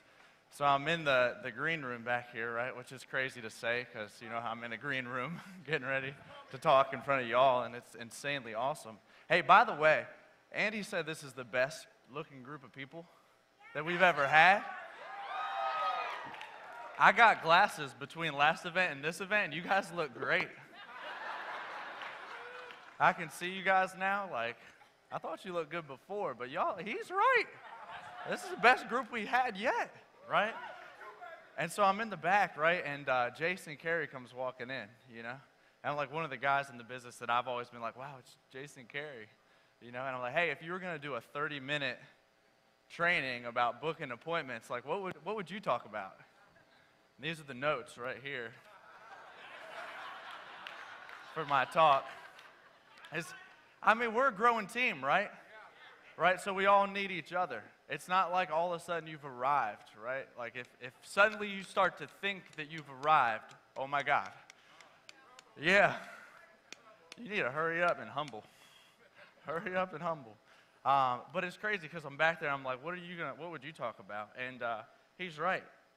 Because everything that I know, everything I've learned from somebody else at the Alliance. Which is great. Because I didn't have to think about it. And then they have all this training, like, oh, hey, did you guys hear about the Alliance University? Oh, yeah. Have you guys heard about the Getting Started Quickly tab? Like, no kidding. Like, everything you need as a new agent to be ready to sell in 2.5 hours or less. We've got phone script, we've got in-home, we've got product, and we got your mindset all in one location. It's not like click this page to go to this page that clicks to this page that goes to that page. Like if you've got a brand new agent and you want to get them started, it's all right there. 2.5 hours ready to sell. That got me fired up. I was like, I don't have to be confused anymore. I can go back, if I get confused, I'll just go back in there and watch the training again, you know? So that's something that you got, check it out, please check it out. I was looking at, and we've updated all the videos, so if you've seen the videos before, like there's some fresh ones on there that could help you out. Before booking appointments, have you ever had a time where like you just didn't want to make phone calls? Anybody? Like those dishes are looking awfully good to wash. You know, that floor, like seriously, like my wife, like she'll be fired up if the dishes are done when she gets home and the vacuum, you know, the vacuuming's been done. Like I would find a reason not to dial when I got started. Like no kidding. I'd be doing everything but making phone calls, right? Because like the fear and the doubt creeps in sometimes, right? And so how do you eliminate, rather than listening to yourself, rather than listening to the thoughts that are coming into your mind, sometimes you got to talk to yourself, right? You got to get your mindset straight. Like when I get ready to dial, I be thinking, I'm like, whoa, baby. I love dialing the phone. I'm a dialing machine. I make 50 dials an hour every single hour. People can't wait to talk to me. I'm a dialing machine. They're sitting by the phone. They got the checkbook out. They're waiting to talk to me. You know what else? My wife, she thinks I'm sexy when I dial. Yeah. And like when I can't wait to make phone calls. Right? Right, babe? You know. Like I get excited, right? Because if you're not feeling right and you go to make phone calls, you gotta get your thinking straight ahead of time. Because here's the thing, right? If you're a boxer and you get in the ring and you think you're gonna lose, guess what's gonna happen? Knocked out, right? But if you get in the ring thinking you got a shot and all you gotta do is stay up the whole time, you're gonna win, right? It's like, I don't know, like I love, Rocky? Anybody ever seen the movie Rocky, Sylvester Stallone? Like, I'm just saying, when they're talking about, like, I don't know which Rocky it was somewhere between 1 and 5. I think there's more than that now. But Apollo Creed was like, when you fought me the first time, you had the eye of a tiger. Like, you were going to win, but somewhere along the way, you lost the eye of the tiger. Right? So, like, what do you got to do that when you get in the ring, like, when you go to make phone calls, that no matter what they say, you're going to book the appointment? Like, you've got to know ahead of time that you're going to win. Like Andy says this all the time, if you knew without a shadow of a doubt that you were going to win, like what would you do? How about this? What if you knew that there was unlimited resources? What if you knew that we got a lead machine that pumps them out? What if you knew that no matter what, you'd have plenty of people to call and it didn't matter? Like if you were an hourly employee, picture this. I picture this. Like if I was an hourly employee and my sole purpose in life was to book appointments for somebody else, like how would I act? It's funny because when we attach the emotions to ourselves, sometimes we don't make all the phone calls. Right? So it's like before you win, before you make the phone calls, you gotta be thinking to yourself like, I love dialing the phone. I can't wait to make phone calls. I make $50 an hour every single hour, right? I love making phone calls. People can't wait to talk to me. What am I, all right, how about this? How about when you're driving to the house and you're like, oh no, like these people might not like me, right? Do you want to go in carrying that, or do you want to go in carrying, I can't wait to meet these new people? This game is all up in our heads. If we could just start thinking more clearly, like these people filled out a form, sent it back in saying they wanted to buy insurance. And then we call them up and figure out what time they're going to be home so that we can go there while they're there and help them get the insurance that they wanted. All right. Previous to this, I sold steak and chicken door to door, okay? This is how it worked. So I would knock on your door. Do you eat meat? All right, let me show you what I got. Hold on.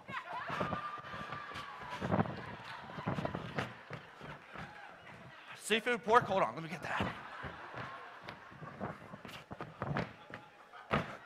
All right.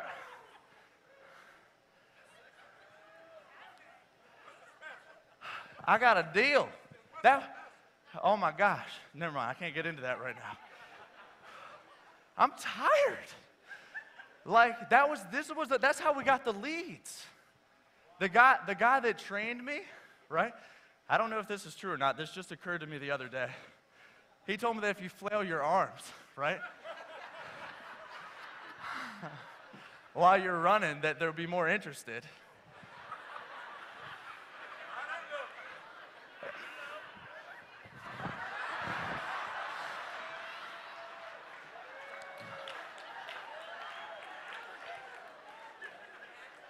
I don't know if it was true or not, but I just did it.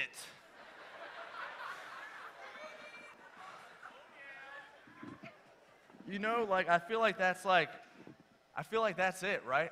Like sometimes you're like, why? Right? I don't know. To me, it was hilarious thinking back. I'm like, wow, what? It had to have worked because people bought. I was convinced that it worked. Does that make sense?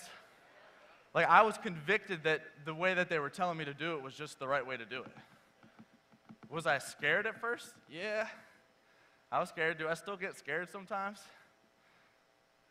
I get a little nervous. Yeah, I get scared. Yeah, you know. It's like real deal. Like it's like, don't be scared. Bark, bark, bark, bark, bark. We eat chicken, right? We had chicken yesterday. So if you knew ahead of time they were going to book the appointment with you, how would you proceed? Right? Like I'm thinking when I'm making the phone calls, it's almost like if I was calling from a plumber's office, right? Picture this. I'm in the plumber's office, and they said they had a leaky pipe and left a voicemail, and all I'm doing is calling them back to see what time they're home that I can go over there and fix the leaky pipe. We sent them a letter. They said they had a problem.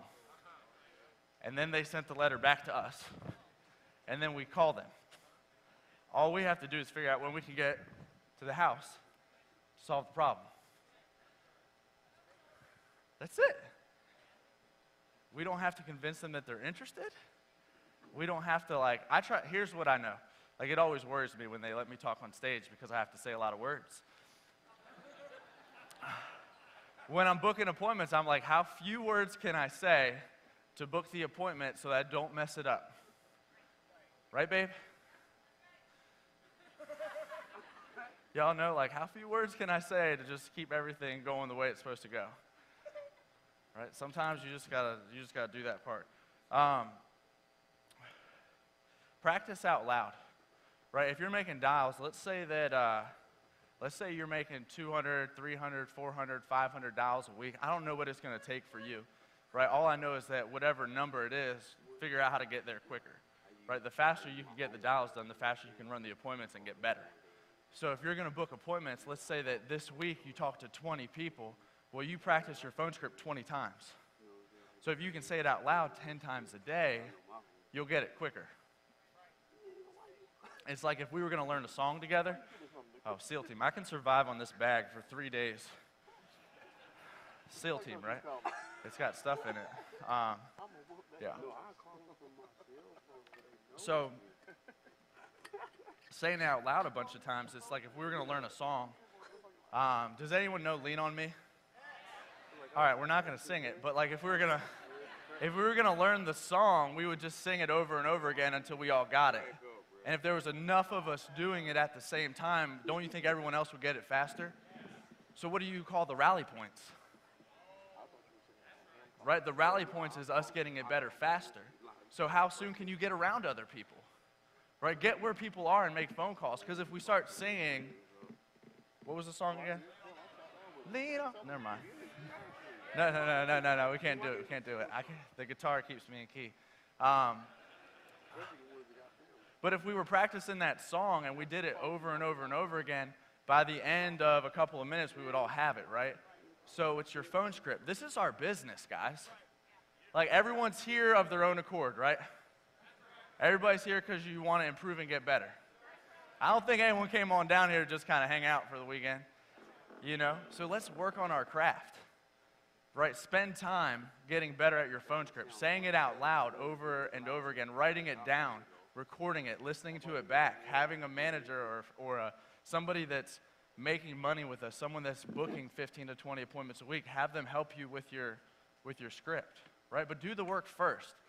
Don't do the work. If you're not sure how to get there AllianceUniversity.com, getting started quickly. Robbie Kraft said I could talk about that for 30 minutes, but I figured that would be overkill. No? Y'all want to hear about it some more? All right, and then do the do, right? So making real phone calls. So a newer agent, like let's say it's your first time making phone calls with us, you should be able to make a minimum of 35 phone calls an hour, right? So here's how you check to see if you're working. If you're not making a minimum of 35 phone calls an hour, then what else are you doing? I could tell you some of the things that I did, but we're not talking about me right now.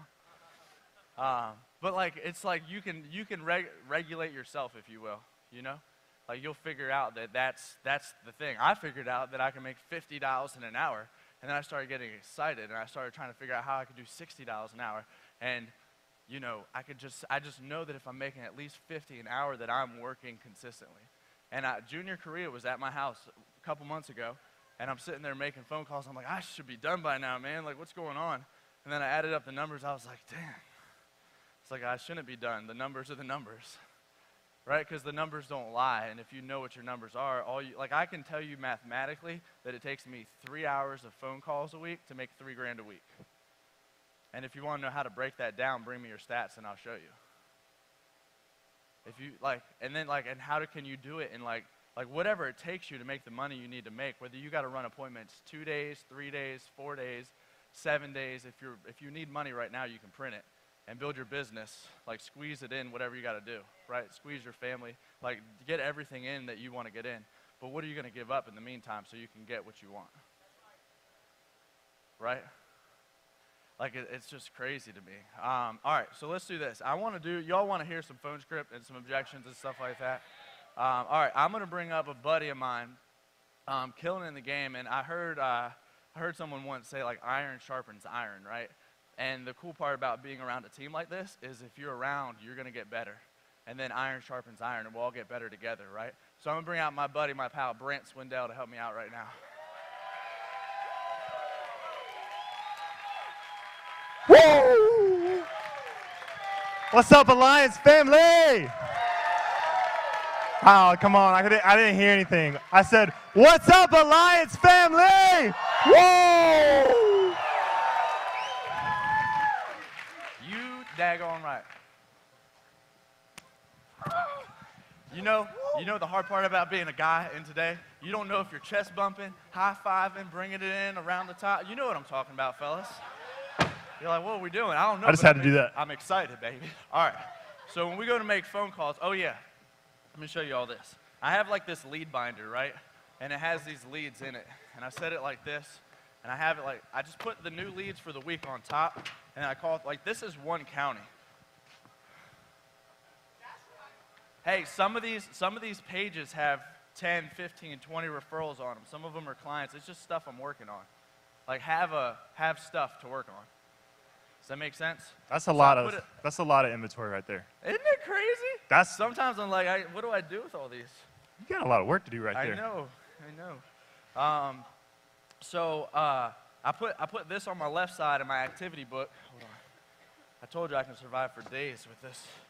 I put my activity book here so I can mark my dials. Usually I don't wear shoes, but that's not a requirement. So I mark my dials like this. Does that make sense? So I'm trying to be as fast as possible where I'm dialing in the middle and flipping. This is just if you want to get it done quick. I don't know. I'm just kind of psycho about that. Like, I just want to move on to the next thing. Like, I would rather spend the time hanging out with Sam and Layla and Avery and Shakes instead of making phone calls. So, like, I trick myself into it. Can I ask you something real quick? Like, this is, you see how clean this is up here?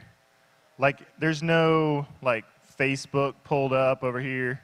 Like, I'll just tell you, like, there's no other distractions going on. It's just 100% clean. You got your activity book, leads. Do you put this water bottle or any water bottle? Water bottle of some sort. Water bottle, coffee? Coffee.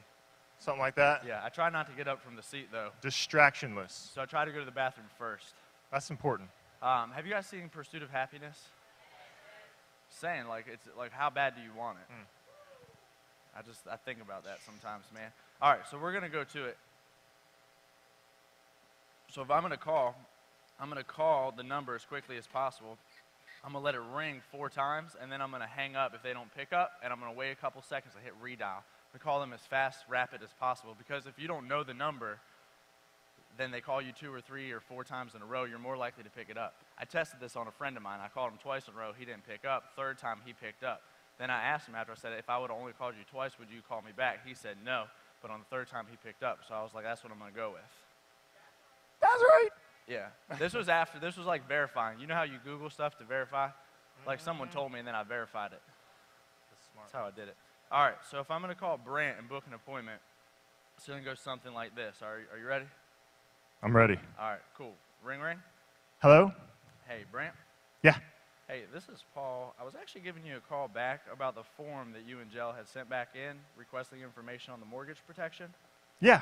Okay, and my simple job is just to get the information that you wanted out to you, Brant, and I wasn't sure, what time are you and Jell working during the day tomorrow and Saturday, Brant? Tomorrow and Saturday, we're usually, I guess, getting home around like 8. About 8. So is there any reason you guys want to be home tomorrow evening about 8:30 or so? Yeah, we should be back by then. You should be there or will be there? Will be. Okay. All right, do me a favor, write that down so you don't forget about me. I'll see you tomorrow about 8:30. All right, sounds good. Bye.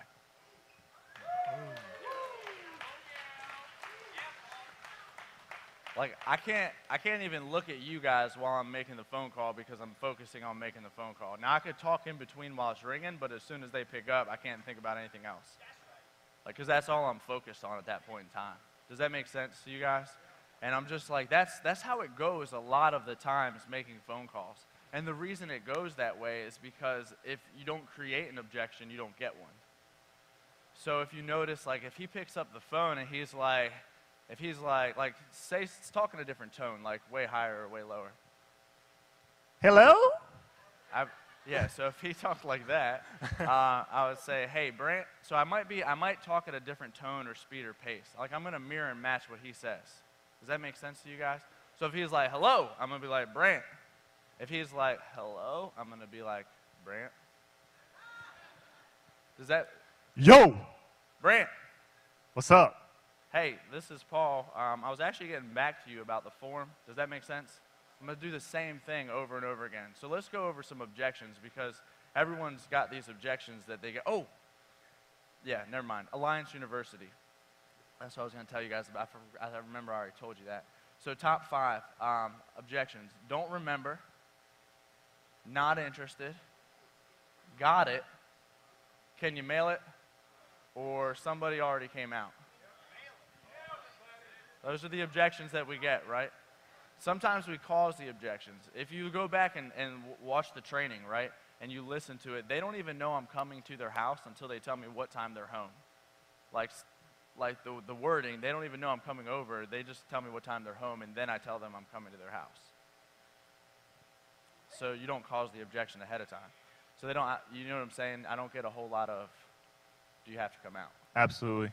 All right, so I'm going to call you, and then let's run through some of these objections right here. All right, so ring. Hello? Hey, Brant. Yeah. Hey, this is Paul. I was actually giving you a call back, Brant, about the form you had sent back in requesting information on the mortgage protection. I don't remember the form. This is Brant Swindell, right? Yeah. Over there on 123 Main Street? Mm-hmm. Okay, you put down your 6'11", 185 pounds? Yeah, 6'11". Right, awesome. Make sure I got the 185. Right guy. Yep, exactly. Anyway, my simple job is really just to get the information that you wanted out to you, and I wasn't sure, what time are you working during the day tomorrow and Sunday? Let's see here. Tomorrow? I'm pretty busy tomorrow. I got a conference tomorrow. Got church till around 12:30. All right, so you got what time are you heading out for the conference? Heading out, probably around 1 o'clock. What time? So we're slam busy. I don't get out till 1. You don't get home till 1? Mm-mm. All right, so there's no reason you want to be there about 1:30, 2 o'clock? Yeah, we should probably be home by then. Okay, it should be or will be? Will be. Okay. All right, what I'll do is I'll put it in for about 1:30, 2 o'clock tomorrow. I'll see you both then. All right, sounds good. All right, bye.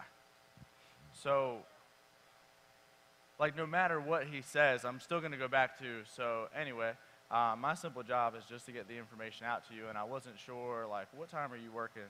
Now, if he keeps hitting me with the objection, I'm going to say, so anyway, like I said, I'm just the guy that gets the information out to you, so I wasn't sure, what's like the latest you'd be home? So I'm saying the same thing, I'm just changing it a little bit, so it's not like I'm sitting here, like, poking him.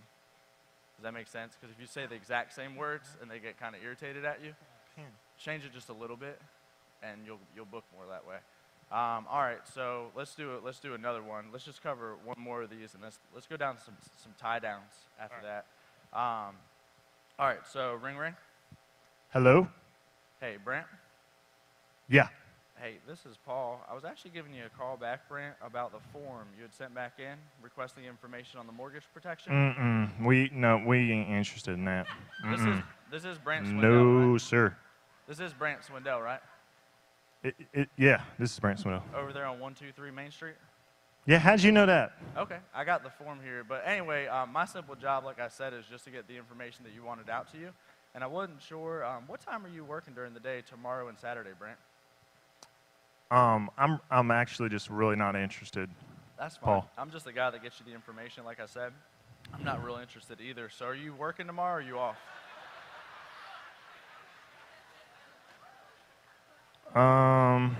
We are slam busy, dude. What's like the latest possible you get home tomorrow night? Probably about like 8:30. I can't do 8:30. I already got someone there. What I'll do, I'm going to put it in for about 9:30. I don't have a whole lot of time, so let Jell know that I'm coming. I'll see you guys tomorrow about 9:30. All right. All right, bye.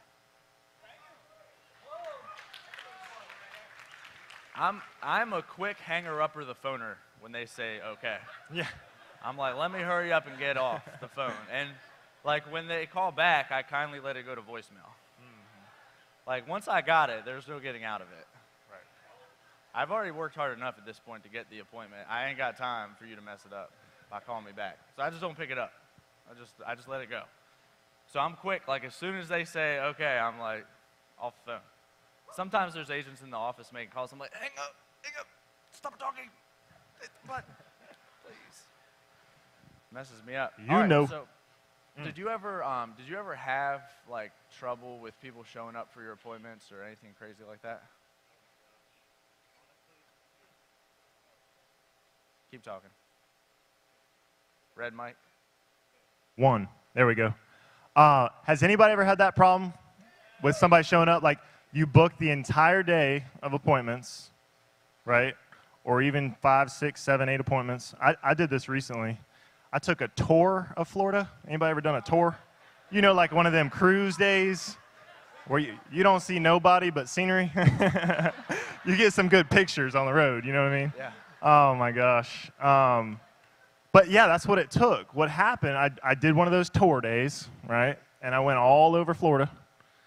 And something just said, I guess, inside me, I was like, golly, I got to make sure that if I'm going through all the time to book up these appointments, I better make sure they're going to be there, right?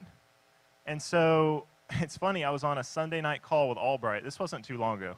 Like, this is going on 5 years in the business, and still have a day where you go out in the field and roll a zero, do one of them tours, right? It happens. I just want to tell you guys, like, this is the real stuff. Like, this is going to happen. So just get your mind right.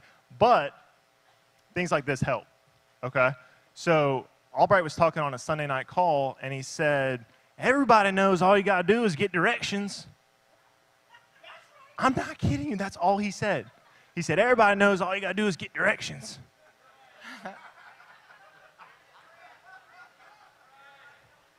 And I was sitting there like, I have not been asking them directions. Like, guilty right here. Anybody not been asking directions? For real, I hadn't been asking. And so I started going back through at the very end, and I do nothing different on the phone script. Exactly like Paul Menachino's, at the very end, it's just a, oh, by the way. You like a Columbo move, you know what I mean? Like very end, last little thing. Oh, hey, by the way, I have a GPS, but sometimes that thing will shut off or I don't have service. What's the best way to get to you out there? That's it right there. And I promise you this, they start telling you directions on how to get there, like, you know chances are they're going to be home. Like, you don't walk someone through past the oak tree and down the road around that, there's a fire hydrant right out there. You know that fire hydrant? Uncle Leroy.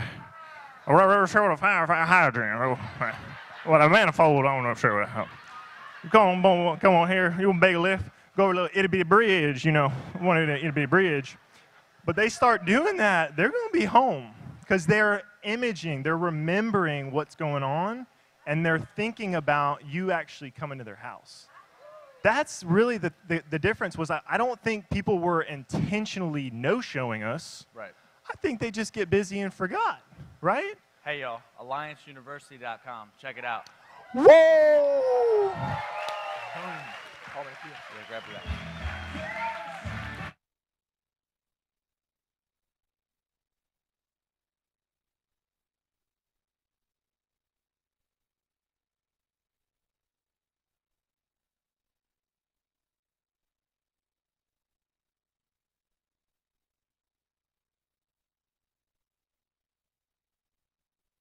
Man.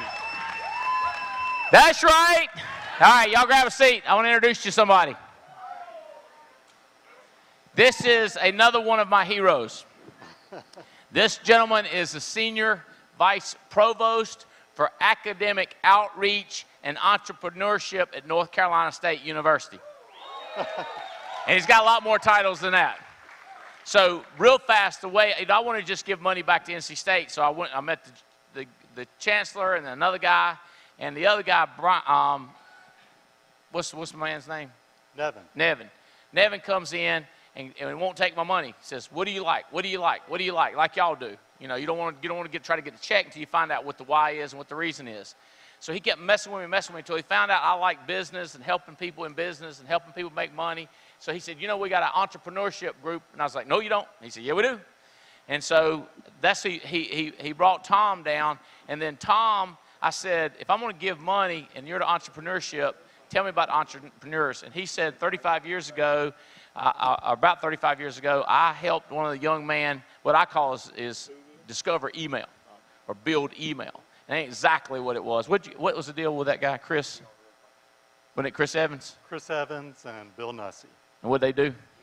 They started a company in their dorm room that turned into the third largest email company in the world by the time they sold it 10 years later.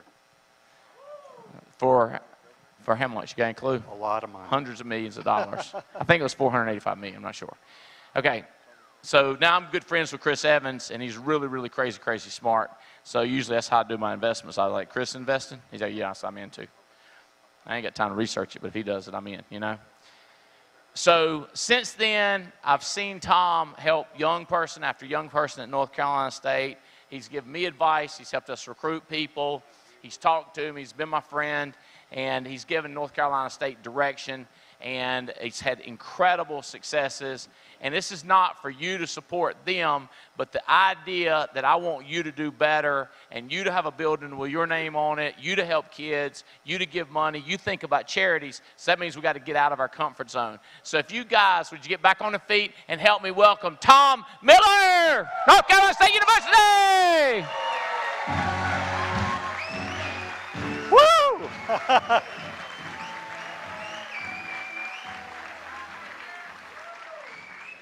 Wow, this is quite a crowd. I mean, you know, I come from the academic world. As Andy said, I've been there for 35 years.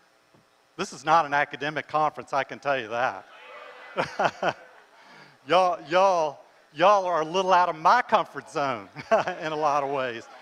And this thing right down here says I've got 6 minutes left, and I'm going to try to get a message across to y'all in 6 minutes. And Andy really said it. I mean, when he said get out of your comfort zone, he meant it, and that goes through many dimensions.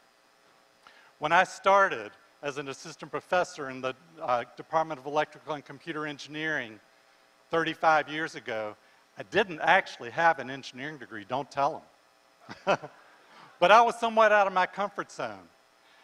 And they gave me a required junior level class, and I had all these students, and the first day I walked out there, it was kind of a room like this, not quite as many, not quite as boisterous, but I had all of these young minds out there waiting to learn from me. And it was an awesome responsibility. And so I started out with a policy that I would have an open door policy for all students anytime. Didn't matter what I was doing, didn't matter if I was working on a research proposal or whatever, you know, I had not had that. I had not had that when I was coming through school. And so what happened with that open door policy is the students that marched to the beat of a different drummer who wanted somebody to talk to that was not just about what was going to be on the test or what was going to be on the homework. They came and talked to me. And these kids that Andy just mentioned, that was them. You know, they came and talked to me about their dreams, their ideas, their aspirations. They were young kids. And this was the early 1980s. It was the go-go days of Bill Gates, the IBM PC, Steve Jobs, Steve Wozniak, the Apple computer. They wanted to be like them, okay? They wanted to do something with themselves. They wanted not to just get a degree and get a job. They wanted to create jobs. They wanted to make a difference. They wanted to do something meaningful. Okay? Have you ever heard this before? This is what Andy tells you all about. You know, I went from 7 minutes a minute ago to 8 minutes now, so time is going in reverse. I love it. So as Andy said, you know, they actually started this company. They were typing away on their computers and figured out how to do email on IBM PCs, which nobody had done before. And like I said, it turned into the third largest email company in the world. It was a company called Da Vinci Systems. And they have both gone on. They didn't stop there. They've kept on creating companies and creating jobs. And about 9 months ago, I guess, I was down in Atlanta where one of those students, Bill Nussey, is now. And he had asked me to come and give a talk to a group down in Atlanta. And he told me, he said, you know what, you believed in us back then, and you took us out of our comfort zone. He said, if you had not told me that I could do this and made me believe it, I don't think I ever would have done it. Because that's not what we typically do in the university. Now, I was out of my comfort zone too, because fast forward a few years and I'm thinking this is a good thing. I'm going to do this for more students, and I created a program in 1990 called the Engineering Entrepreneurs Program, which, You know, I started back then, and I had a senior faculty member tell me, he says, how can you sleep at night? This has no place in the College of Engineering or the university.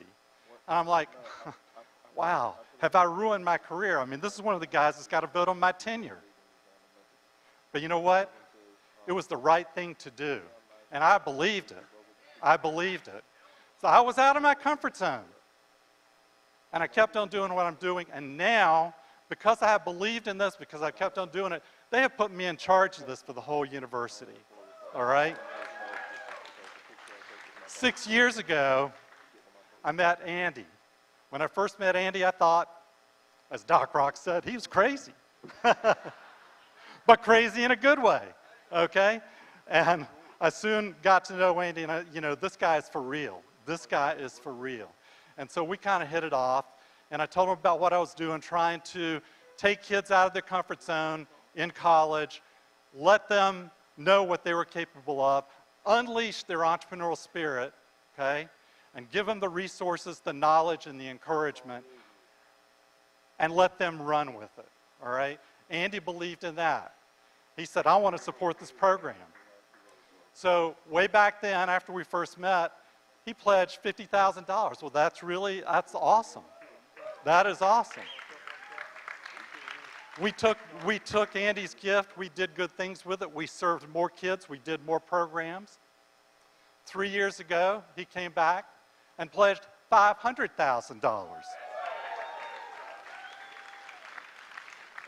3 years ago, we opened up the Albright, Andy and Jane Albright Entrepreneurs Village, a living learning community around entrepreneurship on Centennial campus at NC State. It's the fastest growing living learning community at the entire university. At the same time, we opened up a facility called The Garage. We had been serving 200 students a year before that. It's quadrupled to 800, and now this past year, we served 1,200 students in this program. We're doing good stuff. We've had 31 companies, student-led companies, come out of The Garage that they started because they got out of their comfort zone that are still in business in North Carolina. We got others elsewhere in the world. 4 of those that have come out in the last 3 years since we opened the Albright Entrepreneurs Village, 4 that I'm aware of are venture-backed and worth a combined valuation of more than $75 million. Started by students. Okay? And then, I have to tell you, Andy really stepped out of his comfort zone and said, man, this is good, I want to support it, I want to grow it. And Andy has now pledged $5 million to support young entrepreneurs at NC State.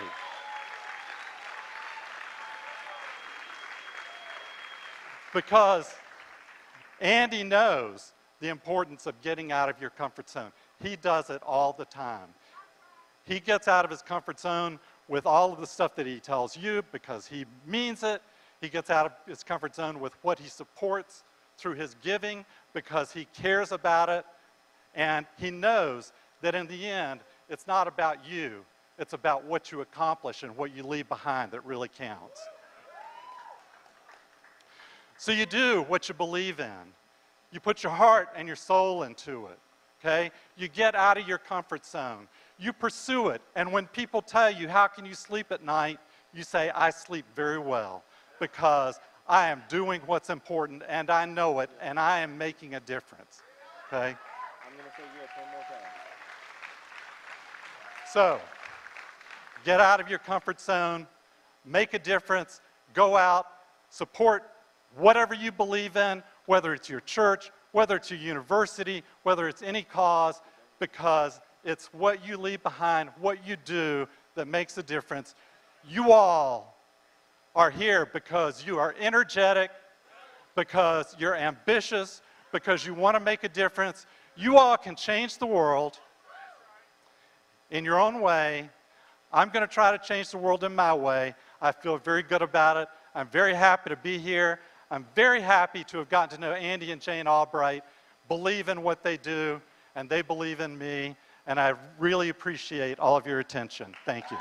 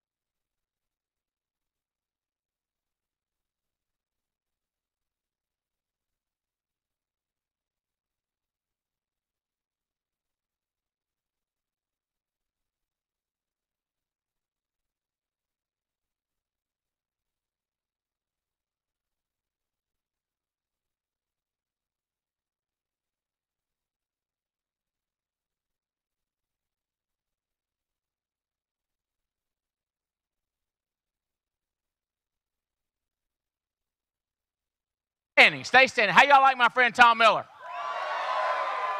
Got the message, don't he? I got another friend I want to introduce you to. I'm proud of this guy. He's done good. Here we go. Roy Cooper has spent nearly 3 decades in public service, protecting families, keeping communities safe, and working to create jobs to improve schools. In the North Carolina House and Senate, Roy Cooper fought to increase teacher pay and reduce class sizes. He wrote North Carolina's first children's health insurance initiative. In 2000, the people of North Carolina elected Roy Cooper as Attorney General, where he continued to fight for families during his 4 terms. He cracked down on child predators, worked to increase penalties for drug dealers, and oversaw a sharp decrease in crime. Roy Cooper entered public service to fight for communities like the one where he grew up. Born and raised in Nash County, he attended public schools and worked summers on the family farm before attending University of North Carolina, Chapel Hill on a Moorhead scholarship. After earning a law degree from UNC, Roy Cooper returned home to Nash County to practice law, and with his wife Kristen raised 3 daughters, Hillary, Natalie, and Claire. He taught Sunday school, served as an elder and deacon in his church, and tutored students at local schools. Let's welcome to the stage North Carolina Governor Roy Cooper! Woo!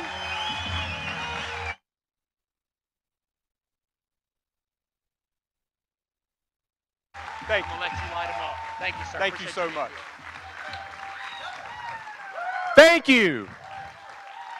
Thank you, my friend Andy Albright. Thank you for those kind words, and what an inspiration he is to all of you out there. Welcome to North Carolina. I know that there are agents coming from all over the United States, and I just hate to tell you, but this state is the best. We've got the mountains. We've got the coast. We've got incredible universities and community colleges with the 2nd largest banking state in the country. We've got the Research Triangle Park, and we've got Burlington in Alamance County, North Carolina. So Andy and I, we have some similarities in our life. He grew up here in a textile mill, as you know, working in a textile mill here in Burlington. I grew up on a farm in eastern North Carolina. I grew up, we call it cropping tobacco, and working picking cucumbers. And one of the things that I learned was hard work. Another thing I learned was dedication. And another thing I learned was that I really wanted a job with air conditioning when I grew up. And I am grateful to the people of North Carolina for giving me that opportunity. I do think farm work taught me a lot about entrepreneurship. I started out deciding to grow watermelons and to make money. I just got my driver's license at 16 years old and planted a large field of watermelons. And I had it all planned out. I'd gone to the rural stores and they were going to buy my watermelons. Well, I waited and waited for them to get right and waited. And all of a sudden the trucks from Florida started coming up, bringing the watermelons to the local stores. Then all of mine got right. all together, and I went to the stores, and they said, hey, you know, we really don't need them anymore. So I stood out in front of the courthouse selling them, like 2 for $5, 3 for $5, doing everything I could. And remember all that money I'd put into my gas, into the seeds, into all the things and for that summer's work, I think I cleared $17.50. I learned I needed another job, just like many of you have learned that you needed another job. I'm grateful, though, for the life I had growing up in North Carolina. I'm grateful for our public schools. I'm grateful for my mom and dad. They gave me the values that I still hold in my life today. They taught me the value of hard work. They taught me the value of education.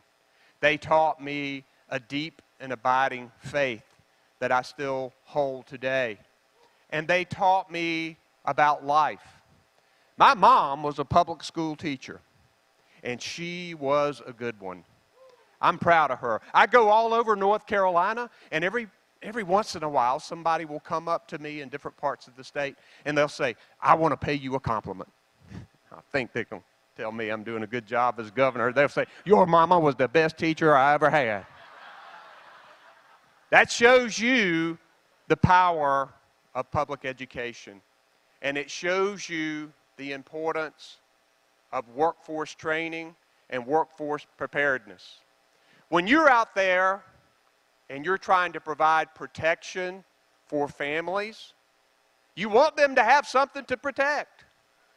You want them to be prosperous. And people often ask me, why did you do this? Why did you run for governor?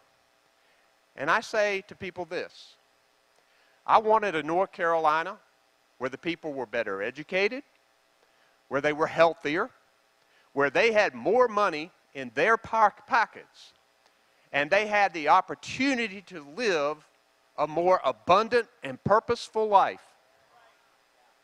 That's what I want.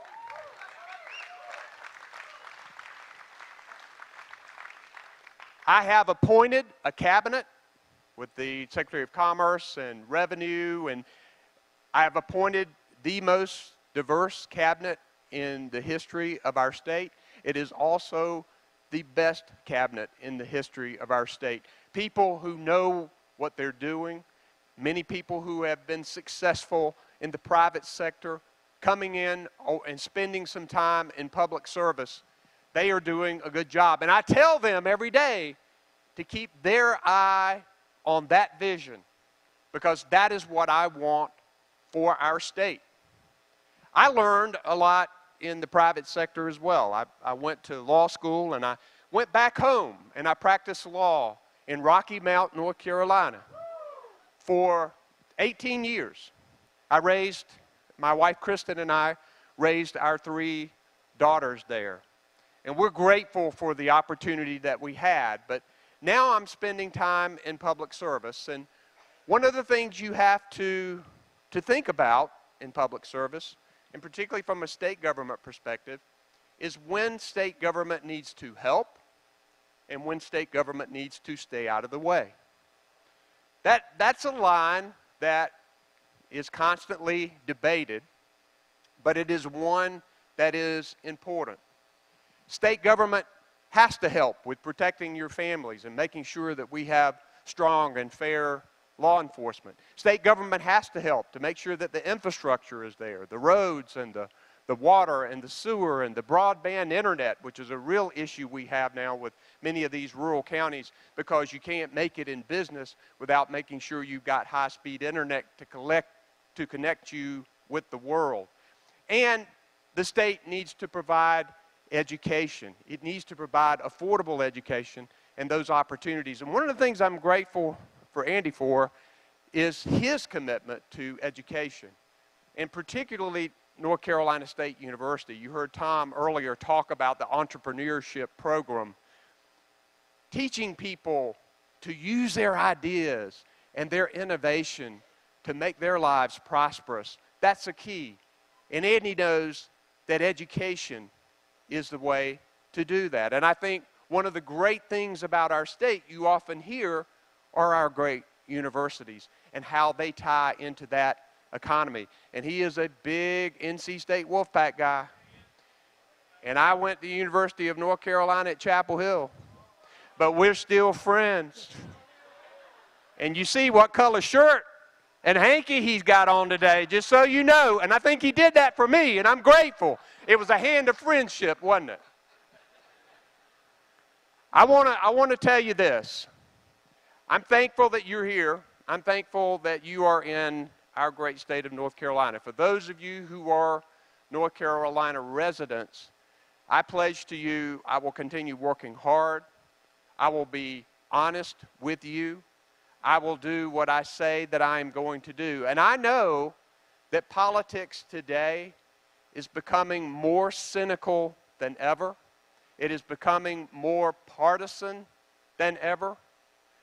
One of the things I tell people, and I'm sure that there is a broad spectrum of political views right here in this room. And one of the things I tell people is, why don't you take a friend that you know has politically opposite views from you and take them to lunch and do something for me. Listen. Listen to what they have to say. Often, we don't listen to each other. I've spent my time in public service working to achieve consensus. We live in a society now with vastly different views, but what we need more than ever are people who are statesmen, people who are willing to come in and try to achieve consensus, to listen to other people, to move us forward. Because getting back to what I was talking about, that education that I support is going to get us those better paying jobs, and those better paying jobs are going to bring prosperity to family, and those families are going to need protection from you. And what we need with our families and our prosperity is the ability for them to get these good paying jobs. Now, I recruit companies to come to my state. I recruit them from all over the world. Make no mistake, we are in a global economy. And I am recruiting companies from India, from China, from Canada, from Great Britain. We have almost 250,000 jobs in North Carolina that are the direct result of direct investment from foreign countries. And I work too talking to companies here in the United States, and I ask them, what do you need to come to North Carolina? What can I do to make you come here? What kind of deal can we strike to make you come here and create more good paying jobs? You know what they tell me almost every single time? Well-trained workforce. The people. We need the people who are educated, who are smart, who can handle this new advanced manufacturing that we've got in place. High school diploma most of the time doesn't cut it anymore. We got to have additional degrees. We got to have certifications. We have to have people at a higher level so that they can get those better paying jobs and they can get the kind of prosperity for their family that they need. I'm grateful for all of you. My wife, Kristen, who couldn't be with me today, sends her regards. She's being a great first lady, going all over the state, working hard with childhood literacy, working hard with childhood nutrition, and she says hello to all of you. And I want to thank you, Andy and Jane, for your friendship, your hospitality, and I want to say to all of you, have a great rest of the family reunion here. I understand it's called a family reunion, and that's what it ought to be. And have a great time tonight. And you all better be out of here by 2 a.m. I know. Andy, bless you. Thank you. I'm so grateful for the opportunity to be here with you. I appreciate it. Thank you.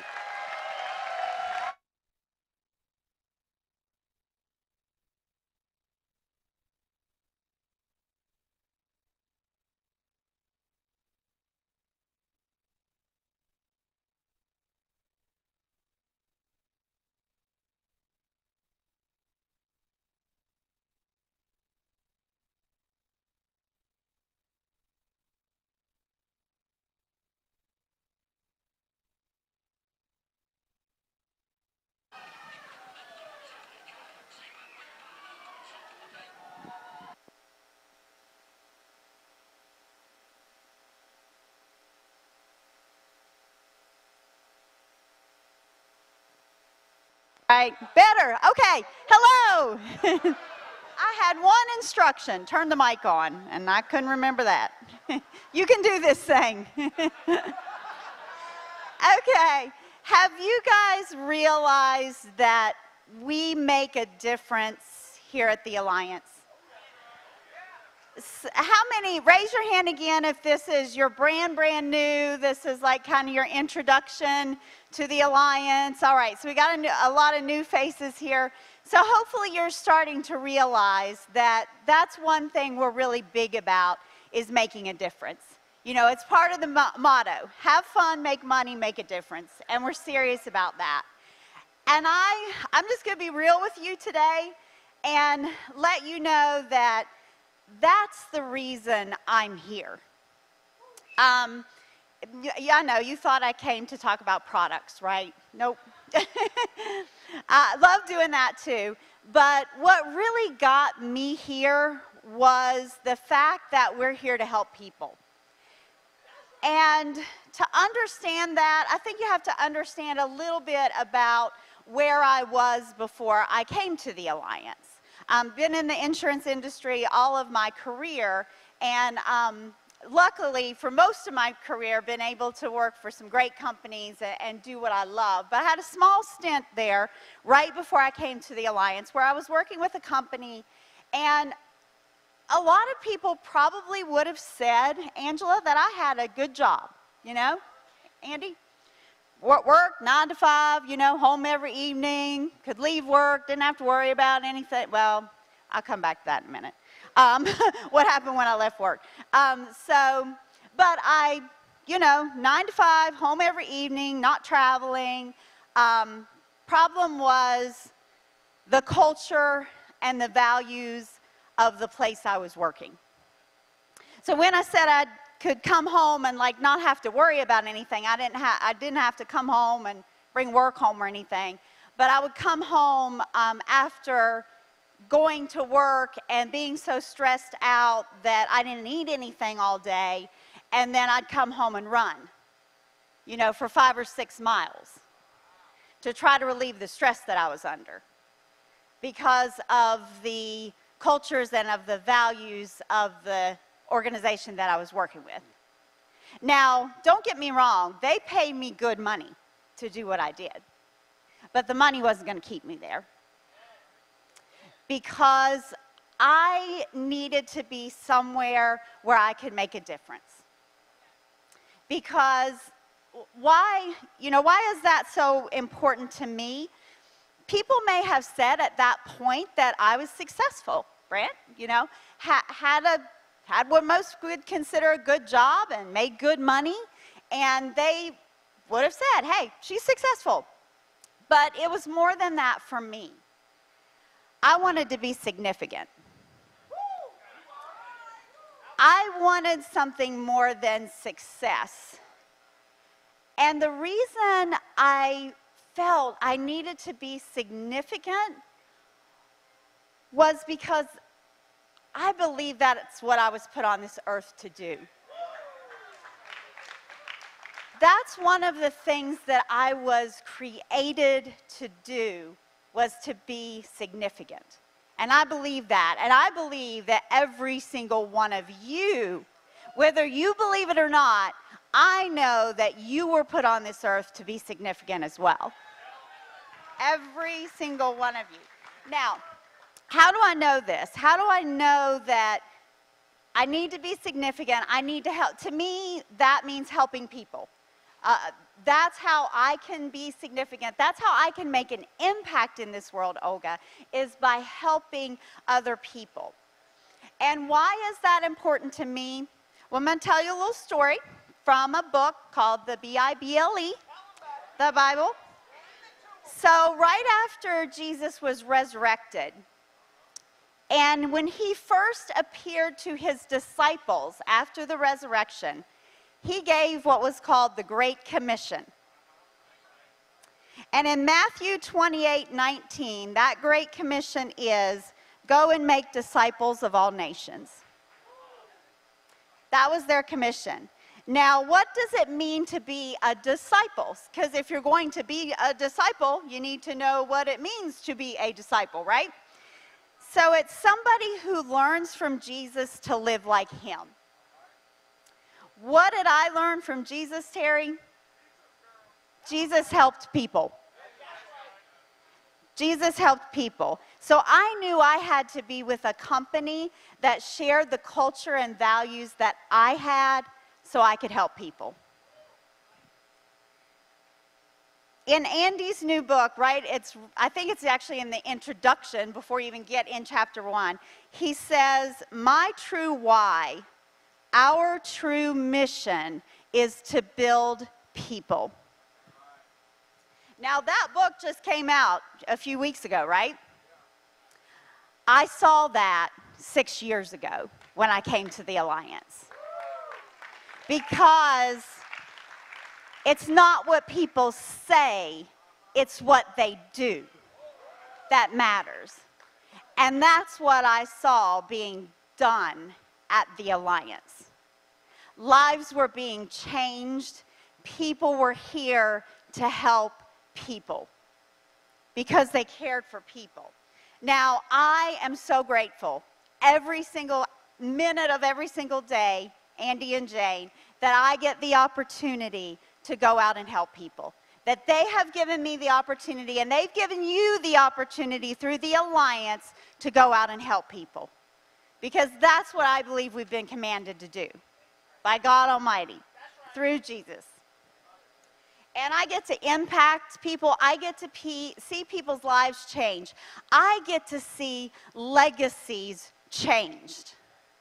The Roberts legacy has changed forever. The Davies legacy has changed forever. The Leventovich legacy has changed forever. The Edwards, the Fitz, the Lampies, I could go on and on and on. And every single one of your legacies can change starting today if you make that decision. Because that's what we're here to do. We're here to change lives. I see that and know that I can make a small impact when somebody like a Chadwick Ray calls me, and I'll never forget this call. I don't know where Chad is, but he called me one day, not because he had a question, he called me to thank me. Because he said, because of you and what you've taught me, I've added an additional $100,000 to my income this year. I got a text from Rachel Osuna. I hope Rachel's in here. I'm sure she's in here somewhere. I can't see anything from up here, but Rachel sent me a text, and I was out at the Carries, Spring Forward or Fall Forward. I had done a talk on moral authority, something Andy had taught that went to me, that I took to the Carries, that Rachel Osuna took, translated into Spanish, took it to her church, and she sent me this text that said, I used your notes that you sent me, translated them into Spanish to share at a retreat we had for our church leaders. We're making a difference at our local church.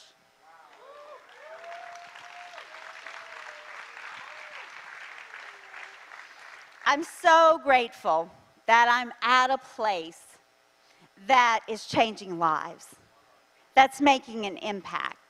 And I'm so grateful for what the Alliance has done for Phil and I and changed our lives in the way, the relationships that we've built and the way that we are able to impact this world. Now, I want you guys to see just a little bit of this impact. So I'm gonna say some categories here. And don't stand up till I ask you to stand up. So I'm gonna give 3 categories. And if you fit into one of these categories, when I say, okay, stand, I want you to stand. So the first 3 categories, anyone who has started tithing more, giving more to their church, has started cussing less. I haven't said stand up yet. That's why I grouped them into categories so you wouldn't have to be called out. And okay, So you've started tithing more, you've cussed less, or you've stopped drinking, or you're drinking less because of the alliance. Stand up.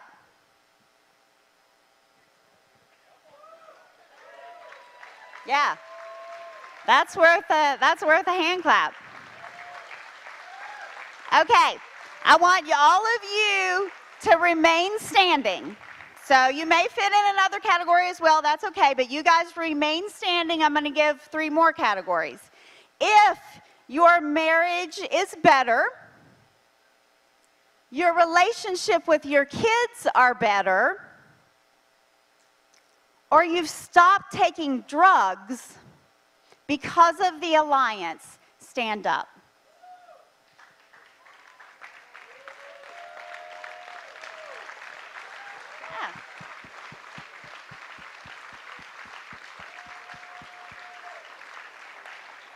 Okay, another category.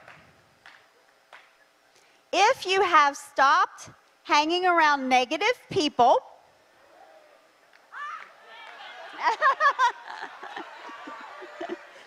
if you have a better spiritual life, or if you're in a better financial position for you and your family now because of the alliance, stand up.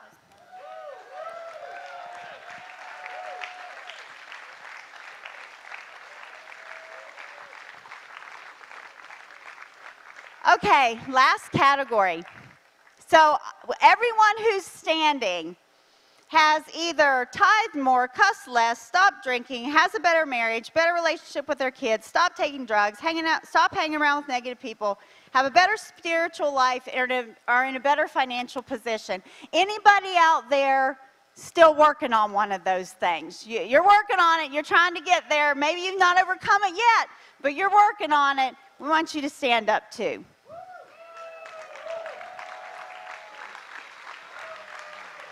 Now, I wish you guys could see what I could see. Jane Albright, come here. I want you to see this. This is what the Alliance does. Because of Andy and Jane Albright, these are lives that are changed forever.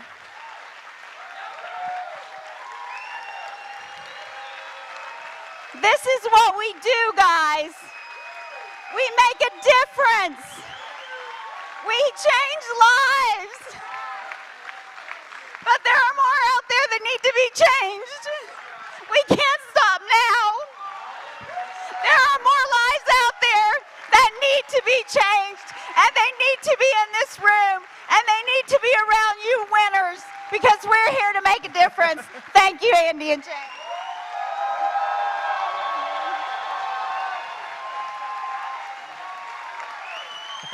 Exactly.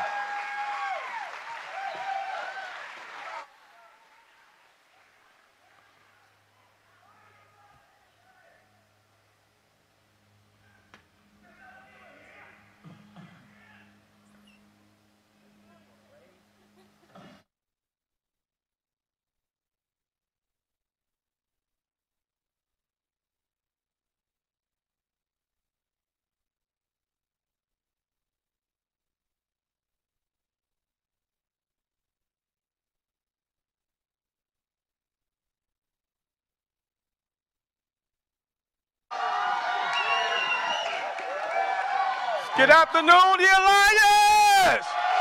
Woo! I'm James Coleman. This is my beautiful wife, Angie Coleman. Hired by Eric McGriff, part of the Lampe organization. Atlanta is our home hot spot where we're blowing up like what?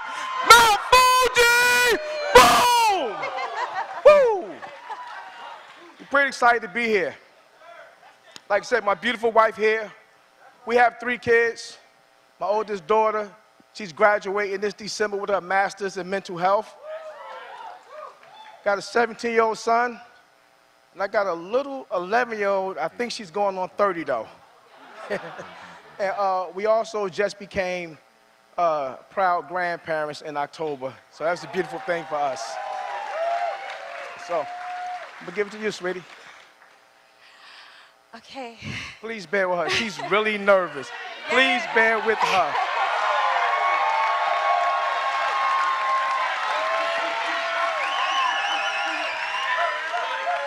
Oh my God, oh my God, oh my God. Again, my name is Angie. Oh my God, I'm so nervous. I'm just a girl that grew up in East Orange, New Jersey. Never in a million years, but I thought I'd be here with y'all today.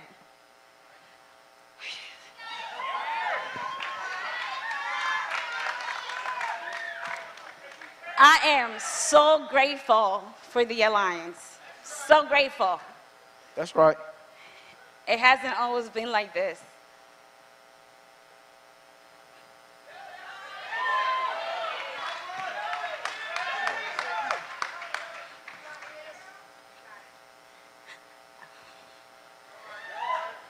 I am a cancer warrior. Come on, baby.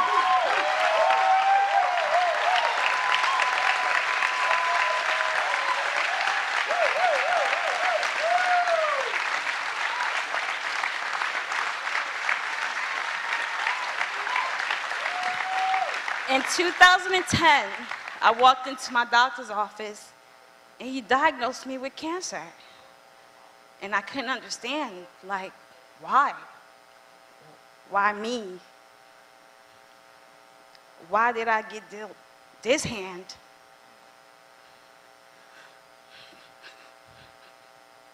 But I fought.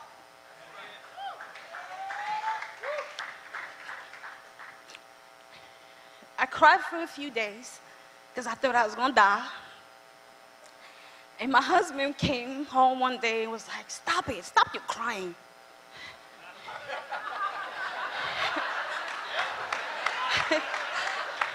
What are boobies amongst friends? Stop your crying.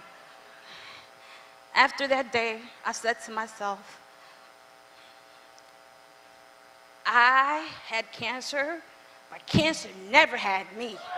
That's right, that's right.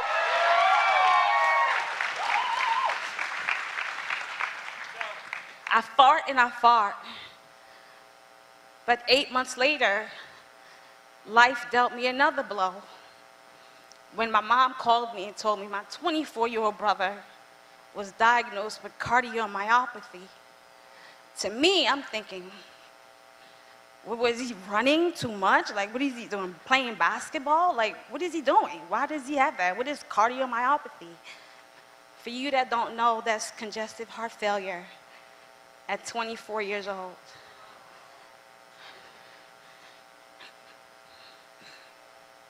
He fought a great fight. He had like 20 surgeries in 2 years. When doctors called and said they was going to put him in a coma, my brother cried so bad because he loved to eat. And he wasn't going to be able to eat anymore because they gave him 24 hours to live.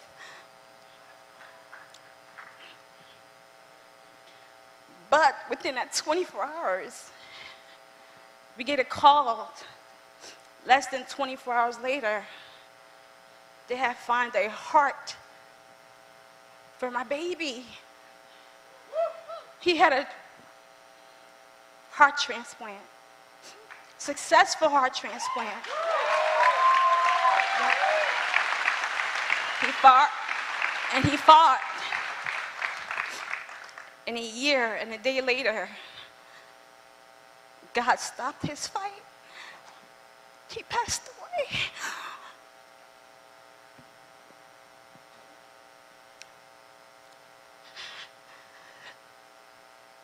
My baby was gone forever. I wasn't going to hear from him no more.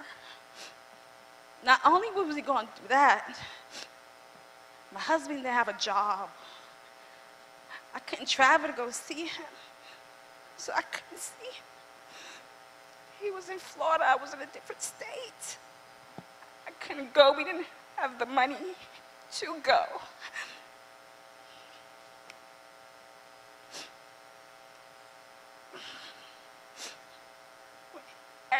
everybody, so many applications, was saying no to my husband. Everybody, every job, every company. And AA said yes.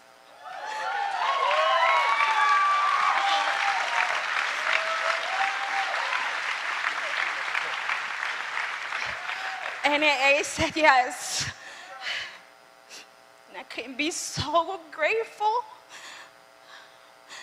for so many people here that have given me and my husband a chance to get our life back on track.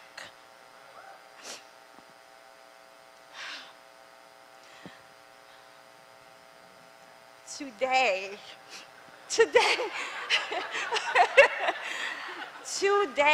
She's hard-headed. Because of the alliance, when my baby said, "Mom, I'm pregnant," I was like, okay. She had did everything she was supposed to do. She went to school, got her degree, pregnant, okay, that's fine. I had the money to go. I had the money to stay. I didn't worry about bills. I just said, I'm gonna stay here for a month and a half, 2 months if I have to. It didn't make a difference because my husband had it.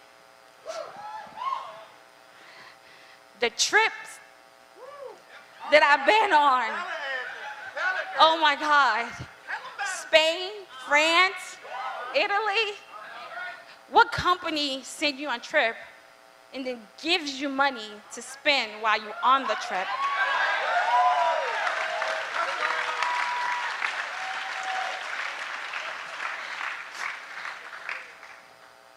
I had posted on Facebook one day that I was going back to school to get my MBA.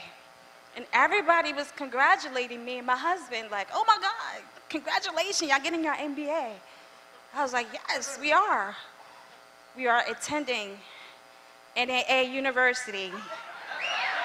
That's right.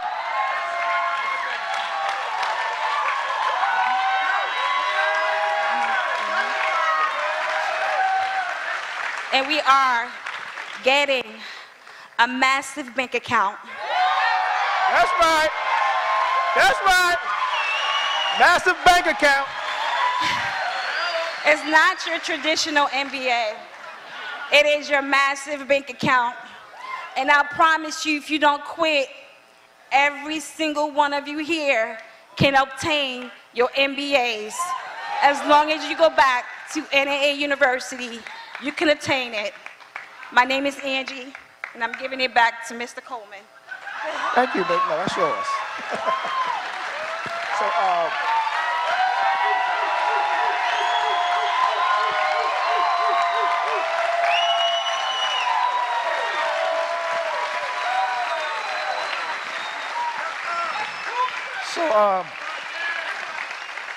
You know, I grew up in one of the roughest cities in the United States, Newark, New Jersey. And, I got 10 brothers and sisters. And we was in a 2-bedroom apartment. So times was hard. Made some bad choices in life.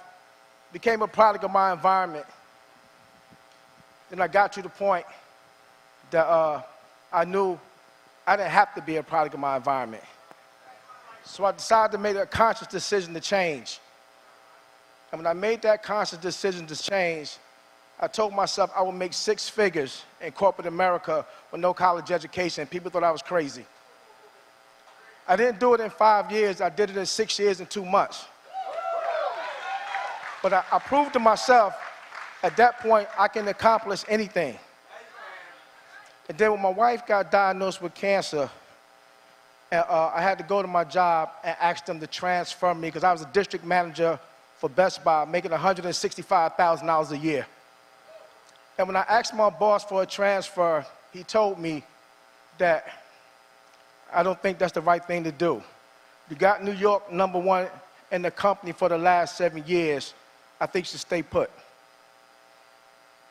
That was a crushing blow to me because it showed me that they didn't care about my wife or my family.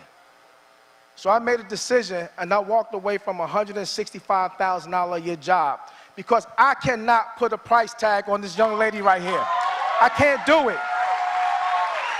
I walked away. You know, people say you're going through a storm, getting out of the storm, or you're in the storm.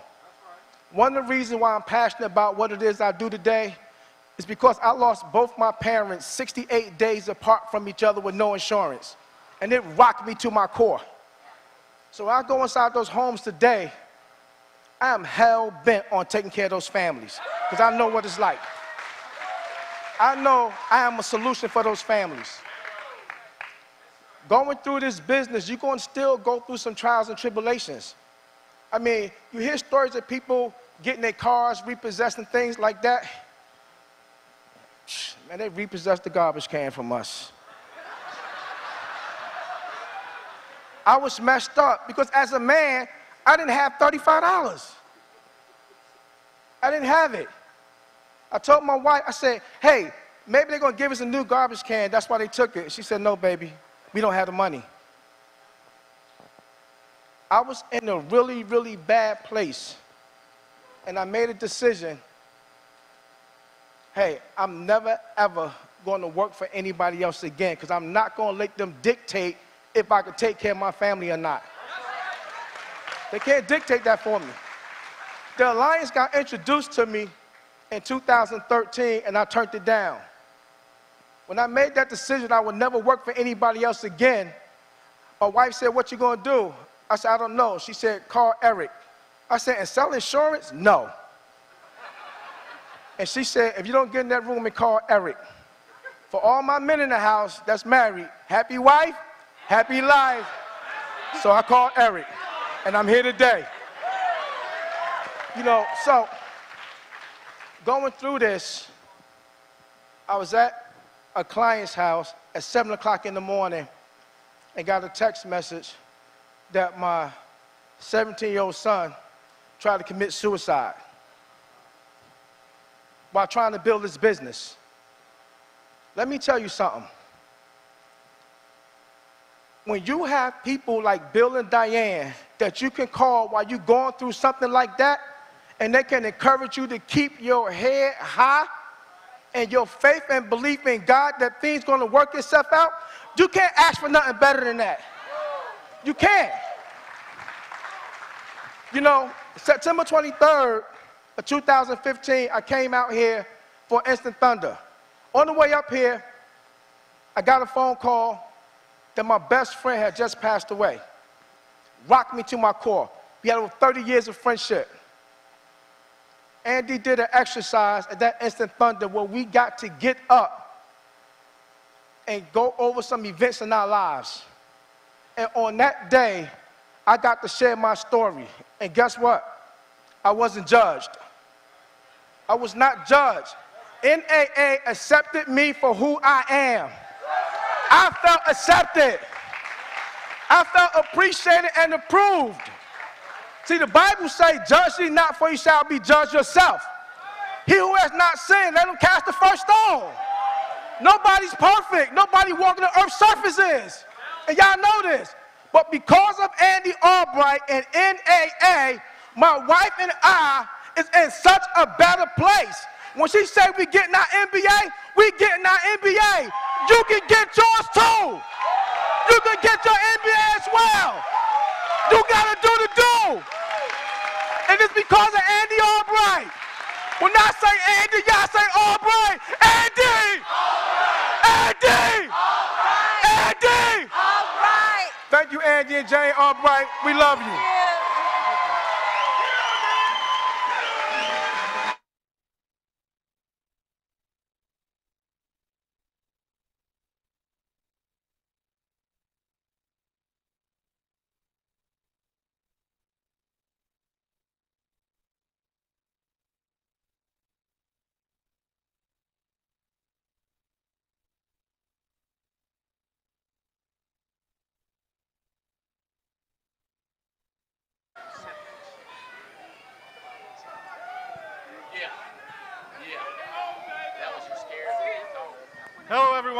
are Michael and Angie Owens. We were brought in the business by Paul and Tamara Roberts.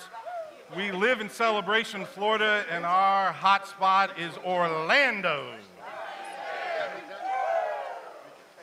I'm fired up to be chatting with you guys today. We get an opportunity to tell you a little bit about our story, about our first year.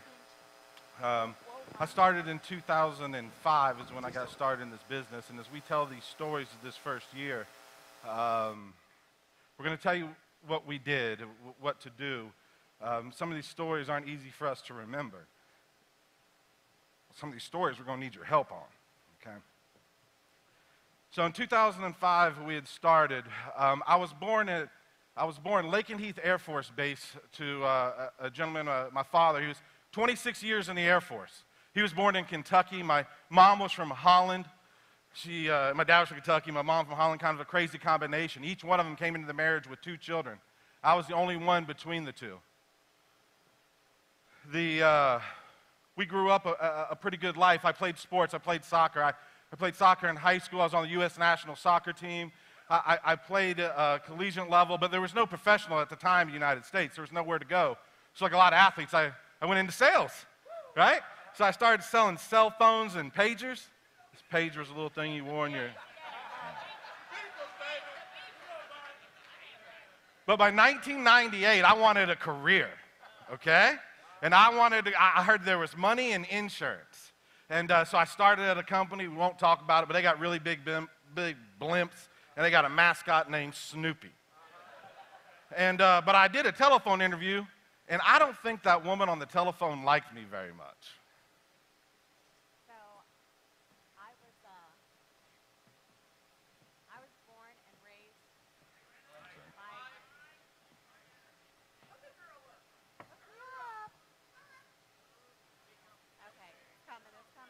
It's on its way. It's on its way.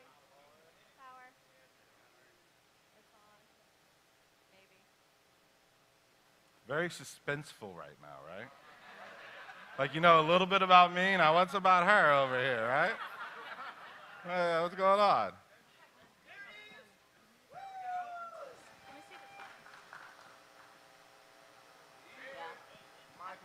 Well, we'll go with it then.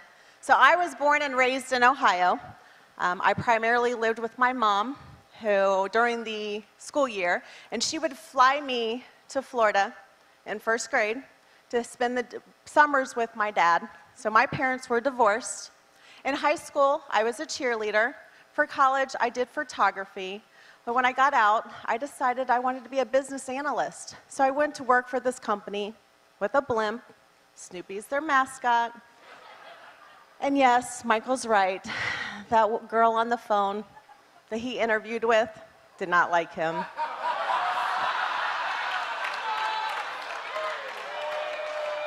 Hey, it's about association. It's who you know. So I had to hire him. 3 years later, we're married and have a baby boy on the way.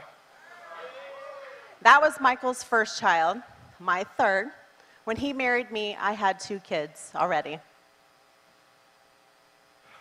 2 years later, I had lost my job.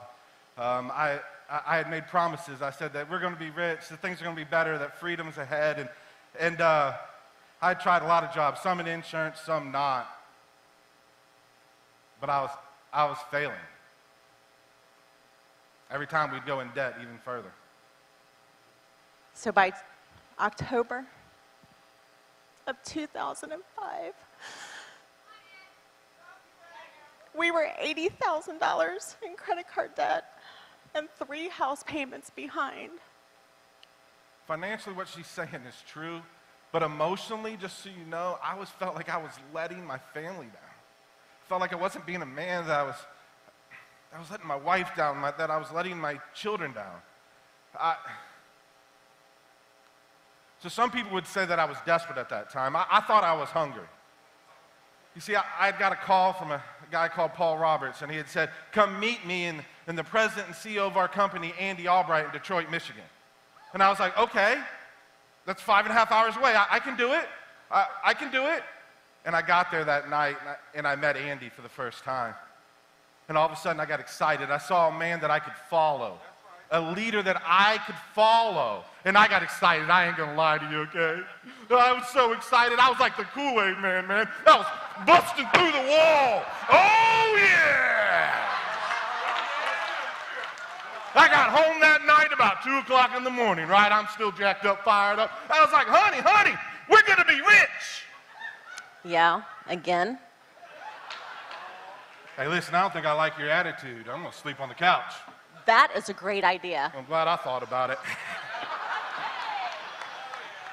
30 days later, we had more money deposited in our bank account than we had the previous 11 months. 30 days from then, I had no idea what life had in store for me or what it was going to change. That was January of 2006, and we went to a meeting just like this in Dallas, Texas. There, I learned words, bad words like try. I learned good words like do. I learned that making $1 million a year is just $19,000 and change a week. I saw ordinary people have an extraordinary success. And I felt love that I did not have growing up in a family. I found the family here at the family reunion, so it was something totally new to me. You know what I did? On that 17-hour drive home, I decided to write my resignation letter to the company that I had given my 15 years of life to in order to join forces with my husband doing this business. And me, I was pretty fired up, right? She stopped working for the man and started working with her man. That's right. That also meant, oh my gosh, there's no more money coming in, right? It was time to perform. And that first year, well, let me tell you, it wasn't without struggles. It wasn't without getting hurt. It wasn't without injury. It wasn't without getting cut. Okay, we're going to tell you a little bit about that today. But that first year, you got to remember, this is 2006. Just to let you know, the company is in the infancy stages. 8 Steps to Success book, don't have. Millionaire Maker Manual, don't have. NAA University, never even thought of. Oasis, what? Leads, we would get lead sheets for 2 weeks old on Excel spreadsheet. We'd try to get them, they'd come in like 4 weeks from now. Billing for leads was manual. Faxing, only corporations had that. Scanning wasn't in existence. Email, you couldn't attach nothing. GPS systems, there were none. MapQuest was just starting to come out. So you can imagine, in our first year, we still lived in Ohio, and we had to sell to eat. And I mean that literally, that we had to sell to eat. You gotta remember at the time that we had 3 boys. So I would book the appointments, right? Of eating. That's right. So I would book the appointments so that he could sell and we could eat. Well, these boys of ours, at the time they were 5, 10, and 14. And they were also heavily involved in sports. So when it became baseball season, of course this mom, she wanted to be at every baseball game. But I also knew that I needed to book those appointments in order for him to sell so that we could eat. Do you know what I did? When it came time for that game, I pulled my car all the way up as close as I could to that field. I then rolled up my windows. And those of you who don't know, yes, we used to have those cars. You had to crank up the windows. We still had one. With my car running, leads in hand, dialing as fast as I could to book those appointments, all while keeping an eye on that game. Because when it came time for my son to get up and bat, I put everything down. I'd step out of that vehicle. Oh, yeah. You can't wear these at a baseball game, right? And I would cheer him on. Then I'd step back in the car and I'd start that process all over again.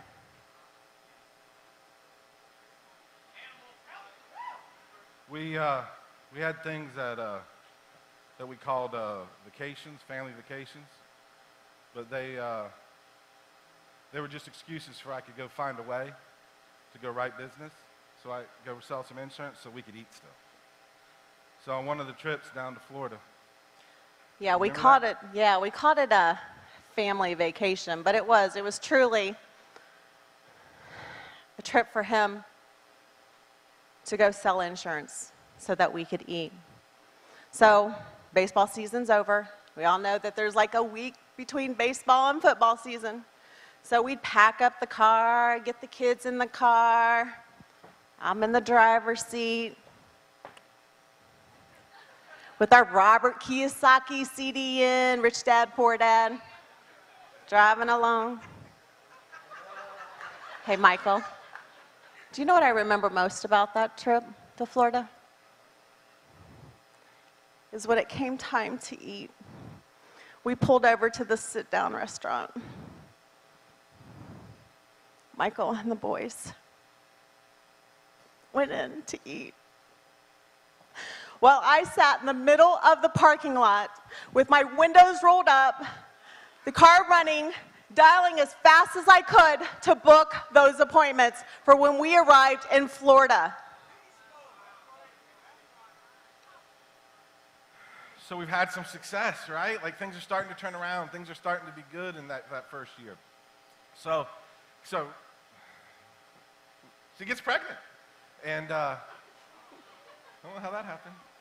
And, oops. And, but we're twins. So we were fired up, right? And so two more boys. And so we're excited about that. And money starts coming in the bank account. That's a new experience. Things are looking good. So, you know, I thought it was on me. So I stopped listening so much to Paul. I stopped following the system. Within 2 months, I found myself down at the end of the month again, and I had $2,000 in my account. I had a mortgage payment of $2,000 that was coming up. And I thought, well, now would be a good time to start to talk to Paul again.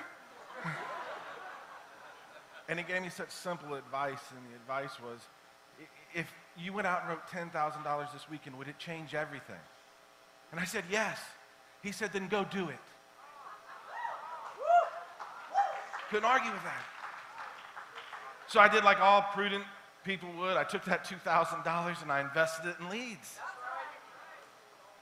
And where I was going to was my little honey hole. It's a place down in Florida. It was my spot. I would go down there 10 to 15 appointments and write $10,000 to $15,000 every single time. But this time, because of Angie working on the phone, okay, 22 appointments, okay? Oh yeah, things are going good, right? I come down. Now, by the way, just to be clear, I ain't got much money, okay? I mean, I bought a one-way ticket, okay, to Florida from Ohio. I got a rental car for a day, even though I know I needed it for more, but I couldn't put more on my card than a day, okay? And I checked into a hotel room that I didn't have any money to check out of. But it was going to be okay because on Monday I was going to get a deposit in, okay?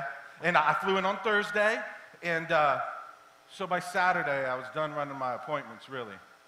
And I was just going to wait for that money to come in, but what had happened was I had wrote $2,400 worth of annualized premium so far. $2,200 had already called the bank to cancel the checks. I had $200 of annualized premium was all I had, and I had to call Angie back and tell her. I thought it was over. And as I started to make that call, she answered the phone, and I could tell her voice was cracking, and she said, I've been on the phone all morning, and I haven't booked anything yet. And I said, it's okay. We're going to figure it out. I said, there's a comfort in here. There's a comfort in here. Fax the numbers. Fax all the requests for coverages, the leads to me. And she said, what for? I said, I'm going to go to their house. She said, why? See, door knocking wasn't a thing. It wasn't even in existence at that point. I said, what are you going to do? She said, I'm going to go to the house. I'm going to sell some insurance. So I started knocking on a couple of doors, and I found this gentleman who wanted to book an appointment with me. Next morning, I walk up to this house, okay? Biggest house I had seen all week. Come up to the door, and he opens the door, and I said, "Is that your yacht?" He said, "My boat?" I said, "It looks like a yacht from here." He said, "Yeah, that's mine." He said, "You want something to eat?" I was like, "Yeah."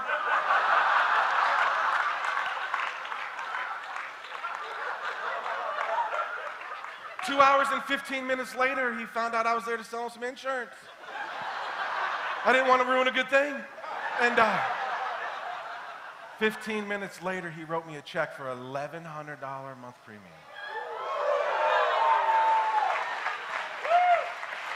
Somehow I figured out how to get home, and I took that rental car back that I couldn't check in, told the people at the hotel that it's not going to look like I'm here, but don't get rid of my room. I'm going to be in and out. I'll see you next week.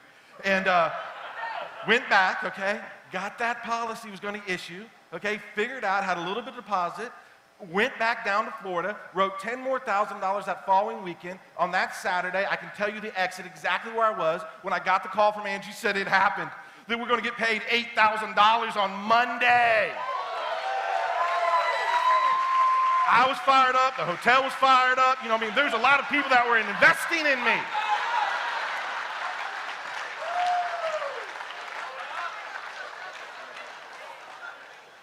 That was then. So fast forward till today.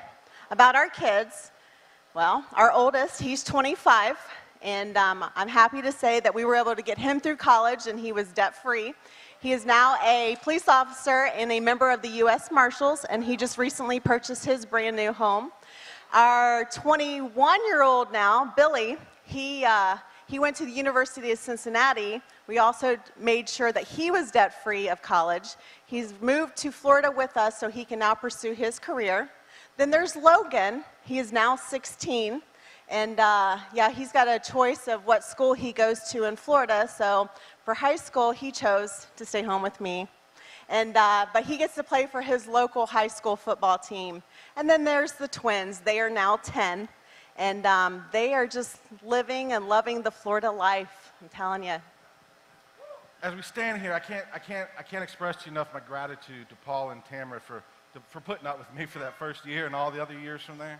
You know what I mean? I got to tell you, though, on the best days of my life, okay, on the best days of my life, if I look to my left and I look to my right, not only is my wife there, but Paul and Tamara are there, and Jane and Andy are there.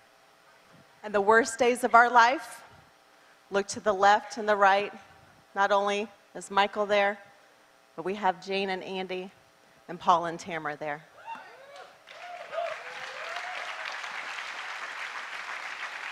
We are so grateful for people that he has put in our lives, like a Tim and Gay Goad. If it wasn't for them, we would not be standing on this stage today. We are so grateful for allowing Andy and Jane to broadcast this, to let our families to see what's going on, to let others know what's going on at the Alliance. All across the world, they're watching right now. Our children is watching. Jane, Andy, thank you so much for allowing our children to be able to hear us. Guys, we appreciate you. We love you. Thank you.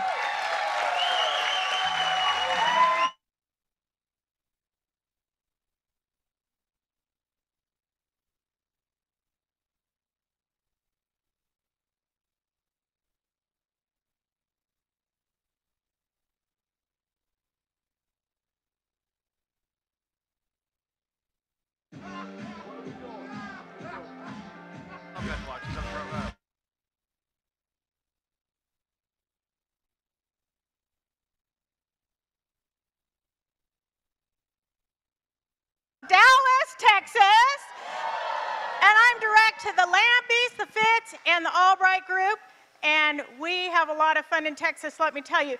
Let me ask you guys a question. Who comes from a crazy family? Who comes from a broken home?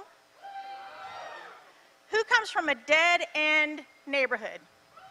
Yeah? Me too. All three of those, every single one. And it was really crazy because I had convinced myself in the 6th grade I was adopted. I I didn't think anything like my family, so I had to be adopted. And once I figured that out, I was like, okay, I can deal with that. I'm good. And then junior high rolls around. I had to pick some new friends. They were not good friends, and they were getting into some crazy stuff. You shouldn't probably get a felony before 14, I'm thinking. So I changed some friends. Then I got to high school, and I thought, you know, I probably need to pick out a mentor. I need to find somebody who's living a life like I want, because the people around me weren't giving me a very good example. I didn't have anybody to follow, and so I found one. I became a nanny for a family, and to this day, my very best friend and mentor, her name is Cheryl Maddox, her and her husband owned a couple of McDonald's, and I was their nanny.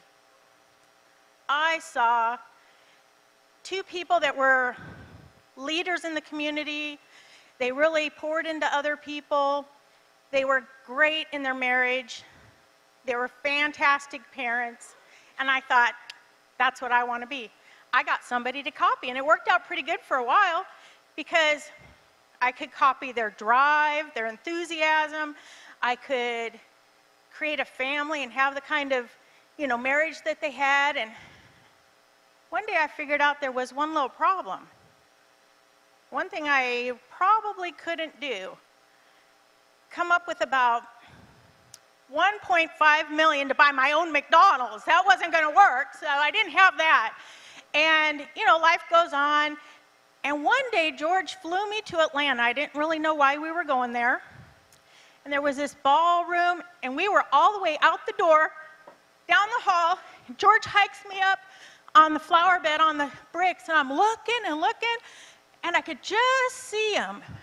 And it was Andy Albright. And he was showing the plan, first time I'd ever seen it. And I'm doing this to George. We can do this. This is the new plan. We're copying him. And it was just game on after that. I thought, you know, the copying part worked out pretty good. It might work out pretty good here too. And I was so excited that we had found somebody. Well, I was just wondering where this ride was going to go. You know,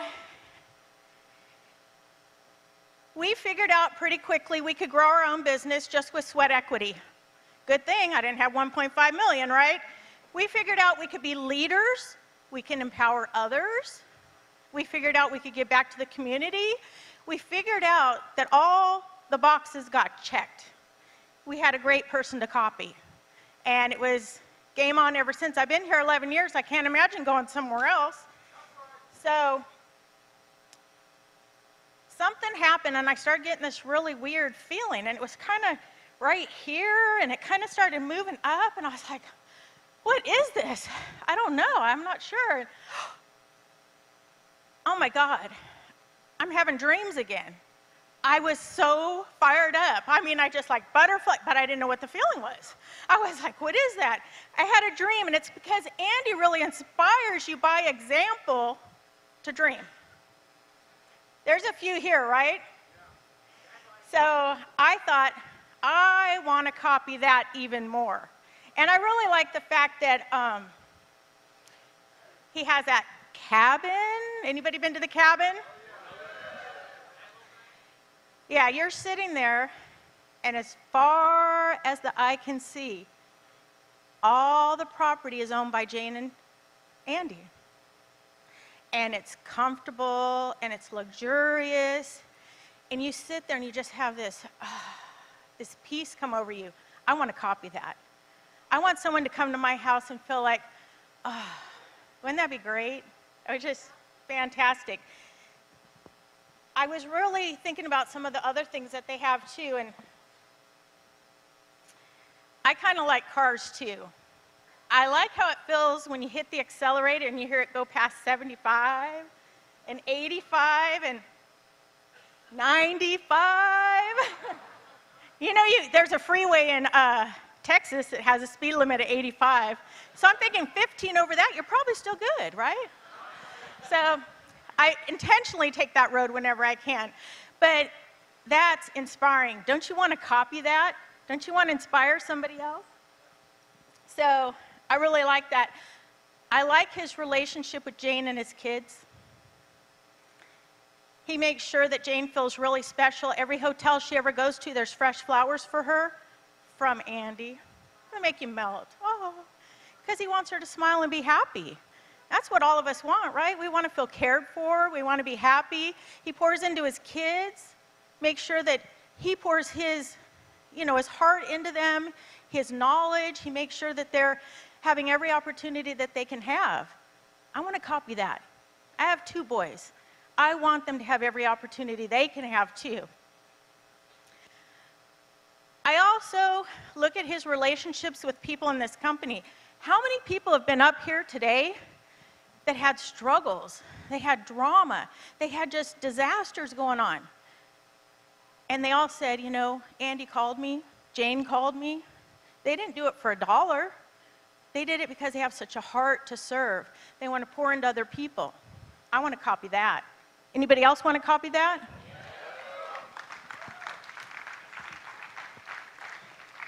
What about his own personal investment? I've been here for 11 years. He spends more money making himself better, investing his time, his energy, his being humble to grow himself, to lead us. That's impressive. A lot of men in the world would probably say, I'm here, I've arrived. He keeps growing. I want to copy that. I need to copy that, right? Who else would want to copy that? Investing, getting better all the time. I have 2 reasons, really, that I want to work harder and I want to copy. First one is, pretty soon, I'm going to get to the end of it sooner than some of you out there.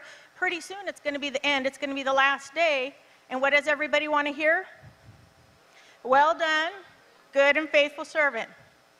So that's reason 1. Reason 2, I also want to hear Andy tell me that one day.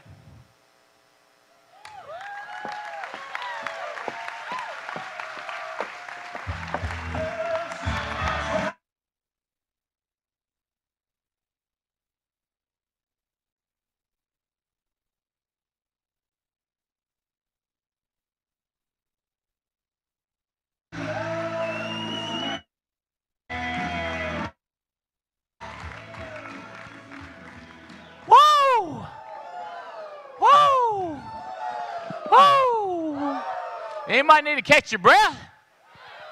Oh my goodness. It's on like Donkey Kong. Let's see, y'all grab a seat. Have some lights out, see who's here.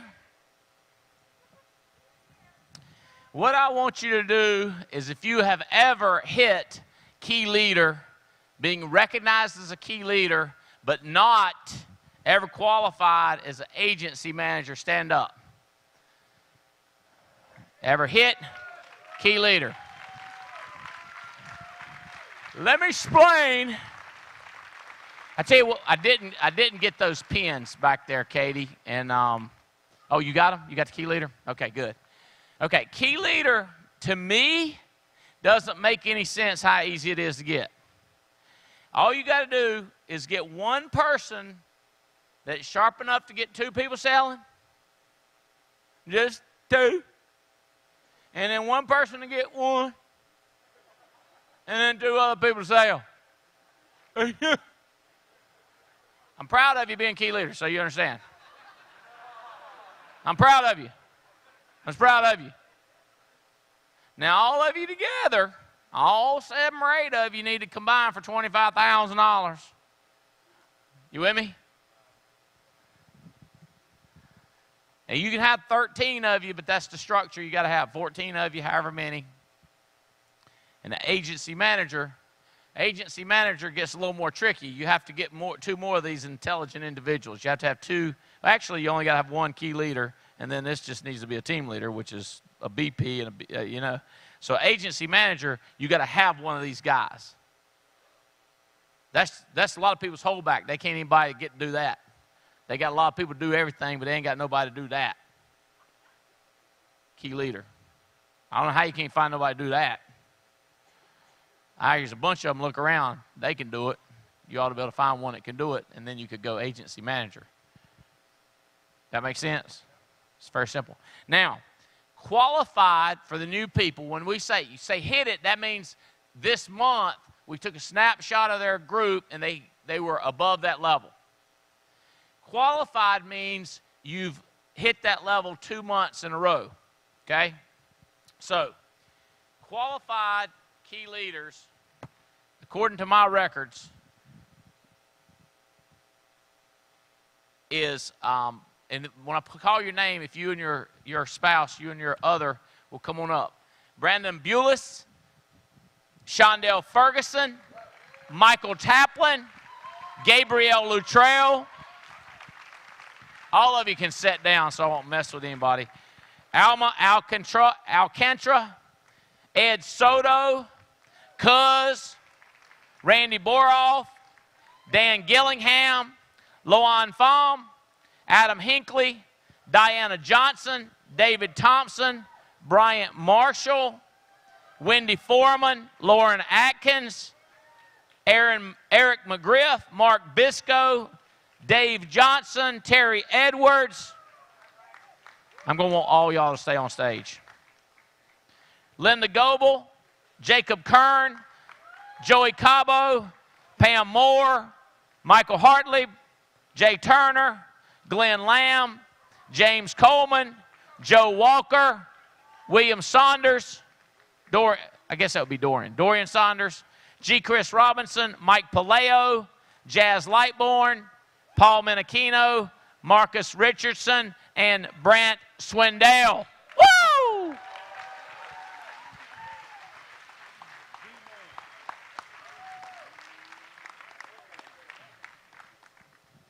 Here they go.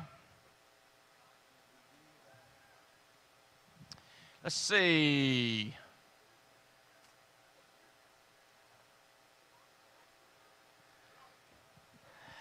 You can do I Want to Be a Millionaire when they're coming up here. They gonna be millionaires. They don't want key leader. Billionaire.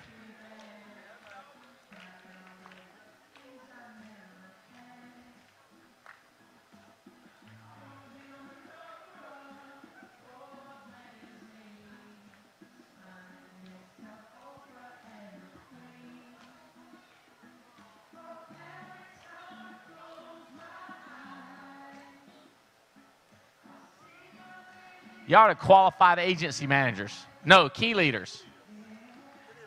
So the next thing you want to do is going to get one like you or better. Upgrade.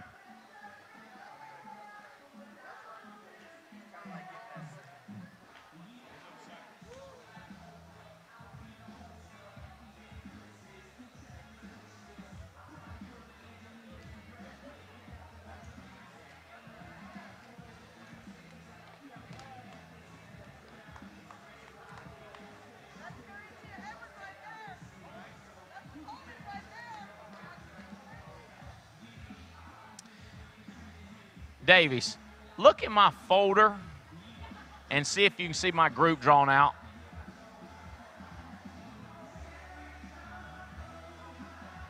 That can't be it. It's my folder, my group drawn out, my group.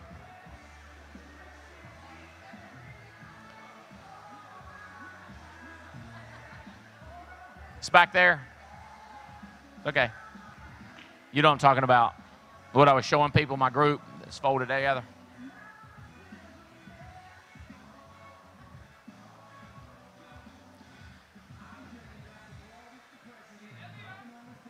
Y'all move up to the front where they can see you and wave at them.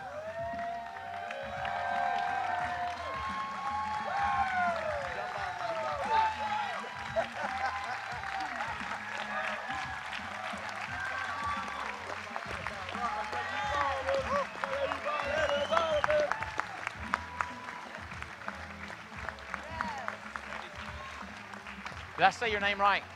Bulis. Did I say it right? Bulis, not Bulis. Bulis. Bulis. Jenny. Brandon and Jenny.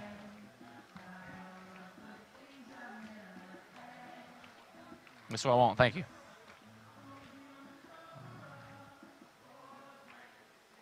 Okay. So, congratulations for being qualified key leaders. So, you guys are looking to go agency manager or even key leader, what you want to do is hire somebody like this couple right here, or this couple down here on the end, or this guy right here and his wife that you don't see, or this guy right here and his wife you don't see, or this guy right here, or this couple right back here. You with me? This is the type people. So there's a whole lot of diversity up there. Well, I don't see it that way. I see it as they're all have the common denominator of success, which is doing what broke people don't want to do. Right, that's the common denominator for success, is doing what broke people don't want to do. So I see that in them. And for the most part, I see that prior to joining the Alliance. You with me? So I think the Alliance made them. No, found them. Found them. Okay? I'm so proud of these people. Okay? Congratulations. Brian, tell everybody, tell them a couple things of why I probably thought you was going to do it anyway when I met you and asked you a few questions. Like after I asked you a few questions, I probably thought you was going to do it anyway. Why do you think I probably thought that? Well, number one, because I wanted to get rich. No? Not even close to rich. I love you, but no way. That had nothing to do with me thinking you'd be successful. You know this is true. You know that's not number one. You knew that before because we've been talking about this just. Yeah. That explains agency manager problem. You follow what I'm saying? You with me? That's what we've been talking about. Okay, you ready? Get your mind right now. Tell them probably some reasons. This is your shot. You think that's funny, don't you? Light them up. Tell them why. Well, my name is Brian Marshall. I was hired by my buddy Shondell Ferguson, direct to Stephen and Holly Davies. So when I met Andy, I didn't have a dad, so I was looking for somebody that could help me grow. So I was looking for a mentor. I tried a bunch of different things. I was coaching college basketball in Georgia. My wife Charity and I have been married for about 4 years.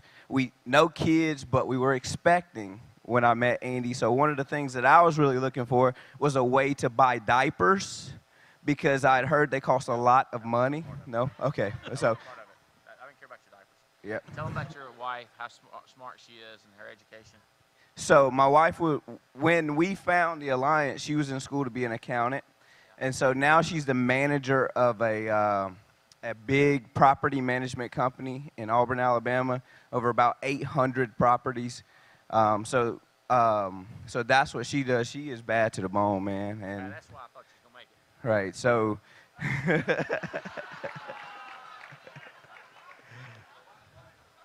Yep. So she's bad. She's bad. Well, you were doing good. Did you play college basketball? Yes, sir. So you played college basketball. I played college. Did they make y'all do them sprint things? All the time. That's why I thought you could do this. This is one of the boringest, stupidest things I've ever seen people do. And I remember those days when I thought the sprints was the most boring and stupidest thing I could possibly. I thought you'd be able to make phone calls, see? I see. Had nothing to do with what you wanted. Nothing to do with your diapers.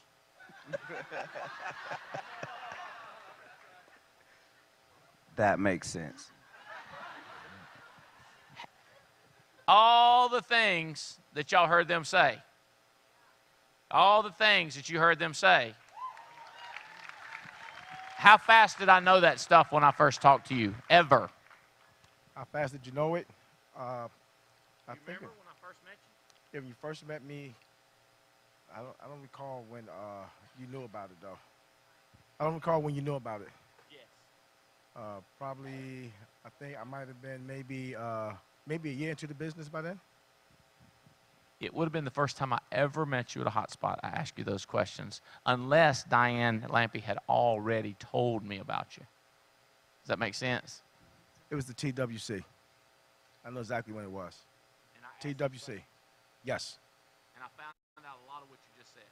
Yes, you did. Does it make sense? They're awesome. Y'all agree? Like.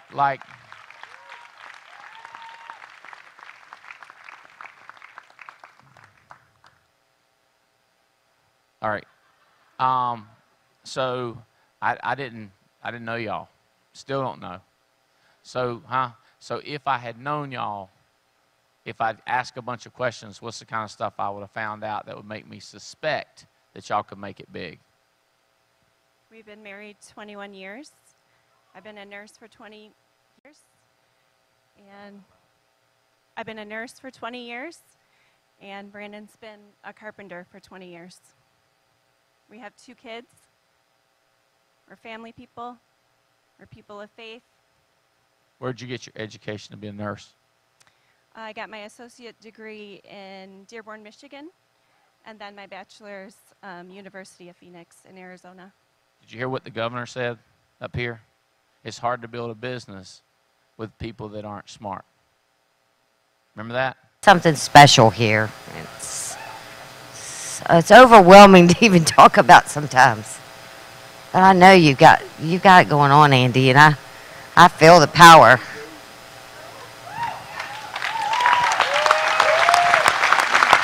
How about our faith? How about our faith? I bet you a large amount of money I knew. Like I had asked you questions. Maybe nice so you didn't know I was asking, but my odds are I knew. You know? I mean, because I wouldn't want to mess you up if I didn't think you could do it. Yeah. Like people say, you mean you don't tell nobody? No, I don't.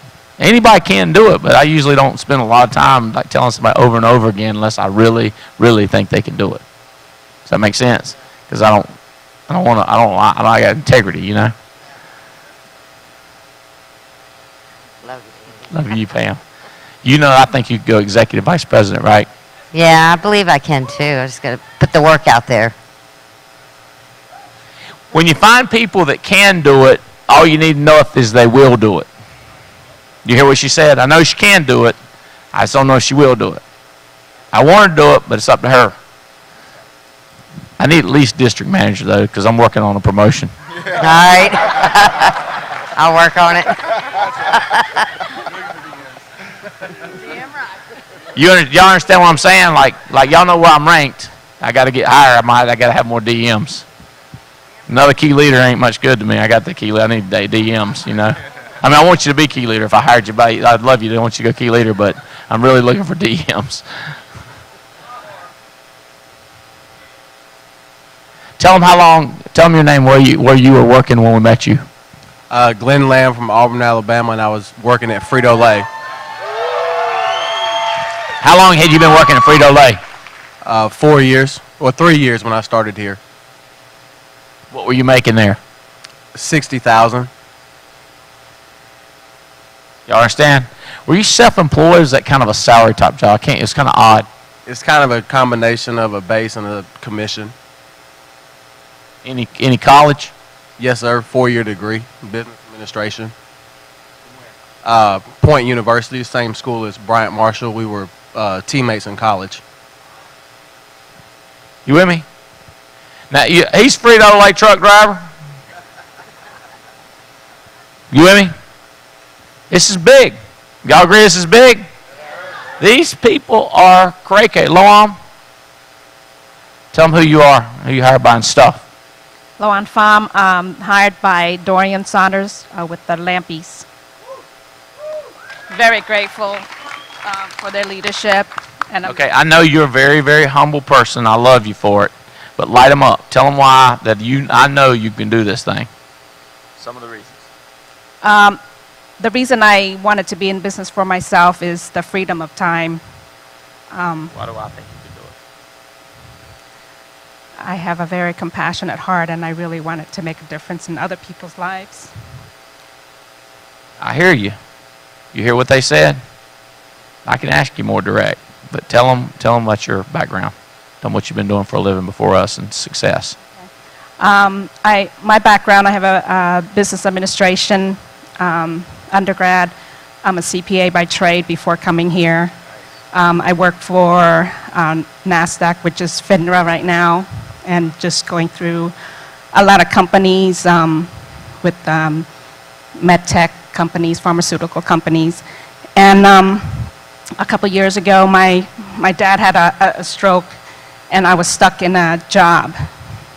So I really had to get out of there because I couldn't go to spend time with family. So for me, freedom of time is huge. So, Okay, so tell them what FINRA is. Well, it was NASD when I worked for National Association of Security Dealers, NASDAQ. And Tell them how you get a CPA degree, what you have to do. You have to do, well, beside my undergrad, I had to have 40 extra credits in accounting and take the CPA exam. I think only 4% ever passed the first time for the CPA exam.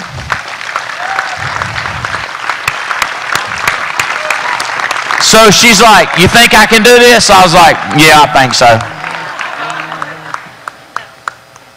Does that make sense? I'm tell y'all. Is any of y'all opened your eyes up about this more since I've been talking about it? You say, but wait a minute, Andy, I don't have a CPA. How can I do it? Get your eyes off of you, brother. Get your eyes on her. You with me? Does that make sense? It's not all, everything's not about you. Not everything about me. It's me finding them. Does that make sense? Me finding them.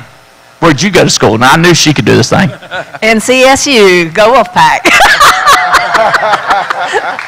You talk about a school that will turn you loose and not pay attention to you, and there's 20,000 people there, and professors can't speak English, and they teach you the worst courses, and you're a number, and treat you like poo-poo, and people say, why are you going to go to NC State? So you can be a Wolfpack person. That's right. And what else did you do while you was at NC State? I was in accounting and I was in the marching band. Yeah, you can't be accountant and marching band. That's difficult right there. Yeah, they have to stay in line. Follow directions. I pictured her marching like, yep, she'll be able to dial. Does that make sense? I knew how to follow directions. Let's get a couple down here on the end. Tell us why. Why would I think? Joe Walker, hired by Dan Gillingham, part of the amazing Fitz Group hierarchy. What's up? Number one, the grace of God. Number one, that's essential. But Andy, I have 4 kids. In my house, it's like herding cats. And my oldest son is a special needs boy. I got a story about him altogether. I'm passionate about my family. This is my lovely wife, Tawny, married 26 years. And we wanted to make a better life for ourselves, you know. Tell us about your education. Mechanical engineering from Fresno State.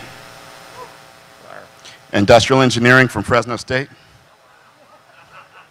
That's where we met. Tell about your mission, missionary work and all that stuff.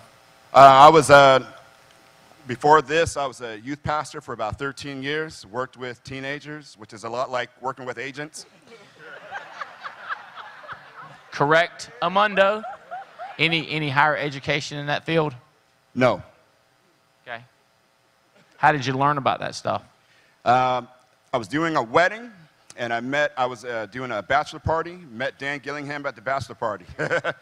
And the guy who I was marrying was in insurance. I asked him if that was something that I can do, and he said, yeah, talk to Dan. How did you find out about the missionary work, the preaching stuff? No. You got to have a license. It takes a week. I got it.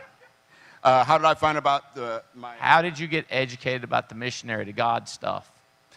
I did about 15 years of volunteer youth ministry before he even went into full-time. Is this clear? Is this clear that I was convinced that he could do it? My only question is, did he want to? You understand what I'm telling you? You find all this stuff about how bad y'all want to, y'all have no idea how I could care less. Unless I think you're capable. Then I want to know if you want to. Most of my people found out the opposite. They tell me how bad they want it, and they can't even do it. You say, but anybody can do it. I know, but let's find somebody that's easier for them to do it than it's impossible. You say, but I thought anybody could do it easy. Yeah, if they find you. You see what I'm saying? Tell me where you went to school in your degree. Went to Keene University for education. How long had you been teaching? Say it again. How long had you been working as a teacher? 5 years. Does this make sense? You can put up with kids for 5 years? What grade? Kindergarten through 5th grade. He didn't get fired or nothing.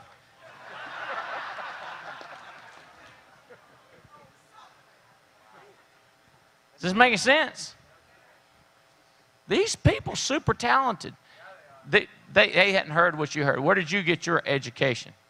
From Purdue University Boilermakers in Indiana, Lafayette, Indiana. Degree? Mechanical engineering. And what other kind of training did you get from where else in your life?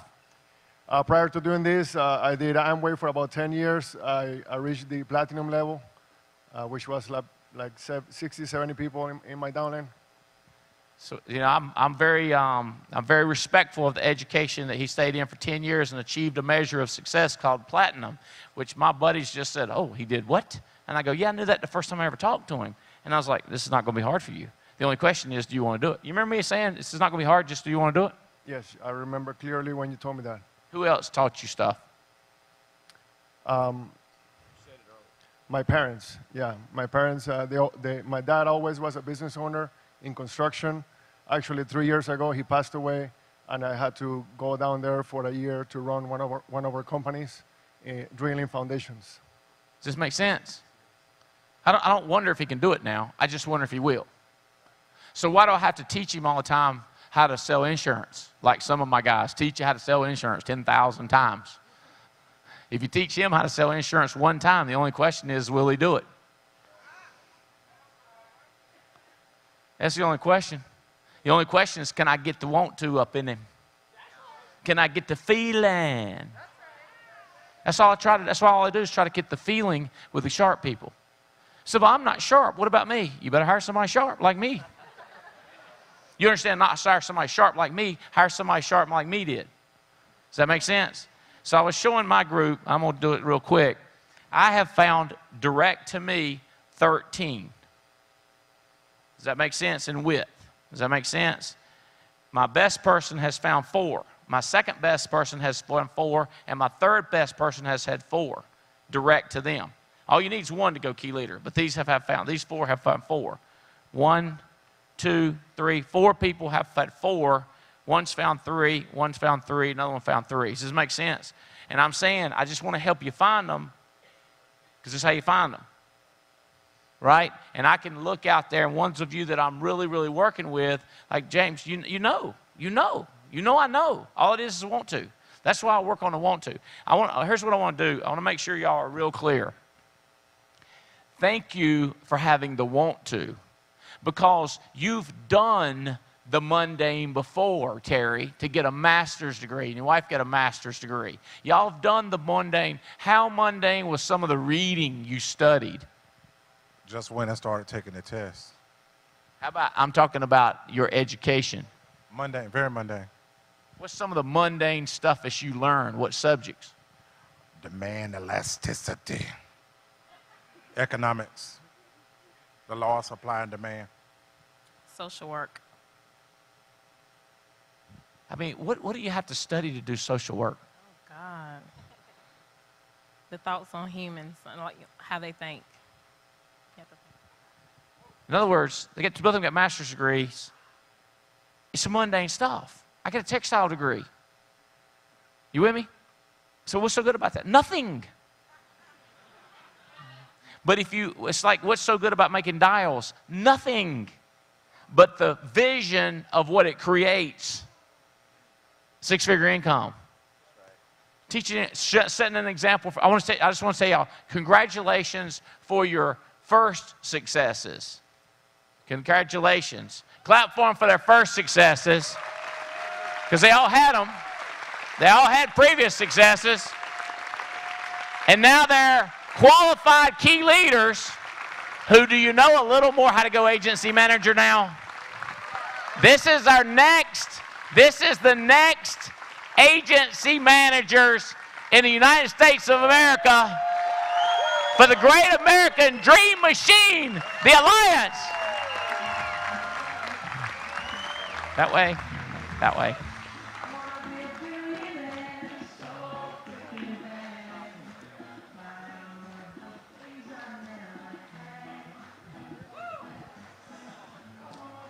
What do you think about that? How long had you been doing meat from the back of a truck? 10 months. What'd you do before that? Concrete work. How many years did you do that? 5 years. There's the answer right there. Who does concrete work for 5 years?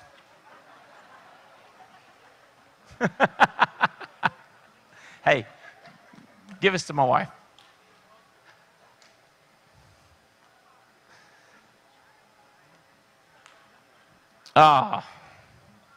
Yeah. Okay. Help?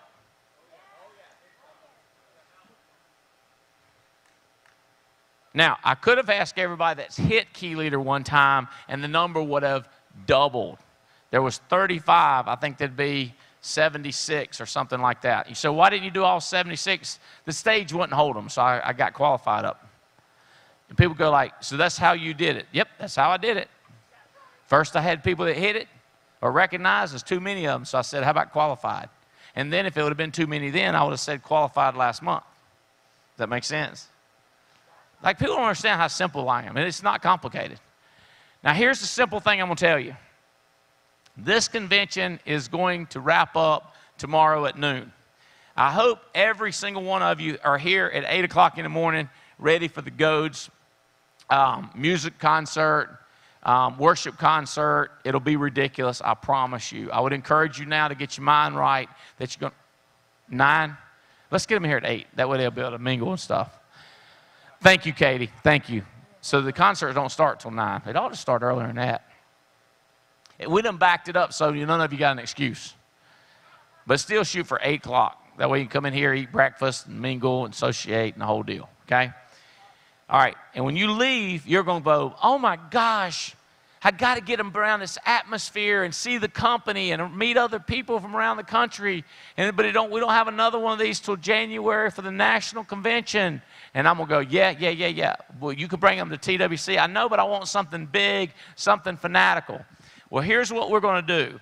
We're going to open up 2 different Instant Thunders. Okay? The good news is 2. Now, we're going to do a West Coast swing also, and we're going to go to 5 different cities. So, and then we're going to invite. So the deal is we're going to invite the first one. You can either go to instantthunder.com or you can listen to me. Who's here? It's September 6th through the 8th.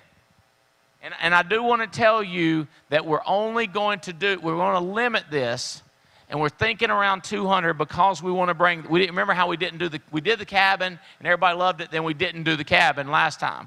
This time we're going to involve the cabin. Okay? Involve is a critical word. I didn't say we're not going to commit the cabin, we're going to involve the cabin. What does that mean? That means I don't know for sure, but it probably won't be every single person gets to hang out, but there will be people that get to go to the cabin, okay? All right. So, we're thinking around 200, we shut it off. Because if we go too many, then I don't get to involve the cabin, and that we lose some of the intimacy, okay? So what if you sell out? What about me? Then you can go to the next one, which is November the 8th through the 10th. You say, but there's 1,200 people, and that's only going to be 400. Well, not everybody's going to want to go. Well, what if it's more? Well, then should have moved faster, okay? We're inviting every agency manager on the West Coast swing, but let's talk about the 6th through the 8th. Now, you don't have to come when your agency manager's here. And some agency managers are going to come to both. They just the way they are. I think Diane Lampe talked about doing that. All right. Alex Abian is going to come to the – these have committed. Alex Abian has committed through 6 through 8. Mickey Cruz, Davies, Hill, Katz, Lampe, Lardy, Mathis, Patton, Profil, Ray, Riddle, Thornton, Wilson, Weinbrenner, and Saunders have all committed to the September 6th through 8th. I don't know if the other guys are coming in earlier. We can find out. We should find out who's going to come to both. November 8th through the 10th, we have Balick, Belair, Bowery, Carey, Connors, Dukes, Epstein, Fitzgerald, Keeter, Leventovich, Long, Marcellus, McGill, Owens, Roberts, and Scheitland. Here's the word. It starts Wednesday at noon, and it ends Friday at noon. So the TWC Live, boom, yow, it's insane because we got everybody here. We do it live. We do Wednesday night, then we do all day Thursday. We teach you how to show the plan by this unique thing of putting down your life story, because your life story is incorporated into the plan, the opportunity meeting, the hotspot when you do the presentation. So we do a lot teaching you how to do that. Jeff Bright always has some kind of ridiculous interactive training. The Instant Thunders are intimate. They're life-changing. Listen to this. Here's the criteria. You have been to an Instant Thunder and it changed your life for the better. Stand up and scream. Who are you? Stay standing. Stay standing. Have been to an Instant Thunder and it changed your life. Stay standing. Raise your hand. Look around. These are the people. Okay, y'all grab a seat. Good. Thank you very much. There's your endorsement. They are psycho. I mean, it is. We were just telling. Matter of fact, we had Dora works from New Jersey, from Poland, I know, but I think she lives in New Jersey.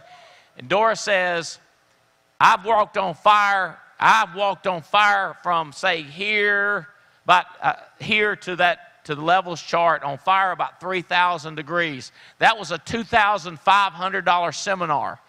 And I remember getting to the end and wiping my feet off and then thinking, oh my God, I bet I am burned. And I had no burns. That was a pretty impactful $2,500 seminar.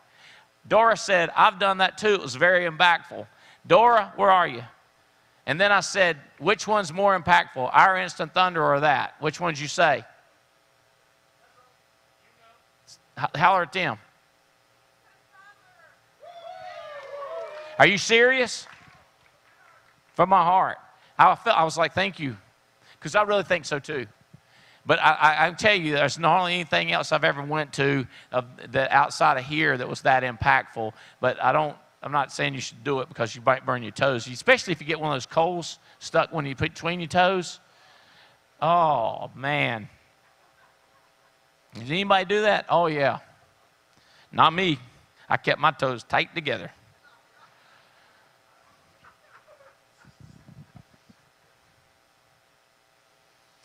Okay.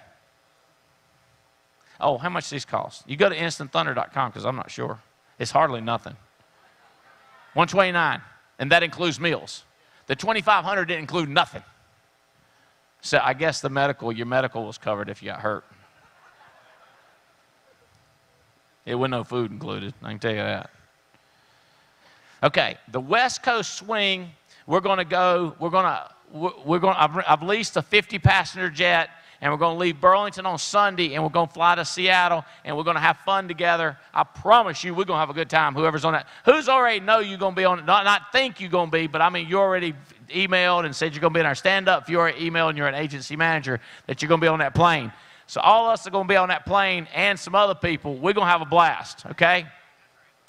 We're going to go to Seattle. In Seattle, we're going to chill that night, get up the next morning, and we're going to train. By the way, we're going to leave out on the 9th. I think that's the 9th. See if the 9th is a Sunday. Thank you. So we leave on the 8th. So that night, on the 8th, we're going to hang out in Seattle. On the 9th, we're going to train in Seattle all day long, like Instant Thunder style. Jeff Bright's already committed to be on the train, okay? And I hadn't talked to Tim Go to see if he's going to be on there or not. But Jeff Bright he'll probably be on parts of them, some of them if he's not on all of them. He might be on all. But so it's going to be all day. Which point at? Sure, he got on. Okay, so there's one less spot available on Instant Thunder. 2 less spots on Instant. It's going to sell out. I know. 3 less spots on Instant Thunder. Okay, so here's the deal. And by the way, agency managers, y'all understand the deal. What did I say the deal? What did I say it was? $200 per leg. Yeah. So 1,000 for the whole round trip, okay, for the flight part. You figure out your food and where you stay. Okay, so this 50-passenger plane, we'll probably have 15 or 20 agency managers show up in Seattle. Everybody will be pulling their group in. It will be crazy intense. No charge at all to anybody that drives in from 7 or 8 or 10 hours away from Seattle. No charge. Does that make sense? The hotspot will take care of it, or I'll take care of it. It's no charge. We'll jump in the plane that night and go to Rancho Cucamonga. And then we'll chill out in Rancho Cucamonga to Monday night. Yeah, that Monday night. Wake up Tuesday, the 10th, and we'll do training all day. You get the strategy? Repeat to Phoenix and repeat to Vegas. Did I hit them all? 1, 2, yeah. So we're going to go Seattle, Rancho, Phoenix, and Vegas. Does that make sense? You clear? And then we're going to fly home the next day on Friday. Okay? All right, y'all can grab a seat. So, no charge for any of those that we show up, and all the agency managers are going to be there. So I think that's going to be, it'll probably be crazier and more impactful for the people on the plane than it does in the days, but the days are still going to be just absolutely ridiculous. If y'all have ever been on a trip like that, it's so much fun, and you get to know each other so good. You learn so much in that amount of time. Okay.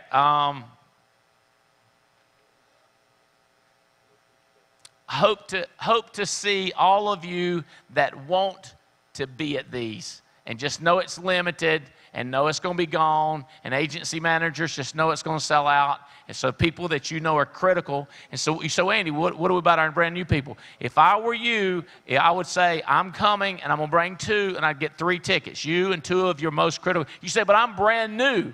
I would get you and 2 tickets. If you're brand new, I would get you and 2 tickets. Check with your agency manager and make sure they agree. But let me say this. If you're one of the sharper ones, I would get you and 2.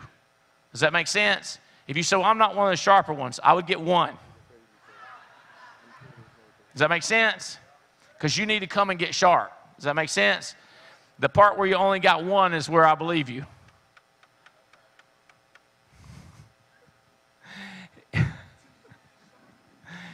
What, Terry? You should get you and 2. Then I know you sharp. Does that make sense? Leroy.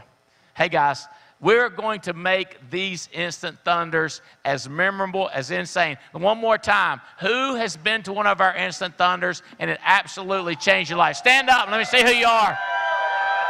What? Oh, I got a video about it. Y'all stay standing and play it.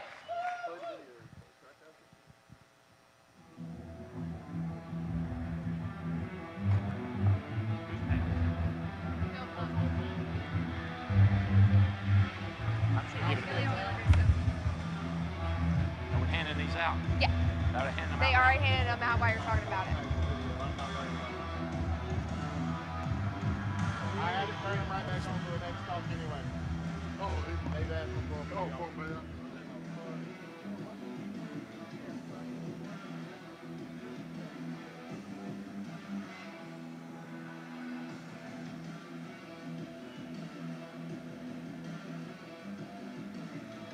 Are we done, William?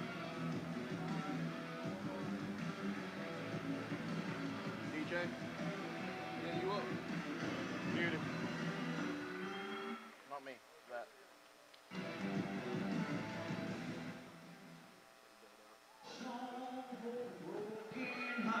Let's hear it for Bill Cook!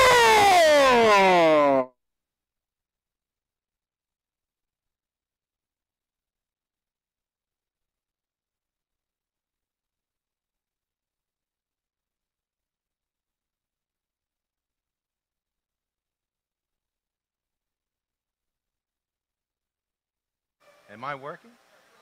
I'm on? You can hear me? Woo! All right, my name is Bill Cook, and I want to thank God above for all the success I've ever had or ever will have, and hope that I speak well for you. And I'll be talking to you today about annuities, and by the end of this talk, everybody in this room is going to go out and sell an annuity in the next 30 days. I love talking about annuities because annuities have changed my life financially. Last year, I was blessed to write about 14 different cases, made about $100,000 of my income based on annuity sales. I've had, in the last 7 years, 55 annuities issued and placed, and about $5 million in annuity sales. So that's incredible when you understand that I started selling insurance when I was 22 years old and sold insurance for 17 years for a company and never even knew what an annuity was. And then I came to the Alliance and I started working in insurance with the Alliance, but I still didn't understand annuities, didn't sell any annuities. And it wasn't until Andy, who always loves to trick us into making more money, came out with a contest where you had to do all these different things, hire somebody, sell so much, and it required you to sell an annuity. So I looked up in the dictionary what an annuity was, and I said, okay, who are the carriers? I got contracted with one of the carriers, and I said, in the final days of the contest, what am I going to do? I've got to get this annuity to get this bonus. So what I ended up doing was saying, wait a second, why don't I write an annuity on myself? Not a bad idea. So I took out the contract for the annuity and I found out how simple the paperwork was. So that's one of the first things I want you to write down is if you want to get into annuity sales, the first thing you want to do is get contracted with one of the carriers and get an application and fill it out on yourself. You don't need to submit it, but fill it out so you see what the paperwork's all about and you get used to what an annuity is. An annuity is simply a savings account with an insurance company. That's the way I describe it to any one of my clients that I ever see. I love the definition that an annuity is like a CD on steroids, okay? And basically from that point, I submitted the application, I got approved, and I got the bonus, but I didn't really get into annuity sales. And then it wasn't until a couple years later that I actually had one of my downline agents, and what he said was, I found this guy and he has some money and I think, you know, you should go talk to him. So I went out to see him. His name's Willie Lignow, and Willie had, he was about 79 years old, and he had 100% of his money in the stock market with a man he'd been working with for years and years. And the interesting thing was, when I sat down with Willie, I talked to him about the rule of 100. This is the next thing I want you to write down. I said, Willie, you know, the rule of 100 is a simple rule that if you take the number 100 and you subtract your age from there, the number left over is the amount of money you'd be safe to keep in a risk money place like the stock market. The rest of the money you should probably look into getting into a safer place. So what we did was we moved some of the money from his variable annuity into a fixed indexed annuity. And then I got a nice deposit. And I'll tell you what, annuities, the thing I love about them is they have the opportunity to change your life. Like I know when I started in insurance, and a lot of people in this room are just getting started in insurance, I was scared to death. I was not in the greatest place financially, and I know even over the years, there's a lot of people, even if you make good money, you're in a situation where there's more month than money. And annuities are one of the greatest vehicles to help you get out of your financial situation into a much better financial situation. If you think about it, I've had, in 1 week, I've had $39,000 deposited in my checking account based on annuity sales. You know, one was a $26,000 deposit, the other was a $13,000 deposit. And when you think of your situation, you say, well, if I was able to write an annuity, how quick could I change my financial situation? And if you're brand new, the amazing thing is there's money all over the place that you could be finding. What I'll be talking to you about is a lot of the different places that I've found the annuity money because I'm not really a genius. All I did was first I educated myself. And one of the things I'll be talking to you about is what's in the annuity packet here. The first book I got and read over is this book for kindergartners in finance called Safe Money Places. And I had, I guess, maybe a 5 in financial education. even though I made good money, I really didn't know a lot about money. I didn't know what a CD was. But this book helped me understand it's not a sophisticated bank investment. It's basically a certificate that you have money on deposit with a bank. So the first thing I'd recommend to people doing, if you haven't read this book and you're not financially sophisticated, like I was not, is get this book and basically read through it. And what you'll find out is about CDs, bonds, fixed index, and all these other basic, simple things about finance.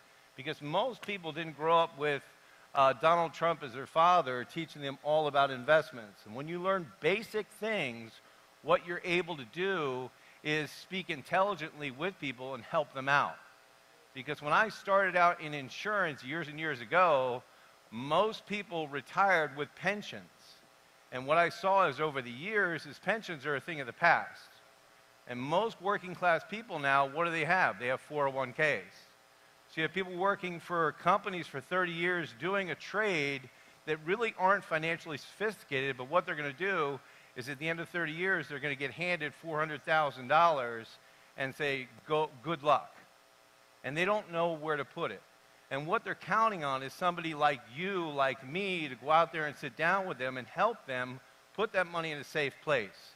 Because too many people, especially in like 2007, 2008, lost 50% of their entire portfolio like that. So what you have the power to do is help these people protect their life's investment. And that is a wonderful, wonderful thing. I sat down with one woman, her name is Becky McCombs, and Becky was a final expense lead. So if you've ever gone out on a final expense lead, you could meet a woman like Becky. And I went to see Becky, and I sat down with her at her little kitchen table, and she lit her cigarette and blew the smoke in my face. I said, thank you, Becky. Don't mind me.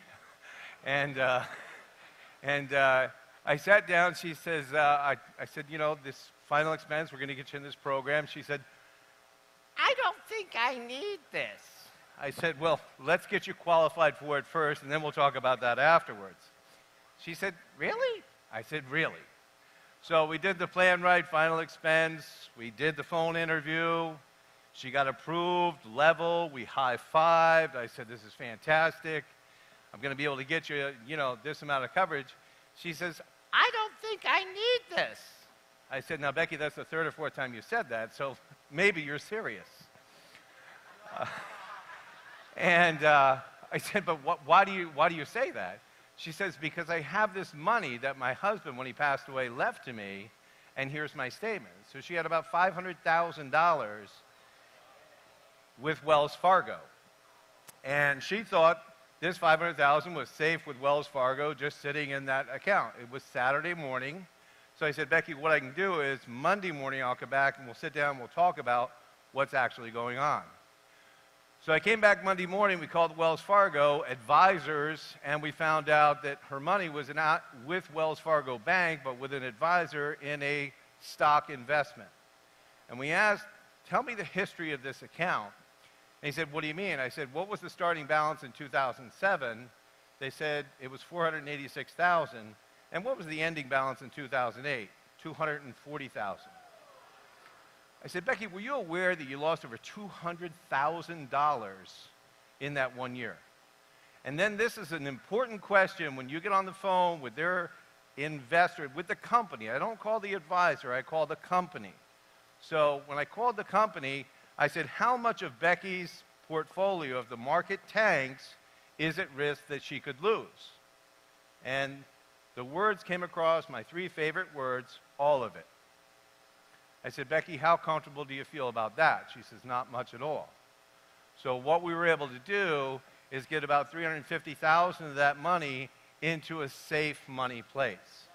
So if you're going out there on final expense leads, that's just one simple example of what can potentially happen for you. And that was a rather nice deposit, and I'm still friends with Becky, and we've moved more of that money. I think we initially did like $350,000. I said, did the advisor call you and let you know? She says, no, I haven't heard from him. I said, so if your portfolio tanked $350,000, he didn't even realize it, I said, let's move another $150,000. So we moved a little bit more of her money into a safe money place. Another final expense lead, I went down, I saw this woman, Mary Ernst, sweetheart of a lady. And she wanted something to take care of final expenses, so we filled out the application. And she said, I don't have any checks, but I've got my bank statement right here. I said, okay, not a problem. And she hands me her bank statement. I said, Mary, you know you've got $46,000 in your checking account. She said, yeah, that's the small one. I said, the small one? With a little gleam in my eye. And she said, yes, I've got the other one here. And there's $295,000 with Haddon Savings Bank in a simple checking account. Now, if you can imagine somebody on retirement trying to live with inflation at 3-4%, getting less than 0.5% on her money. So I said, Mary, why do you have so much money in your checking account? Because I don't know what to do with it. Think about that. There's so many people, and I talked to someone earlier who their mother has her money in a CD, and I said, ask her why she has her money in a CD. The only reason is because they don't know what to do with it. A lot of people, what they don't want to do is they don't want to put their money in the stock market because of the risk factor. Those are our #1 clients. Those are the people we need to look at helping, because we help people who are more concerned about the return of their money than the return on their money. So those are important things. The other thing to understand in this is that when you start putting things in your mind, like if you've ever looked at buying a new car, like you're going to buy a new Cadillac Escalade. Anybody in here like Cadillac Escalades? I do. So I'm a Lincoln man, but Cadillacs are nice. But if all of a sudden, when you start putting that in your mind that you're going to get one, don't you start noticing more on the road? You notice the Cadillac Escalades? Because now your mind becomes a magnet to that. When you start studying about retirement accounts, when you start studying about annuities, when you start thinking about those, guess what's going to start happening in your life? More and more situations are going to start coming up. Because what I tell a lot of people is, I just got lucky in selling annuities. But the definition of luck is when preparation meets opportunity. So you've got to understand it's our job to be prepared when that opportunity comes before us. One of the other things I did was I read Tax-Free Retirement, which is stress-free retirement from Patrick Kelly. Patrick Kelly put in this book some basic, simple things that are, to me, pretty important to know. Like if you're investing money or saving money in a tax-deferred account, and you have, 20 periods of your dollar doubling, you take, let me see, put on my glasses here. If you take $1 and double it 20 times, and you double that dollar 20 different times, so $1 turns to 2, 2 to 4, 4 to 8, and you do that 20 times without tax, it comes to $1,048,576. So just imagine if we put in maybe a 28% tax. So we take 28% tax out of it before we double it each time. Common sense, when I ask a lot of people, what do you think the total would be? They say, well, 28% of $1 million, probably around $600,000-700,000. Let's make it $500,000 just to be safe. The actual number is $72,570. So think about that when you're talking to people who are investing their money but paying tax on the returns. So now you're able to put their money in a safe place, and that's the #1 thing whenever we talk about annuities or savings accounts with insurance companies. We talk about safety first before anything else.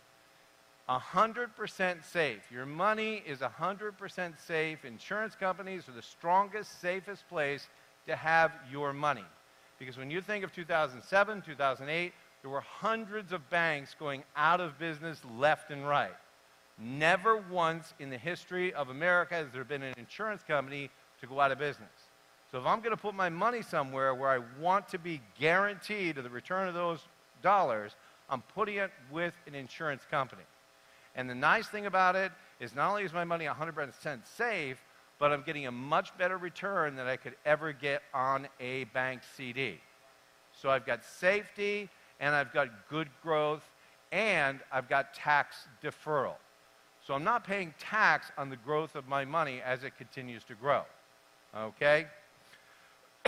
Another situation was I'm a big Costco guy. I love Costco. So some people do not. But I'm in Costco, and of course I'm always reading. So I'm reading my Retirement Miracle book, and I get to the cashier, and she says, "Oh, what do you want to retire?" I said, "Well, no, actually, I help people with retirement savings accounts." She says, "Really? I need to talk to you." So Peggy says, "You know, when can you come out and see me?" I go out and I sit down with Peggy from Costco. Now, she's a cashier, but she worked for AT&T for 27 years. So she had $287,000 in her 401k that she didn't know what to do with.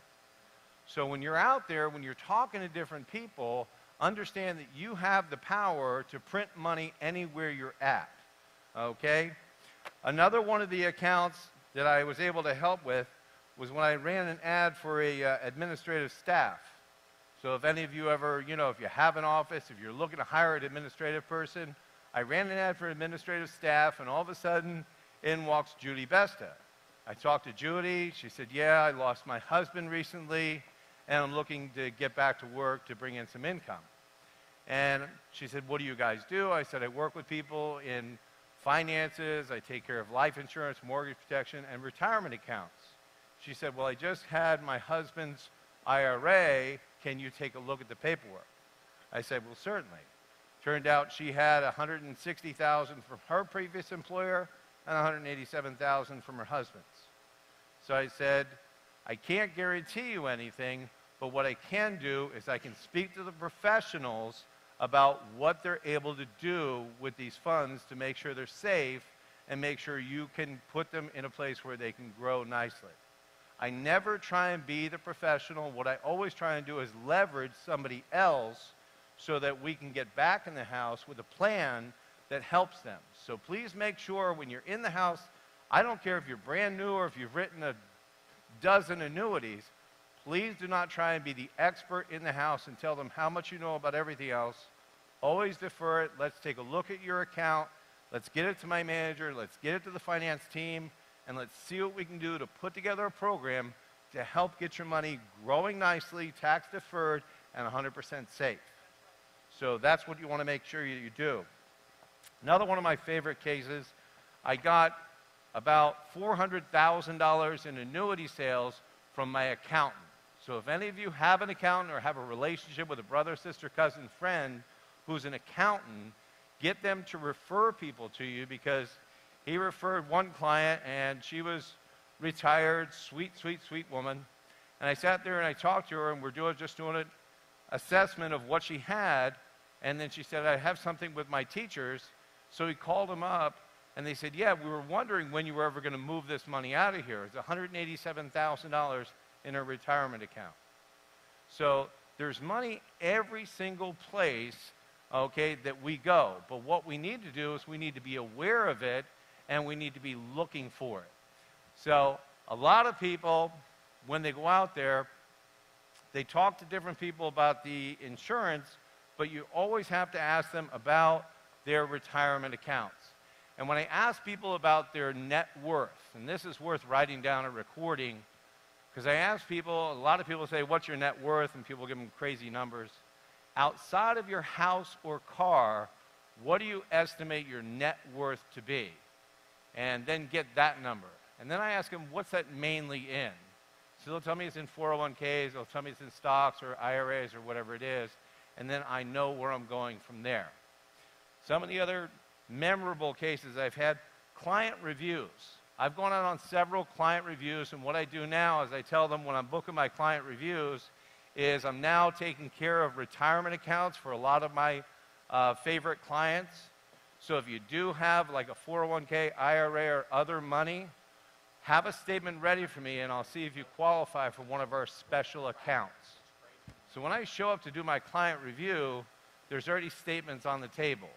I had one of my clients, his wife passed away, and he got about $180,000 in life insurance.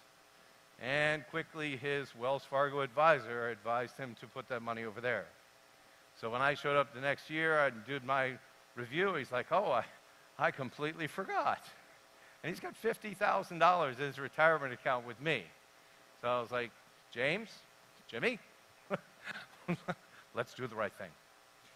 But another guy, Mike Vittori, and this was a wonderful client.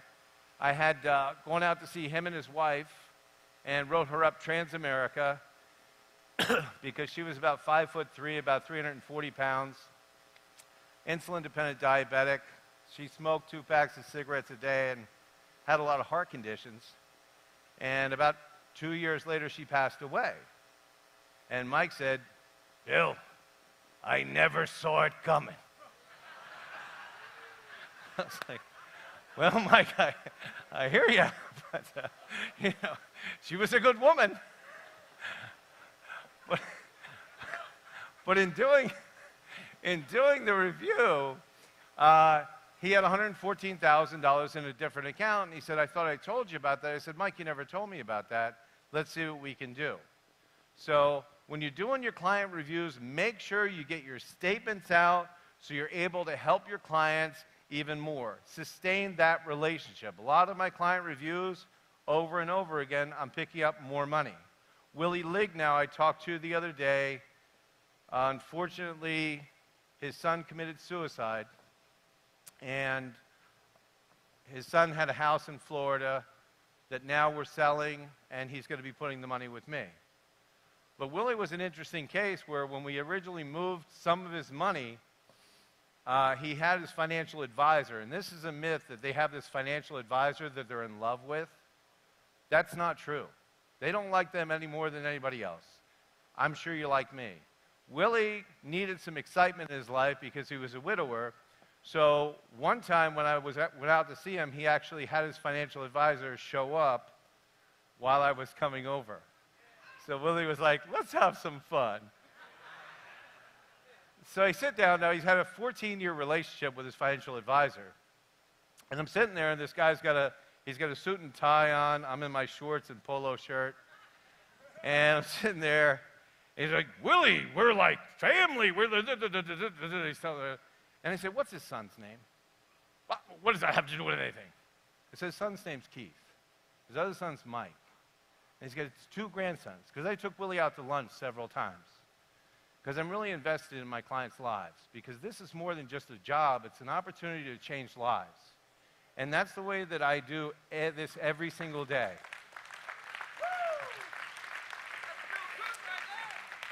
Because remember, people don't care how much you know until they know how much you care.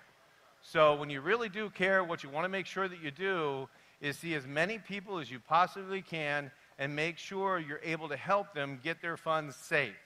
How many people in this room have had a deposit of over $10,000 from an annuity sale? Please stand up.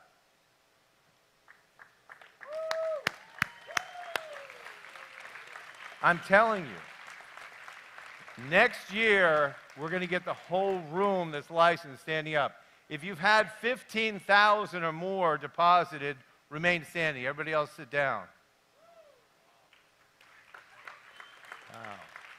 $20,000 or more in one single deposit. Just imagine wherever you're at in your financial life, okay, how helping one simple family, whether it's from a CD, if it's from a client, if it's from a friend, how one single deposit of 10, 15, 20, I talked to Stanley. Stanley, how much was your deposit?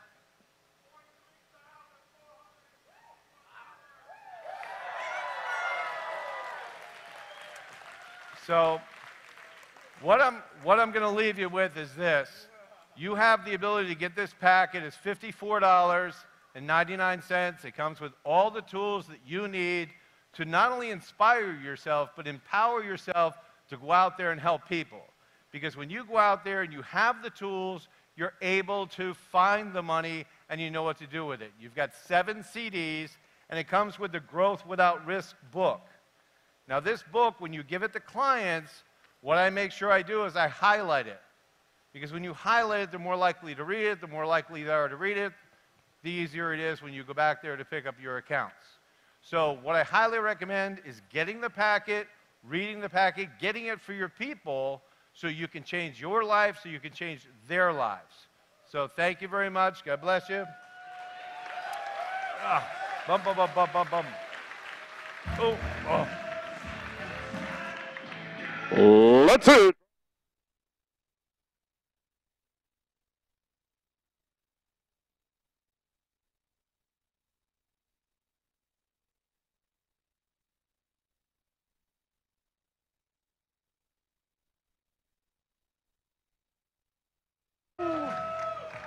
All right.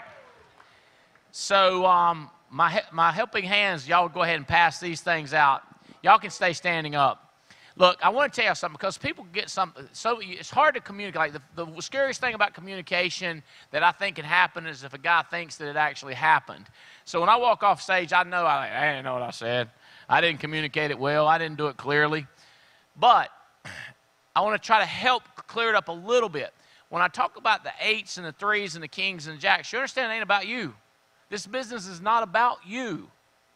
They go like, well, I feel like I'm just a 4. I'm like, who cares? It's not about you. Does that make sense? Like, I feel like I'm a 7. Well, okay. Well, it's not about you, bro. Who's it about? The people you're downline. The people we recruit. Well, you say, well, I'm a 7. I can't make sales. You just dial the phone. Come on, seriously. Have you seen some of us? Seen how we act? How we are? You with me? It's about building your business. Find people that are like these people up here. So don't worry about you. We ain't worried about you. You don't need to be worried about. I ain't worried about me. I'm trying to find sharper people than me. Does that make sense? Speaking of sharper people than me, is Stan the man still in the house? Where's he at? Come here, man. I'm telling you to talk to me a minute, Stan. Stan, man. Strike a trot. Bring it on. Come on up here.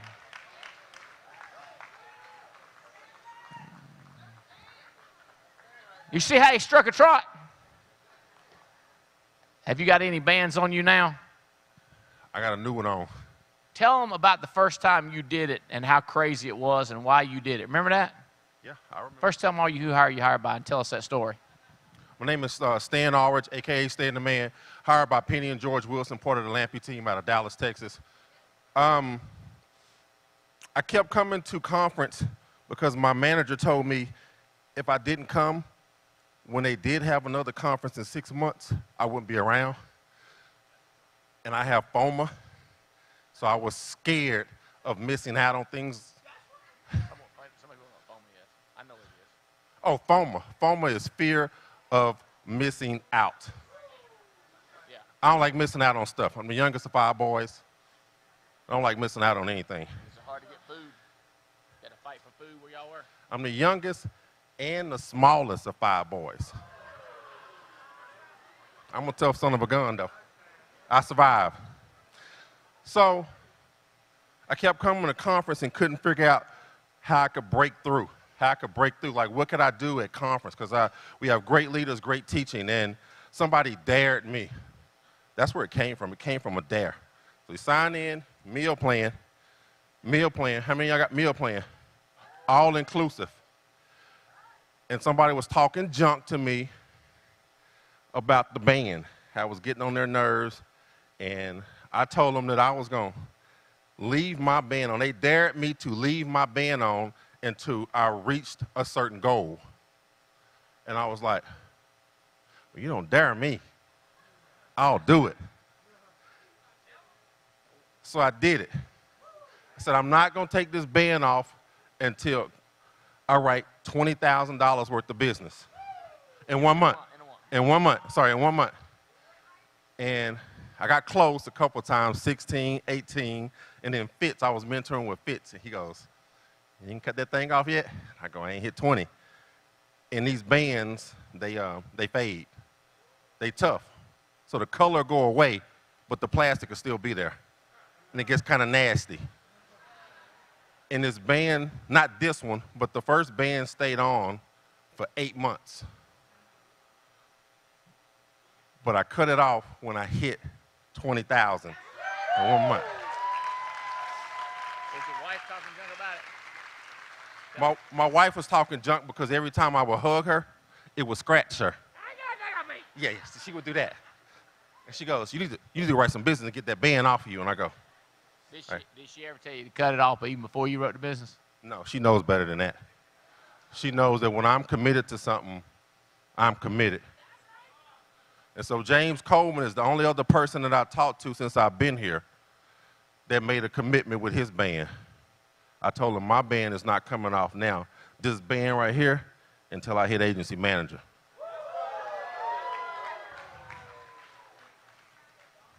You're going to like this, I think. They're passing these out. Listen what it says. What? I'm committed. Read this right here. I'm committed to, and it's got a blank, and will not remove my bracelet until I have done so. Print name, signature, and date. You turn this completed commitment form into any one of the following areas to receive your bracelet for, it's a price that I like. It's the only deal better. Matter of fact, you shouldn't be able to get one unless you get a case of books. But I tell you what I'm going to do. I'm just going to go on faith and let every have one of these bracelets free. One for every person free. All you got to do is fill this out. You take it to the Alliance University people, Lead Performance Team, or President's Club, or the Alliance store, and you get one of these bands for free. And it says, read it to them. This ain't coming off till I hit agency manager. Okay, now if you won't, I just thought those of you, see what we do is we felt bad for the people that didn't have the meal tickets, you know. So the people, I felt bad for them. So we did this for them. So the people that got meal tickets, if you want to use the meal tickets for one commitment and then the red one for a new commitment, that's fine. Whatever you want to do, they're yours. You paid for them. You paid for the meal tickets, and these are free. So whatever you want to do with them. So I'm gonna try to. Does it make sense? I love it. What do you think, Bo? I love it. Why don't you dare them? Mess with them. I dare you right now. I double dog dare you right now to not just make the commitment, but to share that commitment with somebody who can hold you accountable. See, you can just make that commitment and run out of the room. Don't run out of the room. Share that with somebody who can hold you accountable.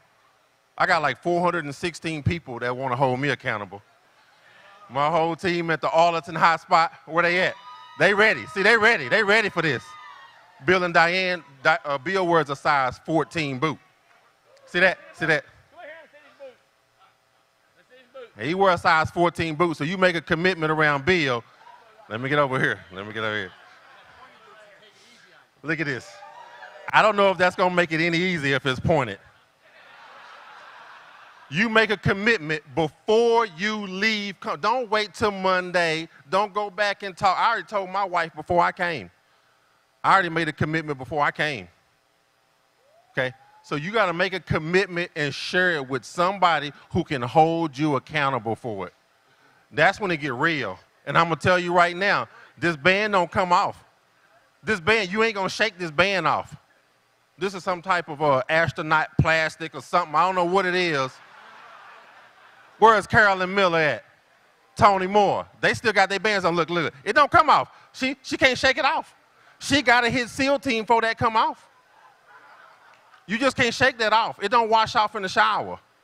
So you better be serious. If you're going to make a commitment, you better be serious. I got an idea. Okay. I got an idea. If you want to, you can take a picture of this and post it on Albright Communication. If you want to, or you just keep the picture for yourself, because you got to give the original either to the Lead Performance Team. By the way, if it has to do with production, wouldn't it make sense to take it to the Lead Performance Team? Yeah. President's Club or the Alliance store where you're getting a case of them books? She said, Becca said, you keep promoting them, you're going to sell out. We got the first one right here. What's it say? What's it say? What's she commit to? Whoa. Whoa. Anybody else got any filled out? Listen to this one. Hold on. SEAL team and 90-day Mad Woman cycle. This is Jenny Patel, and she has Tamara Roberts holding her account. 90-day Madman. That's SEAL Team 3 months in a row. Back to back to back. Hold it up, hold it up, hold it up and take a picture with it. There you go. You should hold it up and take a picture with it like that. Here we go, no one right here, Stan. See what we got here. Stan, what we got here? My man Alan. So Alan said he ain't cut it off until he goes SEAL Team. Just so y'all know, when you go SEAL Team 20, that's some direct deposits that's coming in daily. That's serious. SEAL Team 20. Now, who's holding you accountable? Ooh, Oka don't play. Oka don't play. Here, right here. Take a picture. Take a picture. Take a picture. My favorite part about this is free. Saved you some money. So you saved up some money so you can go get what you want at the store.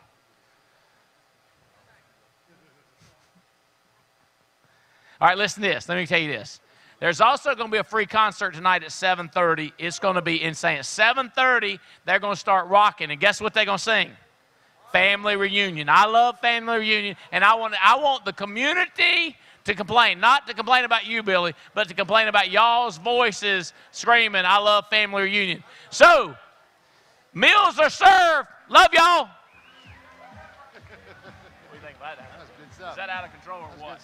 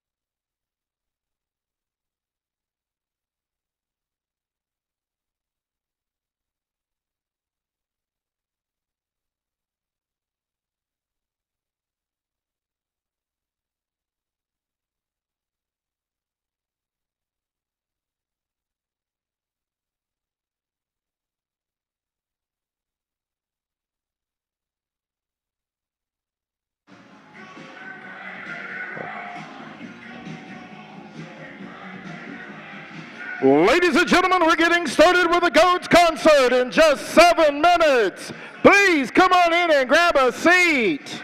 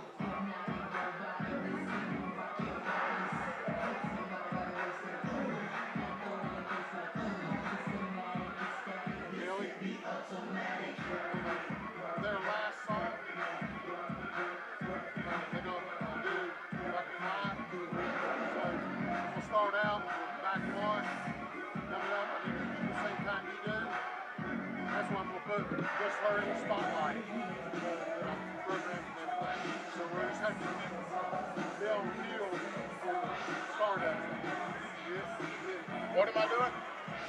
What am I doing? Hit play on the music because it's talking about. Yeah, when you hit play, I need to go at the same time you do. So we'll just go off each other. That's on the last one.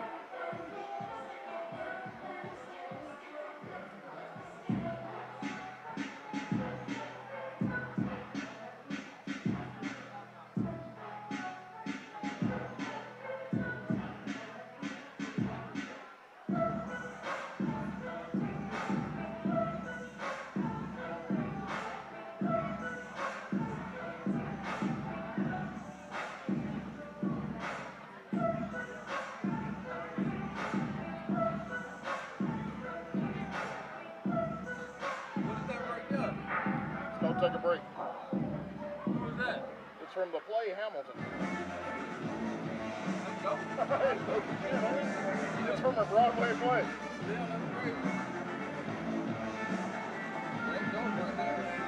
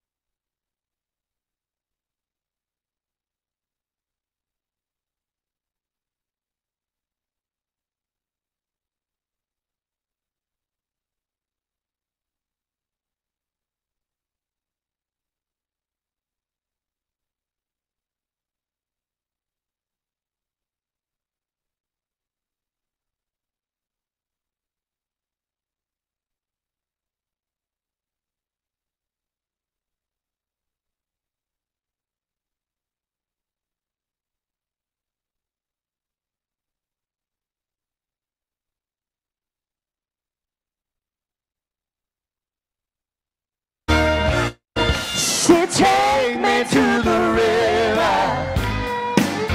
Won't you drop me in the water?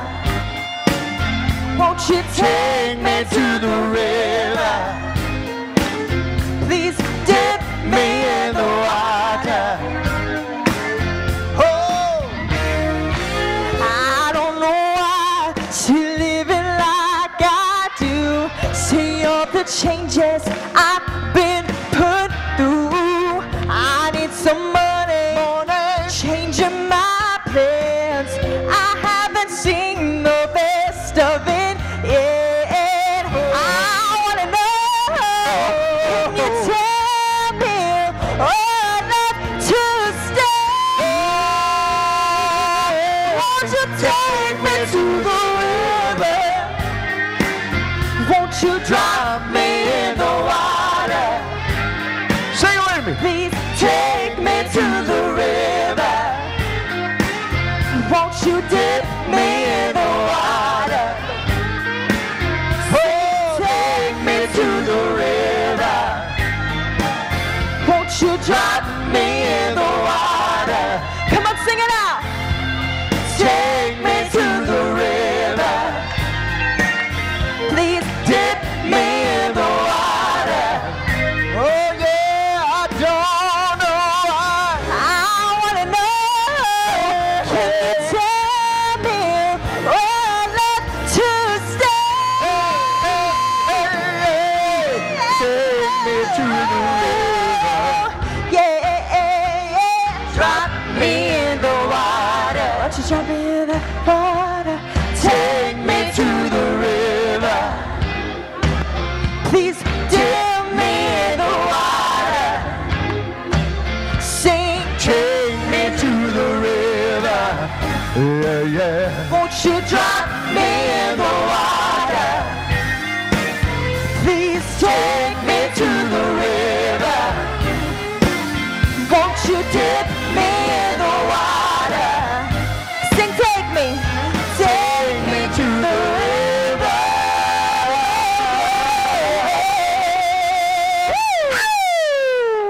Yeah.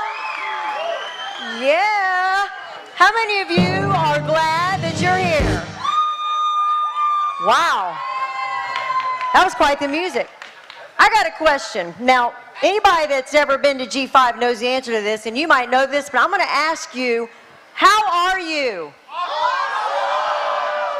I heard a lot, but I heard some awesome. I was a little weak. When somebody asks how you are, if you really want to blow them away, don't say fine, don't say great, don't say good, and for God's sake, don't say better than I deserve.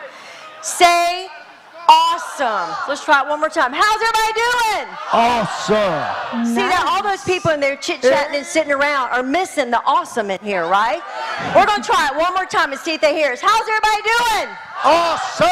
Ooh, I love that. We're getting ready to sing Family Reunion. How many of you have gotten your CD yet? Your single? Uh-oh, we got some people need to go to the table. There's a lot of hands that are not raised. You need to go get this single because you need to pop it in your car on the way home and on the way to go serve a family, right? Here we go. I love Family Reunion. Oh yeah, baby. This is it. Woo!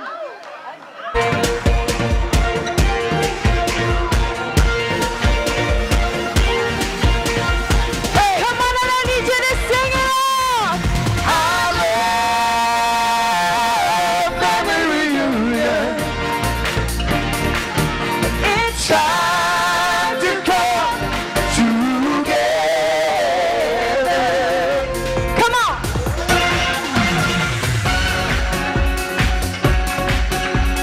Hey, yeah, yeah.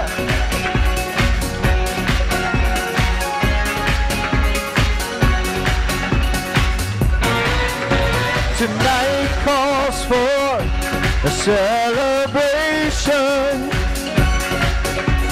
Good to see you standing in the crowd. See you standing in the crowd. Nothing that we love any better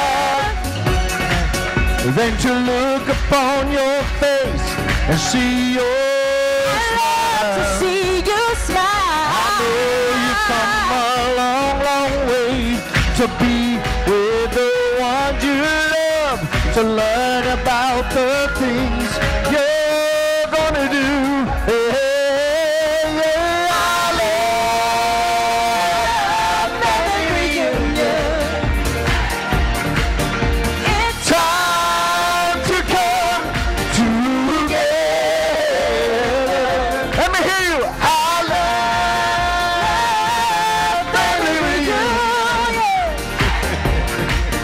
This is the perfect time and place to look at each other face to face. I love family reunion.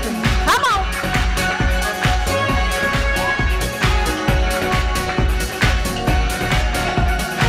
Come on, listen to this. Come on, girl. I know we are strong, strong together.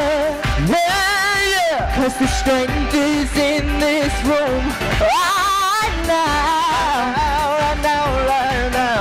We're here to celebrate the life we're living and to enjoy the chance we all have. Now you see, it's up to me and you to make all our dreams come true, and the time is now. Let's get on our way. I love family reunion. It's time to come together. Come on, Olga. I love family reunion. This is the perfect time and place to look at each other face to face. I love. Here we go. I love family reunion. Yeah, yeah. It's time to come together. I love family reunion. Oh, this is the perfect time and place to look at each other face to face. I love. Come on, Alliance, hands up. I love family reunion. It's time to come together. I love family reunion. Oh, this is the perfect time and place to look at each other face to face. I love family reunion. Can somebody make some noise? Come on. Hey. Yes. Wow. You guys really do love family reunion. So then why haven't you bought the single? I just need everybody one time to just do this for me. I just need us to sing that one time together. Just, Yes. I love that right there. Okay, are you ready? If you're, I want you to watch your neighbor. If they're not singing, I want you to point at them. We're going to take their checks away from them next month. Is that all right? Okay. How many of you are ready? How many of you are ready to sing? Just, I love family reunion. Will you take the lead? Because that's pretty high. Yeah, right there. Just do it. It doesn't matter where you put it. Just put it. Don't and be we'll do shy. it. Don't be shy. Don't be scared. Don't be Okay, scared. show us where we're going to do it, and then we'll do it. Okay, so I love family reunion. Are you ready? Just like that, everybody, please. But hold it out a little bit more. I love family reunion. Hey, let me tell you why this is important. Because by the time tomorrow morning is over, we're going to really know what family's about. So here's what I can tell you. It's going to get crazy. Baby, baby, baby, you're screaming down there. I love that, man. Here's what I want you to do. I want everybody to sing it, because next week when you have one of those moments where honestly it doesn't seem like it's supposed to be going, I just want you to sing as loud as you can to your steering wheel, okay? I love family reunion. Okay, come on, let's do it. Are you ready? On the count of 3. 1, 2, 3. I love family reunion. That's it, right there. All right, let's dance. You ready? Let's dance. Come on, ready we're to gonna dance? We're gonna dance. Ain't nothing but a hound dog. Come on. Crying all the time. Ain't nothing but a hound dog. Crying all the time. You ain't never caught a rabbit and you ain't no friend of mine. They said you was high class. Well, that was just a lie. Let me hear you. They said you was high class. Well, that was just a lie. You ain't never caught a rabbit and you ain't no friend of mine. Keep like this. Woo! Come on now, little Motown. Oh, sugar pie, honey bun. Sugar pie. You know that I love you. Love. Oh, I can't help myself. I love you and nobody else. Yeah, yeah. Oh, sugar pie, honey bun. Sugar pie. Anything you ask me, tell. Ask me. Oh, I can't help myself. See, no, I can't help myself. Come on. Come on. Come on, you sing it out. Say, calling out around the world. Are you ready for a brand new baby? Oh, the summer's here and the time is right for dancing in the street, dancing in Chicago, down in Raleigh, in New York City. Say, oh, it doesn't matter what you wear, just as long as you are there. So come on, every guy, grab a girl. Say everywhere, the world would dancing in the street. Yeah, come on and dance. Dancing in the street. Oh, dancing in the street. Dancing in the street. Yeah, we're dancing in the street. Dancing in the street. Oh, and dancing in the street. Dancing in the street. Come on, slow down. I love this song. If you don't know me by now, You will never, never, never know me. Come here, you two. oh, come on, Mr. Terry. If you don't know me by now, you will never, never, never know me. Oh, come on, Miss Gaygold. Gaygold's gonna sing right now, baby. Woo! Come on. Girl, to be with you is my favorite thing. I can't wait till I see you again. Till I see you again. I'm gonna put on my boogie shoes and boogie with you. I'm gonna put on my boogie shoes and boogie with you. Come on, sing oh. Come on, dancing on the ceiling. Oh, yeah, yeah. Come on, Tinder. You got it. Hey. So what is happening here? See, something's going on that's not quite clear. Come on. Somebody turn on the lights. Turn on the lights. Yeah, we're gonna have a party. It's starting tonight. Come on. Oh, what a feeling when we're dancing on the ceiling. Say, oh, what a feeling when we're dancing on the ceiling. Come on, I know you know this song. Come on. Yeah. Okay, you can do way better than that. Let me hear you. Are you ready? 1, 2, 3. Yeah. Yeah. Yeah. Oh. Celebrate.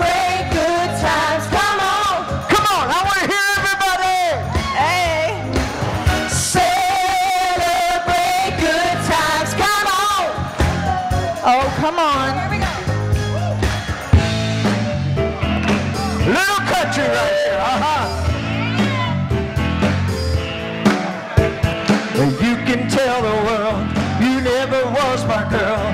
You can burn my clothes when I'm gone. And you can tell your friends what a fool I've been. Laugh and talk about me on a phone. Yeah. But don't tell my heart, my achy, breaky heart. I just don't think you'll understand. And if you tell my heart, my achy, breaky heart, oh, and my blood, then kill this man. Hey, don't tell my heart, my achy, breaky heart. I need somebody to make some noise. Come on.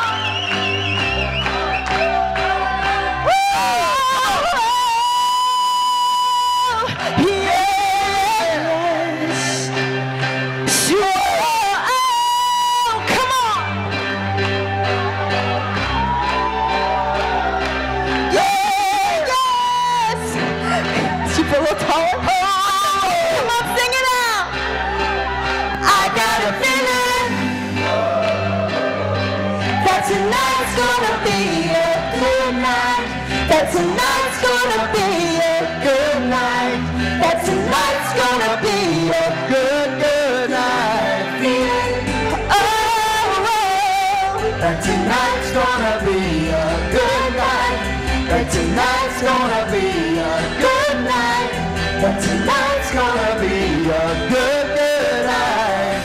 She, I know the world have a thought, so let's get out and go out, but just lose it all. I feel stressed, I don't wanna let it go. Let's go way out of space, and I'm losing all control. Sing it out, fill up my cup, Mazel tov. Let's all get dancing. Let's take it off. Let's paint the town. We'll shut it down. Let's burn the roof, and then we'll do it again. Oh, that tonight's gonna be a good night. Do you believe that? That tonight's gonna be a good night. Oh, I got a feeling. Oh, that tonight's gonna be a good night. That tonight's gonna be a good night. Yes, tonight's gonna be a good night.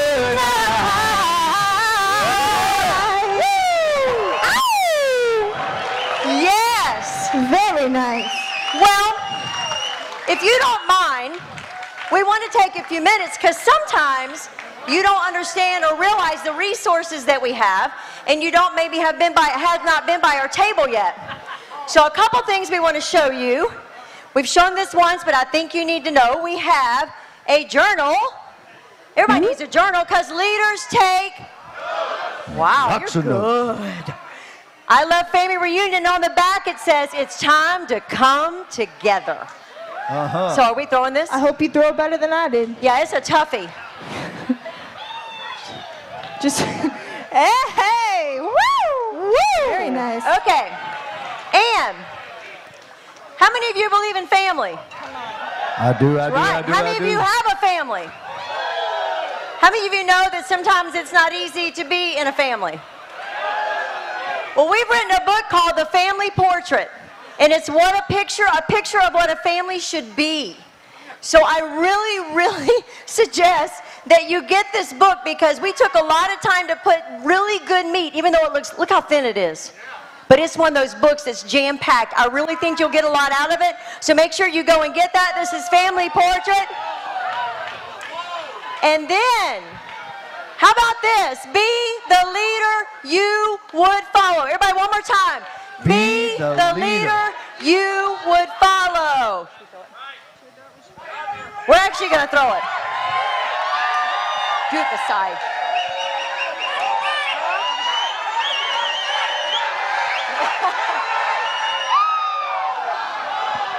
Okay, one more thing.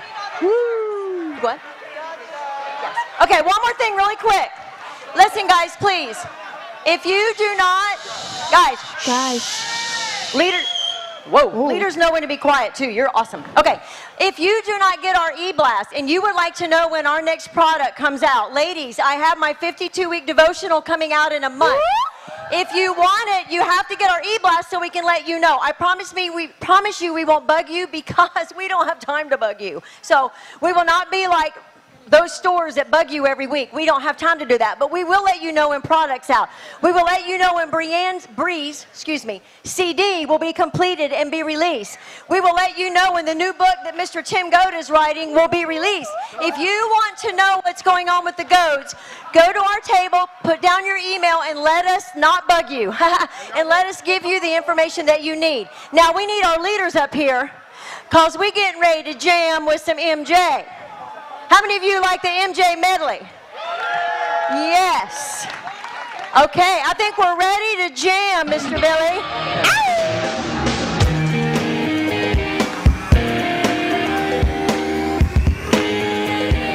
Oh, back and forth, okay.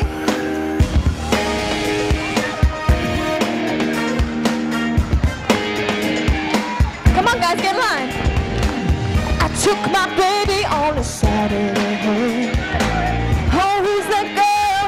Is she the same? Now I believe in miracles, and a miracle happens tonight.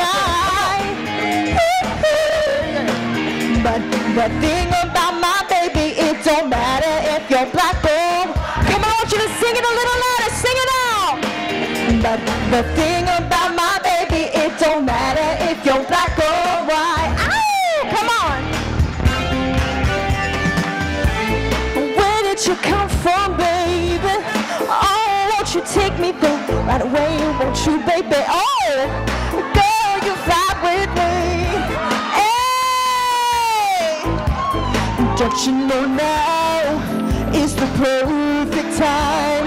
We can make it right, hit the city lights, and tonight is the love and pain. Come on, sing it out. Won't you take me to the max? Sing it out. I want to love you. Pretty young thing, you need some loving. To love and care, and I'll take you there, girl. Oh no no, I want to love you. Pretty young thing, you need some loving. To love and care, and I'll take you there. Oh, break it down, come on. Here we go.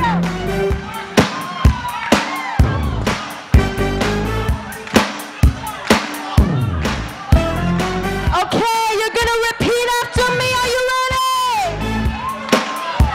So pretty young thing, repeat after me. Say na na na, na na na na, na na na na, na na na na. Say na na na, na na na na, na na na na. Oh, I want to love you. Pretty young thing, you need some loving. To the love and care, and I'll take you there. Oh, oh, I want to love you. Pretty young thing, you need some loving. To the love and care, and I'll take you there. Oh, break it down. Are you ready? Yeah. Oh, I love this. 'Cause baby, every time I love you, it's in and out my life, in and out, baby. And tell me, if you really love me, it's in and out my life, in and out, baby. So baby, this love never felt so good, so good, yeah. The way you make me feel, it really turns me on. You knock me off my feet. My lonely days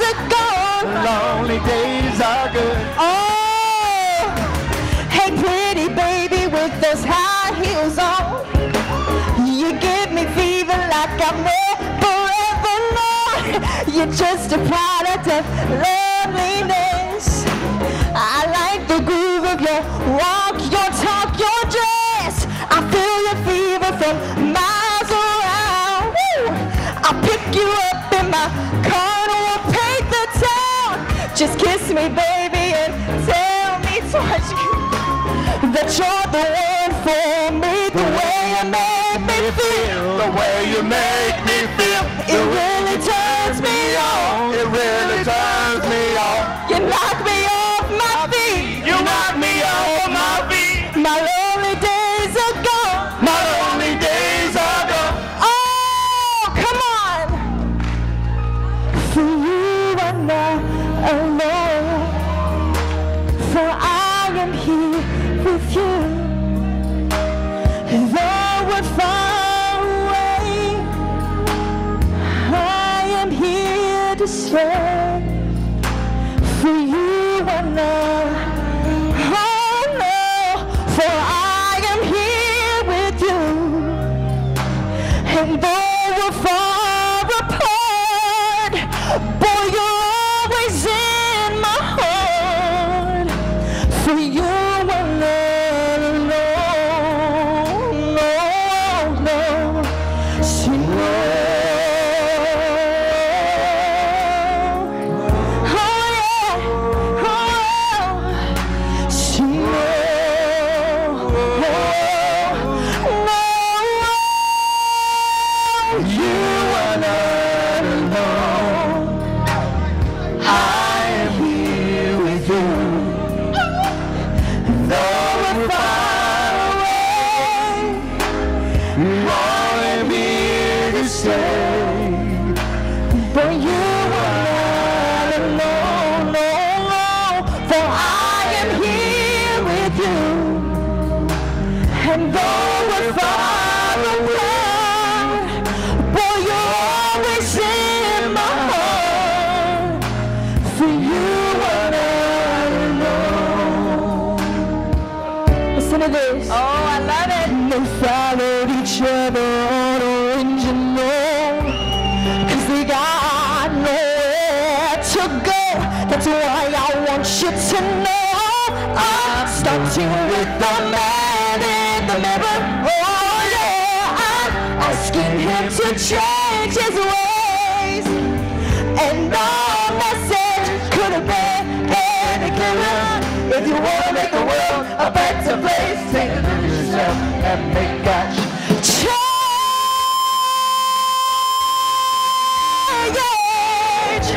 I'm asking him to change his ways. And no message could have been any clearer. If you wanna make the world a better place, take a look at yourself and then make that change. We are the world. Come on. We are the children. We are the ones who make a brighter day. So let's start giving. There's a choice to make it. We're saving our own lives. We'll make a better day. Just you and me. Sing we are. We are the. Oh yes. We are the children. We are the ones who make a brighter day. So let's start giving. There's a choice to make it.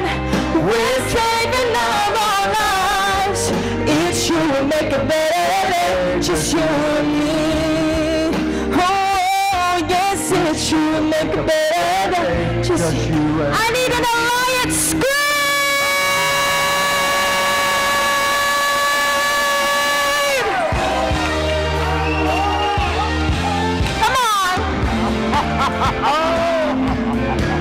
It's close to midnight, and something evil's lurking in the dark.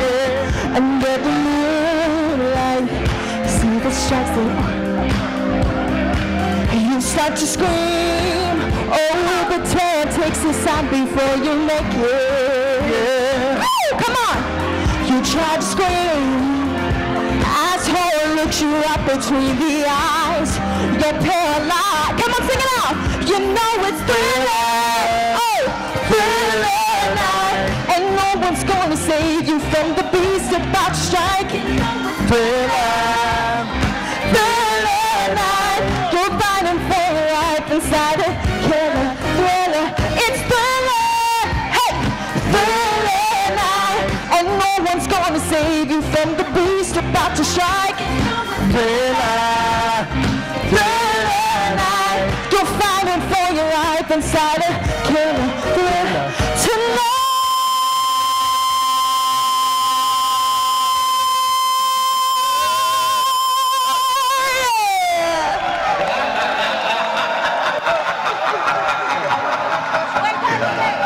All right, guys, we're going to do something that's going to be Stay right here. mind-boggling. Guys, stay. Where's Mr. Andy? How many warriors are in the room? How many of you have ever heard this? It's not how many times you get knocked down, it's how many times you get back up. So I need everybody right now to do this. I need you to do do-do-do, do-do, do-do. Let me hear you, everybody. Do-do-do. I love this! Okay, all right, hold on. We got a major challenge in front of us right now. Because some people are sitting down and they're not singing. And right now I need everybody to stand up. Everybody, please stand up. And I need you to sing. If you can stand, please stand. And we're going to get ready to do this. This is going to be the moment when it all changes. Are you ready? Okay, go ahead and hit that, Billy. We're going. Andy and Jane are up here too. Oh, this is going to be wild. I know this song. I know this part. Oh! So I need you to help me just a second. It goes like this. Do, do, do. Do, do. Do, do. I need you to sing. Come on. Do, do, do. Oh, it's like we got a choir. Do, do, do. Do, do. Do, do. Do, do, do. Do, do. Do, do. Do, do, do. I need to hear you. It's really important you sing right now. Do, do, do. Do, do. Do, Uh-oh, here we go. Going back to where we came from. And now that I've learned a thing or two, yeah. A lot for all of us, I know. It hadn't been easy, but we got a lot of living left to do, you know. Man who walks by the side of the road turns himself around. He'll Picks himself up and dusts himself up, start all over again. How'd you do? Okay, you know it. So the next time we'll get it. I love this verse. In days I didn't want to get up in the morning. How many of you like to smash your alarm clock? My family and friends say they got down on me, yeah. They got down on me. I tried to tell them, I said I'm going EVP, how about you? But they couldn't see the winner I saw in me, yeah. Why some folks even call us dreamers. How many dreamers are in the building? Well, others might laugh and they just call us fools, yeah. All I ever wanted to be was a winner. How many winners are here tonight? Oh, let's all march this way. You know, a man who walks by the side of the road turns himself around. Help me out. He'll Picks himself up and dusts himself up, start all over again. You know, a Man who walks by the side of the road turns himself around. I know he'll Pick himself up and dust himself off, start all over again.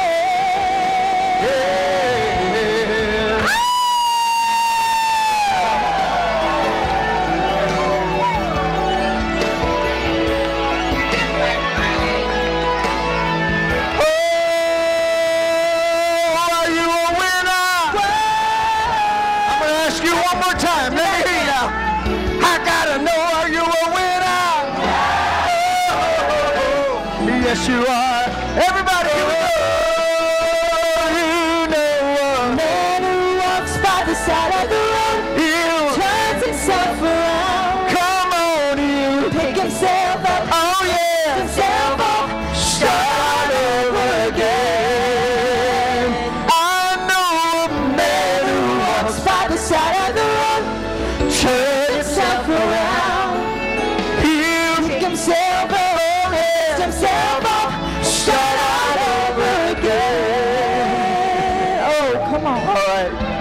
I need everybody to right now to reach down and grab your right knee.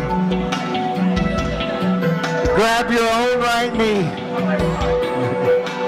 I want you to move it around. The reason I'm doing that is I don't want any pulled tendons tonight, all right? While you're down there doing that, I need you to do this for me.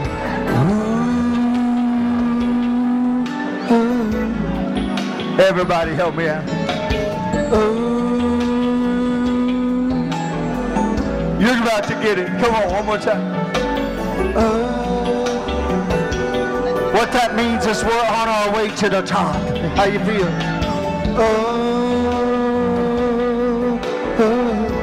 Can I hear you really loud this time? Can everybody do it for me all over the place?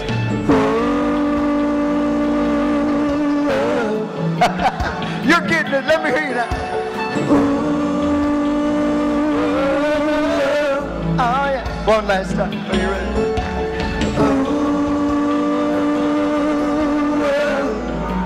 Are you ready? If you're ready, say Come on. I think we got one more. Let me hear you.